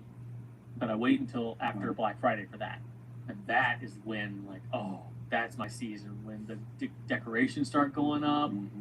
That's when the Christmas pudding comes out. That's when the sweaters come out. Yes. You know, Drew's got some sweaters. I do. So do you. And so yeah, the Sailor Pro Gear Slim Christmas pudding makes me so happy because of when I choose to use it and when I choose to put it away. It's a struggle because it's one of my favorites, but in order for it to maintain its superpowers, it's a special. It needs to go away. Yeah. So, but as far as tasks go, not really. I don't have like a vacation pen that I take if I'm going someplace. Really, I mix them up pretty well. But no, for me, it's mostly just time frame and seasonal. But they Makes do sense. every year that goes by, and I use them. I feel like they gain more kind of seasonal influence to me, and every time I pick them up, I'm just like, yes, you've been gaining strength for the entire miserable summer, and now you're releasing your aura and bringing peace to the world. Maybe you need a summer pen that you like. No, summer's just gonna be dedicate- miserable and sad and What do you do in the upsetting. summer then? Do you just like whatever other Yeah, pens? just whatever. Yeah, no need to There's celebrate. so many good summer themed pens. Ugh. Wow. There's no So making it funny. better. It's so funny. It's the worst. Okay, fair enough. So me, I am not as much into the seasonal thing. Yeah, you're more activity. I barely know what is happening at any time. I'm like, which month is it again? No, mine's less seasonal. Mine is a little more utility based, I guess. So Well, we know what what I'm doing. we know what pen you use whenever you need to assemble a carport. Yep, I do keep that pen on me pretty much all the time. It's my little traveler's pen, the little brass dealie. I pretty much keep that on me all the time. It's like basically like my backup pen. So sometimes I'll be somewhere and be like, oh shoot, I didn't bring a pen. I'm like, wait a minute, I've got one in my pocket. So that's just like my kind of random whatever needs to be done pen. And then honestly, like more of my go-to just kind of everyday use pen is my Lamy 2000. So I keep that in my traveler's journal and use that just for like everyday note taking. Use it for like, you know, therapy appointments and, you know, church and stuff like that. So kind of whatever activity that I'm doing, more so on the personal front that I'm needing a notebook with a pen, I just kind of keep the Lamy 2000 in there. And I just like clip it into the notebook. I don't really have a special way to hold it or anything. That pen's durable enough, I don't really worry about it. And then my bougie pen that I will keep for like fancier, longer writing is my Pilot Custom Hiroshi. That's just the big honker, and it just looks amazing, and I love writing with it. So when I need to, more than just like write a quick word or two, if I'm sitting down and writing like a letter or something like that, or signing a greeting card or something, or journaling, that's the pen that I will bust out. So, you know, for me, it's a little more utility based, which I guess can kind of coincide with some of the activities. But in terms of ones that I think are just like enjoyable to use, I like ones that are like kind of fun and interesting. I'm a tinkerer, so I really like things like vacuum fillers. I love demonstrators because I love to see all this stuff. And so Pilot Custom 823, TWSBI Vac 700R, those are both really fun to just fill and use and to watch the stuff swirl around. Those are really good, so I'll often use those in some kind of rotation. And then, you know, I'll have like rare or special pens that are maybe more interesting, particularly if we have somebody visiting us that's like, say, you know, from Lamy or from, you know, Pilot or something like that. I will pull out some old vintage stuff and just be like, yeah, the Lamy lady, check this thing out, you know? Just cool, interesting things that are not that common. So I do like to do that just kind of for the wow factor. And to Every now and then you've shown off something that they haven't even seen in person yet. It's happening more and more now as we've gotten along in our years here. I've got some deep cut pens that I've acquired over the years that some of our suppliers are like, wow, I've never seen one of those in person. I'm like, now you have. And then any particularly like special or unique pens that are really just fun to show off to friends and family. Some of the Panus and stuff are just like so like eye-popping. Even if you're not into pens, it's just like, wow, that is very like captivating as an object. Anything Mach-E, particularly with Rodden, it's just like, you know, to even a casual person that doesn't know pens, they look at it and they're like, wow, this is a piece of art. So that's really cool whenever I'm like going to be interacting with somebody who doesn't really know that much about pens, because it kind of always comes up in the conversation like, oh, people still use those, blah, blah, blah. And you think like, yeah, I used to have this really nice pen that was like $20. And I'm like, well, let me show you a, you know, $3,000 pen. They're like, what? You know, it's just cool to be able to show that kind of thing. And then things like specialty nibs, like the Mag 600 with that flex, just, you know, showing that. So a lot of times when I'm intentionally going to other places, like traveling, it's for like a business thing, like a networking thing or conference thing or whatever, where it's going to come up because I'm talking about what I do. But I might be interacting with people who know something about pens, but usually they don't. So I try to bring something that they like will get an impression of what's going on. Like TWSBI Eco or a 580 is really good for that, because it just like shows kind of all the parts of a pen, and they get to see the ink sloshing around. They get a really good kind of visual, and it's a nice presentation of a pen. That was my first thought when I saw this question. I was like, well, Brian's got his work conference pen, because you always bring a TWSBI. Definitely. I usually, I will kind of alternate sometimes between an Eco and a 580. Usually I'll bring both. Yep. The 580 LR Prussian Blue is just great. Love that color. So that's a really good one. And then the Ecos, there have been some really good Ecos, like this, the Indigo with the bronze trim.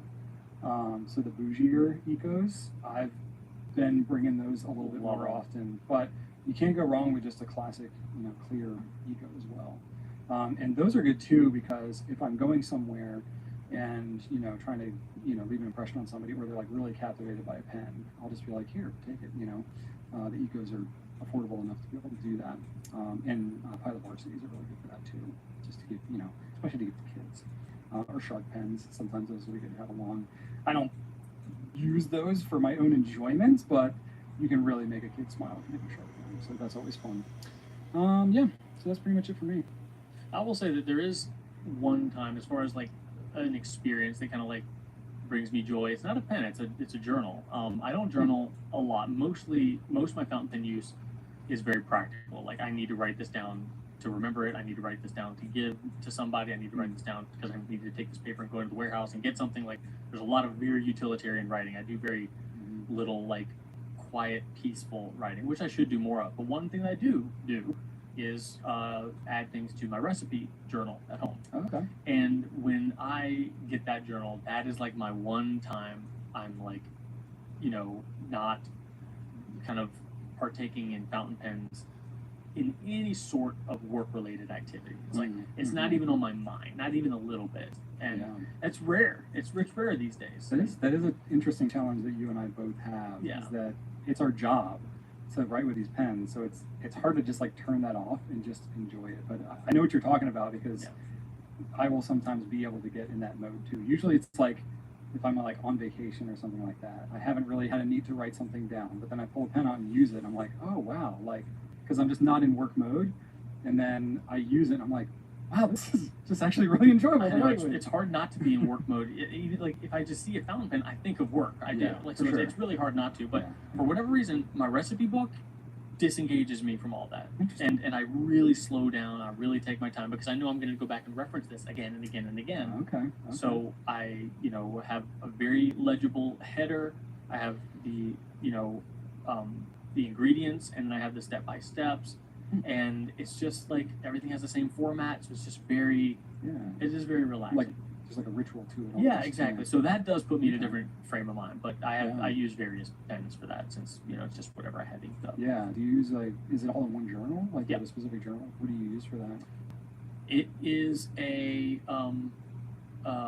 Nebula. Okay. What's the blue thing with the light blue strap? It's a I think it's a Nebula, or is it? Or maybe is it Endless? It might be an Endless. Yeah, Endless Yeah. recorder. I think. Is it our exclusive one that we have? No. It's older than that. Oh, okay. I'm just curious. Yeah. Yeah. It's this Deep Ocean deal. Okay. Endless recorder. Endless 85. recorder. Yep. Deep Ocean. Cool. Yep. Wait. Dot grid? No, it's not. Is it? What's that dot? Yeah. That's it. Endless recorder. Yep. Okay. That's the thing. Because it's got a table of contents. Yeah. So I write down. Nice format to it. I try to have it, separated. Got muffins here, dinner stuff here. Actually, there is no dinner stuff. It's all desserts. It's all. Those are all your recipes? Yes. Nice. It is all desserts. You got your priorities straight. No. There's some breakfast things. Okay. It's still very desserty. Yeah. Yeah. Nice. There's nothing with like meat in it.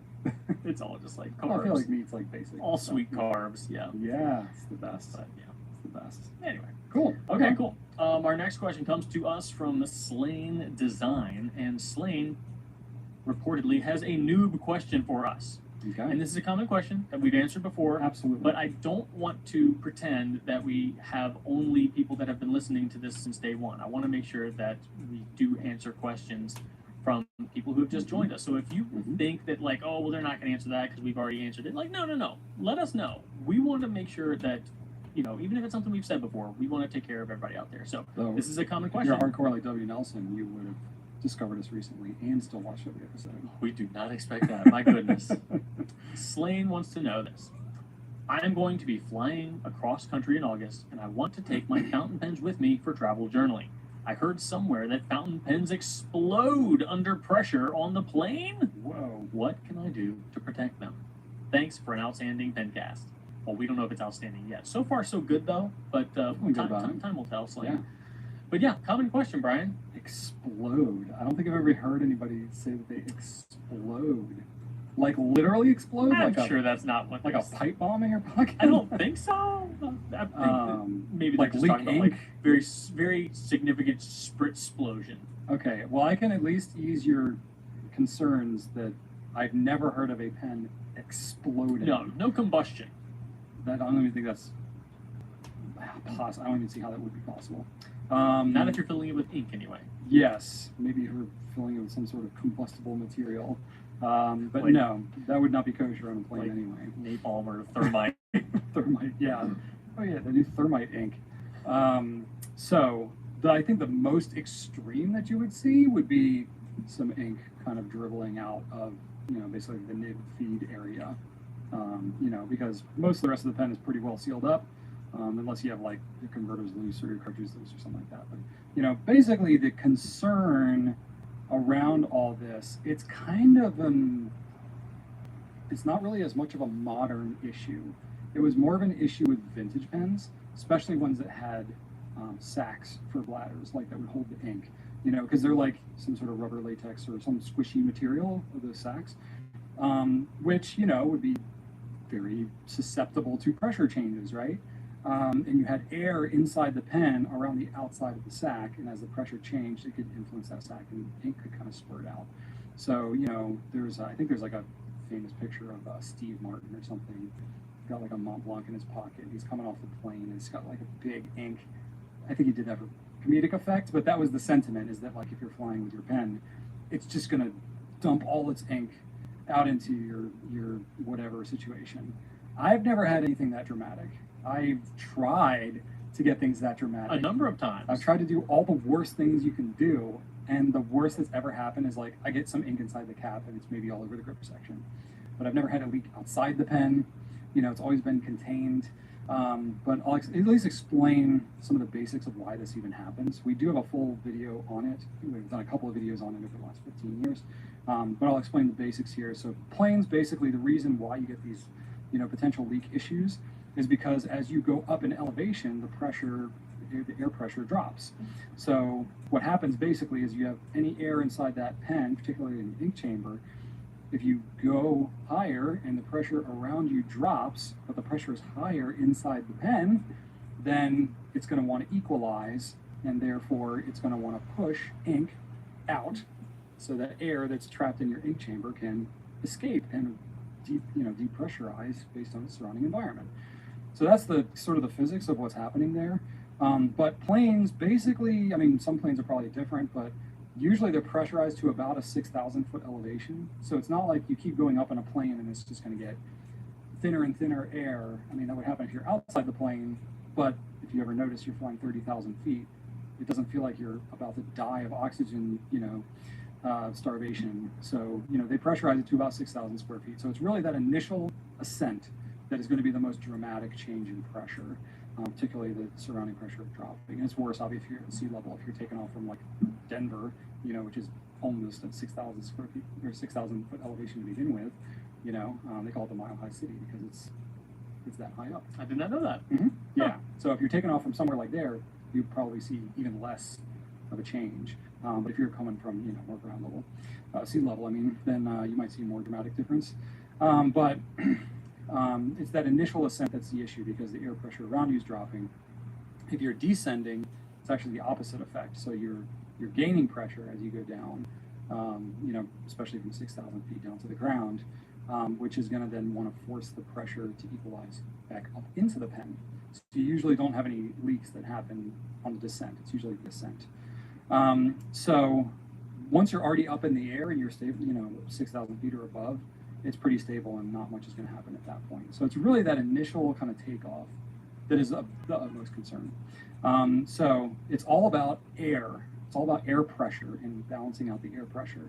So the best ways around it, first off, if you just don't have your pens inked, then you won't have any leaks.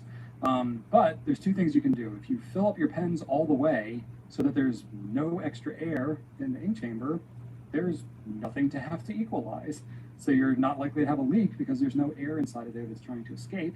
So just keep all your, it might seem contradictory because you're like, I'm worried about leaks, so let me fill all my pens to the max. But it's not the ink inside the pen that is causing the problem, it's actually the air. So the more ink you put in there, the less air is inside, the less there is to equalize, and the less it will push out into the pen. Air is the enemy.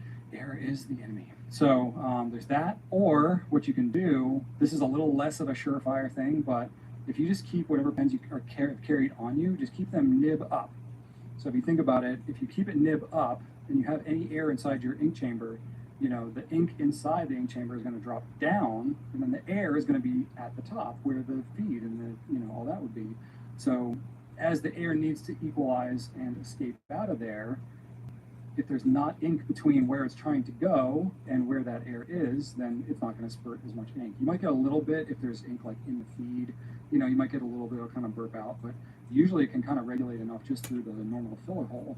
And there's usually not a ton of ink that hangs out in there because the air needs to go through it to, you know, replace the ink, you know, as it's being written with. So usually if you can keep your pen's nib pointed up, it's at least on the initial ascent for that like 10 or 15 minutes, whatever, you'll be pretty good to go. That's how it's always been with me. I've always kept them nib up. Just keep them nib Never up, had a problem. It's fine if you carry like a couple of pens on you, you know, just have a little 3-pen case or something like that. It's easy enough to kind of just like keep it in your shirt pocket or have it in a backpack or even just stick it in like the, you know, back of the seat. That's what I do. Yeah, and then you'll probably never have much of an issue. When I travel, frankly, I've traveled so much, especially flying, I don't even do anything special for my pens anymore. You know, I'll bring like 20 pens with me somewhere, and all linked up. Yeah, whatever status that they're in, you know. I'm like not. I used to be more concerned about it earlier on because I heard all this stuff of like people being so concerned, and then it got to the point where I was like, well, if it can really be that bad, let me try to make it that bad, and then I'll just be a case study and I can talk about it more. And I just never got anything dramatic enough to make for really compelling content. So it's kind of like, oh, whatever, you know. Worst case is like I'll get there and I'll be like, oh yeah, there's some ink on the grip, and I'll just like take a tissue in the hotel room and just wipe it off, and it's perfectly fine. I'm good to go. So it's never been enough to really bother me, honestly. But I find that if you have any like cartridge converter pen, even if it's not that full, there's just not that much air in there to really cause you any problem. It's really only like piston, vacuum, and like eyedropper filled pens. You know, if you're like eyedropper filling a, you know, Noodler's Ahab, and you've got like a milliliter of ink and like 3 milliliters of air, okay, you might have 3 milliliters of air, whatever the equivalent of that space, then you might get some kind of reaction and you carry it nib down, who knows. But I've tried even with that, and it's never been as exciting as I thought it would be. So yeah, the only time I've ever had anything happen was with 2 piston pens. One, I got a little bit of schmutz in my Lamy 2000. Okay. And then I had a more considerable amount of leakage in a vintage like Pelican 100 of some kind. Okay. Like something from the 50s, like yeah, pretty old. Okay. So who knows what was going on with that? The feed looked really funky too, so I don't Okay. know. But I didn't try to keep them nib up. Yeah. So I mean, yeah. But now I do, and it's fine. Yeah. There you go. So you can take a couple of these little precautions, but honestly, I would not lose a whole lot of sleep over it. I think you'll be just fine. Worst case, what you can do is just keep your pens inside like a plastic bag. And then if you do have any kind of a leak, even if it's really dramatic, it won't get all over your stuff. And then you just rinse it off when you get to your destination, and you'll be fine. So there you go. That's the long and short of it. There you go. All right. Dan Tree Photo's got a question for Drew. Have you ever purposefully mixed your inks for a different color or shade? Yeah, I have. You seem like the kind of guy that might mess with that because you're a, you know, I don't know, experimenter, sort of, tinkerer. Yeah, I do seem that way, but I'm not. Yeah? I've done it enough to know that the amount of effort required is not really, personally anyway, worth the payoff. There are so many inks out there. Yeah. So many shades. So many that I haven't tried yet. And there have been so many instances where I have been surprised at how much I liked something I didn't expect to like, that I don't feel like pursuing what I think is the perfect color is where my fountain pen happiness lies. I think my fountain pen happiness lies perhaps amidst the inks that are already there. And in my opinion, like, why try to create something that I think I need before seeing what else is out there that I might not need to replicate perfectly every time I want to? Because if you, let's say you stumble across your perfect little cocktail of inks, and you love it, then you gotta make more and more, and that has to be exactly the same. And you gotta, have like, to really write keep track down, of it, you know, how yeah. many drops, what your ratio is. And it might already be out there. There are so many freaking inks out there that you haven't tried. Like, who's to say that perfect ink isn't already out there? Even if it's not the color that you think, the more I try inks, the more I realize that there are a lot of shades out there I didn't know that I loved. Like when I first stumbled upon light purples, like I would have never, ever have considered like lavender ink to be my thing. But I was like, you know what? This one sells well. Why don't I give it a try? Holy crap, this is beautiful. Yeah. And now I'm all about it. Give me a smoky, dusty, dirty purple, and I'm there for it. Why's it gotta be dirty? Well, you know, kind of, it's because it's not like a clean purple. Sometimes it's got a little bit of gray schmutziness into it. And I'm down. It gives it some depth. So I don't know. Maybe I need to try Rui Donker or whatever. Like maybe I need rusty anchor in my life because I've been surprised enough to know I should never count anything out. You know, it's kind of like those actors that you say, "Oh, it's no way Heath Ledger could be Joker," but he can. That's right. So I've been surprised so many times. I'm like, let me keep on trying new inks rather than try to get this perfect ink on my own. Because honestly, I don't even know what that perfect ink is. I don't have like a. We've been asked many times, like, if you could make any ink, what would it be? And it gets tougher and tougher because there are so many out there that There's a lot of choices. are really close to the bullseye at this point. And who am I to say I could do it better? Like I'm an ink nerd, sure. I mean, more of a pen nerd than an ink nerd, but still, I've used enough ink to be passionate about certain colors and shades. But I don't, for one second, think that I could make something better than what already exists. Now, I have enjoyed using things like Wearing Gold's glitter potions from time to time. Okay. I'm a fan of those, especially when pairing it with some of the lighter sailor inks, like the dual shading inks. I think a little because that's one thing that hasn't yet been done is one of those crazy dual shading lighter colors that have like that nice green halo effect with shimmer. So I do like that. That's fun. But again, I don't use a lot of shimmer inks either. I do it just for fun, but I don't ink up my pen with it. One thing I might consider doing would be to pursue either a true brick red or a red orange that I think I'm having a hard time finding exactly what's in my head. But still, I haven't tried all the ones. I still have some stuff on my list I want to try, so I'm gonna knock those out first. I like there's a bunch of red oranges though. Like what are you looking for that's not like a cayenne or habanero or something like that? Honestly, Diamond Sunset kind of pinpointed it a little bit, but I think I want a slightly more red version of that. Okay. So yeah, I don't know. It's not, but again, it's not something that I feel is absent from my life. But if I might did, already exist, you just haven't tried it. Exactly. So there's more on my list. So if I did want to explore something, it'd probably be a brick red or a red orange that leans a little bit more toward red.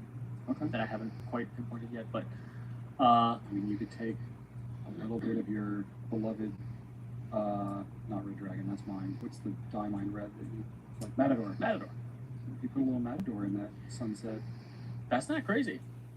That's not crazy. Maybe that would be everything you're looking for in life. You never know. Maybe I should go do that and report back. Let me write a note. Maybe Dan Tree over here is gonna inspire me. What about you, Dan? Do you ink up? Are you an ink mixologist, Dan Tree? Sounded so judgy. What about you, Dan? What about you, Dan? What right do you have to ask this question? What have you mixed? Give me your best cocktail, Dan. What you got? What you got? Show me your notes. What's your street cred here? Oh goodness. Me? Yeah, I am not a color guy. Rachel's really good with colors. I am less good with colors. Just today, Rachel asked us to compare two different colors, and it was like two different dark teals. Yeah, she's like, well, she's like darker teal, and Brian and I are looking, and I'm these look exactly these are identical to me. She's like, well, the darker one. We're like, you're gonna have to tell hold me. them up to light and everything. We could not tell a difference. So I don't know. I mean, men and women see color differently. Yeah. That is a thing, especially in particular ranges, like certain purples and blue greens, I think. So that is a thing. And honestly, there's more people that have variations of color blindness than you would realize. Especially men, it's more common. But you know, how would you know? How would you know that you don't see colors the right way? Because this is normal to you. I can't tell you how many times I've put on a navy blue undershirt and thinking it was black. Yeah, that's an easy mistake to make. Yeah, that's probably the most common one. I'm wearing black shoes with a navy blue shirt today. I know nothing wrong with that. I don't care much, but I looked at it and I was like, yeah, it clashed a little bit. What are you gonna do? Me personally, so I have purposefully mixed ink before, mostly because we've been asked about it, and I was like, I've never tried this. I will say, this is a much more commonly talked about thing, and just much more discussed thing in general when we first got into the business, like 15 years ago. Partly because there was not the explosion of different ink colors like there are these days. And I think also because there were more like discontinued colors that were from brands that people really liked that they were trying to replicate, or maybe they had some bottle of ink that they had gotten from their dad or grandma or something like that, and they were trying to replicate that. So they were like trying to replicate a very specific color and just trying to get that. Those are the instances where I feel like more people were talking about it, and it was exactly what you described, where it's like it becomes uber scientific. Because the issue you have when trying to mix inks is you don't want to use a ton of ink, because if it's not the right color, especially if you like add too much of certain things, it just everything ends up looking a muddy brown color. And then how much muddy brown ink do you really need? So it's like you just end up wasting a bunch of ink. So you want to mix it in small quantities, but then if you nail it and you get it right, and you want to make more of it, it can be kind of difficult to like scale it up appropriately. Because if you're like, okay, I need to put like 25 drops of this color and 5 drops of that color, well, how does that scale up into, you know, larger volumes and stuff like that? Are you going to be counting like 5,000 drops of this color and 250 of that color? I've already lost interest. Yeah, it ends up getting very scientific, which for some people, that's like, it taps into like their nerd frequency and they really love doing it. More power to you. But I think what ends up happening is most people who take an interest in ink mixing to really do it like precisely and reliably ends up being kind of like a scientific method, which then is kind of like, okay, this is kind of just feeling like work. There's probably something that's close enough out That's there. kind of where I land. Yeah, and like, you know, perfect example, like Richard Binder back in the day had, I forget what he called it, like Binder Burgundy, I think it was. It was diamine, and he mixed, forgive me, it's, what's the color? The wine color. Syrah. That was modeled after his mixed color. So he had two different, he had a blue and a red that he mixed together into a burgundy. It was called Binder Burgundy. And then that's what, you know, he shared that with Diamond. I don't think they just ripped it off. I'm not sure actually.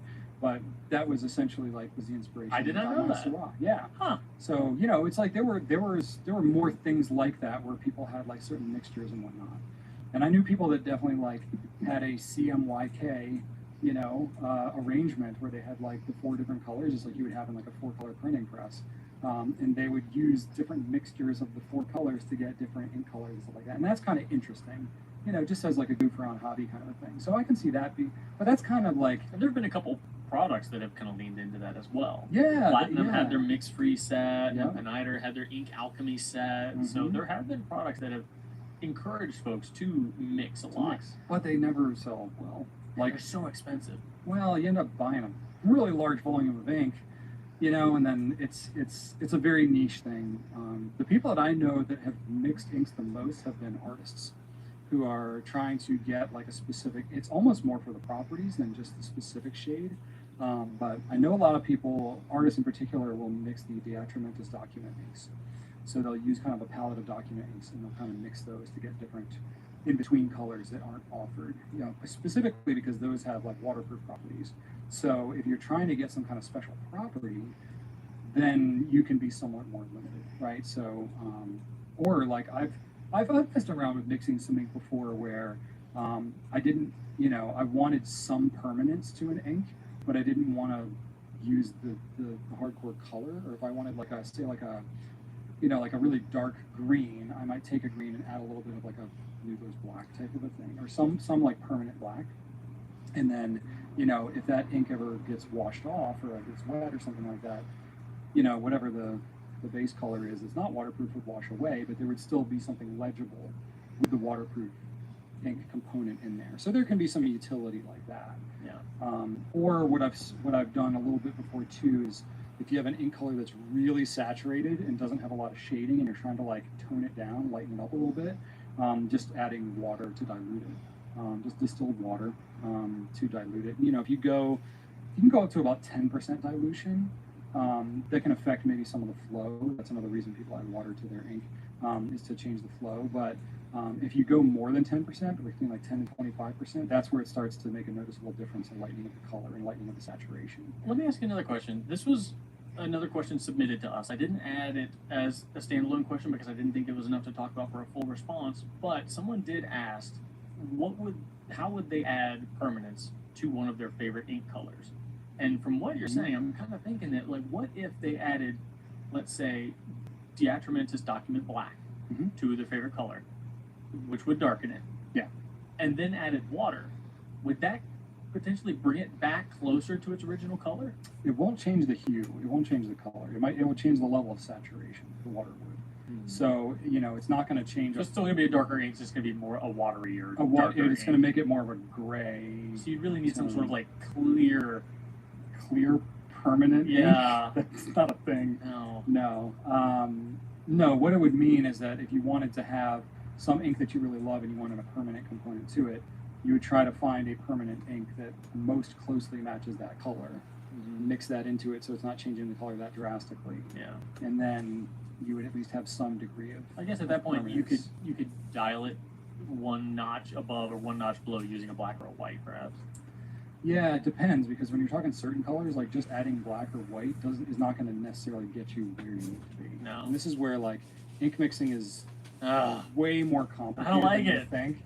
Yeah, especially because not every color is a straight color. Every fountain pen ink is a mixture of different dyes. So what can end up happening is you can mix two different colors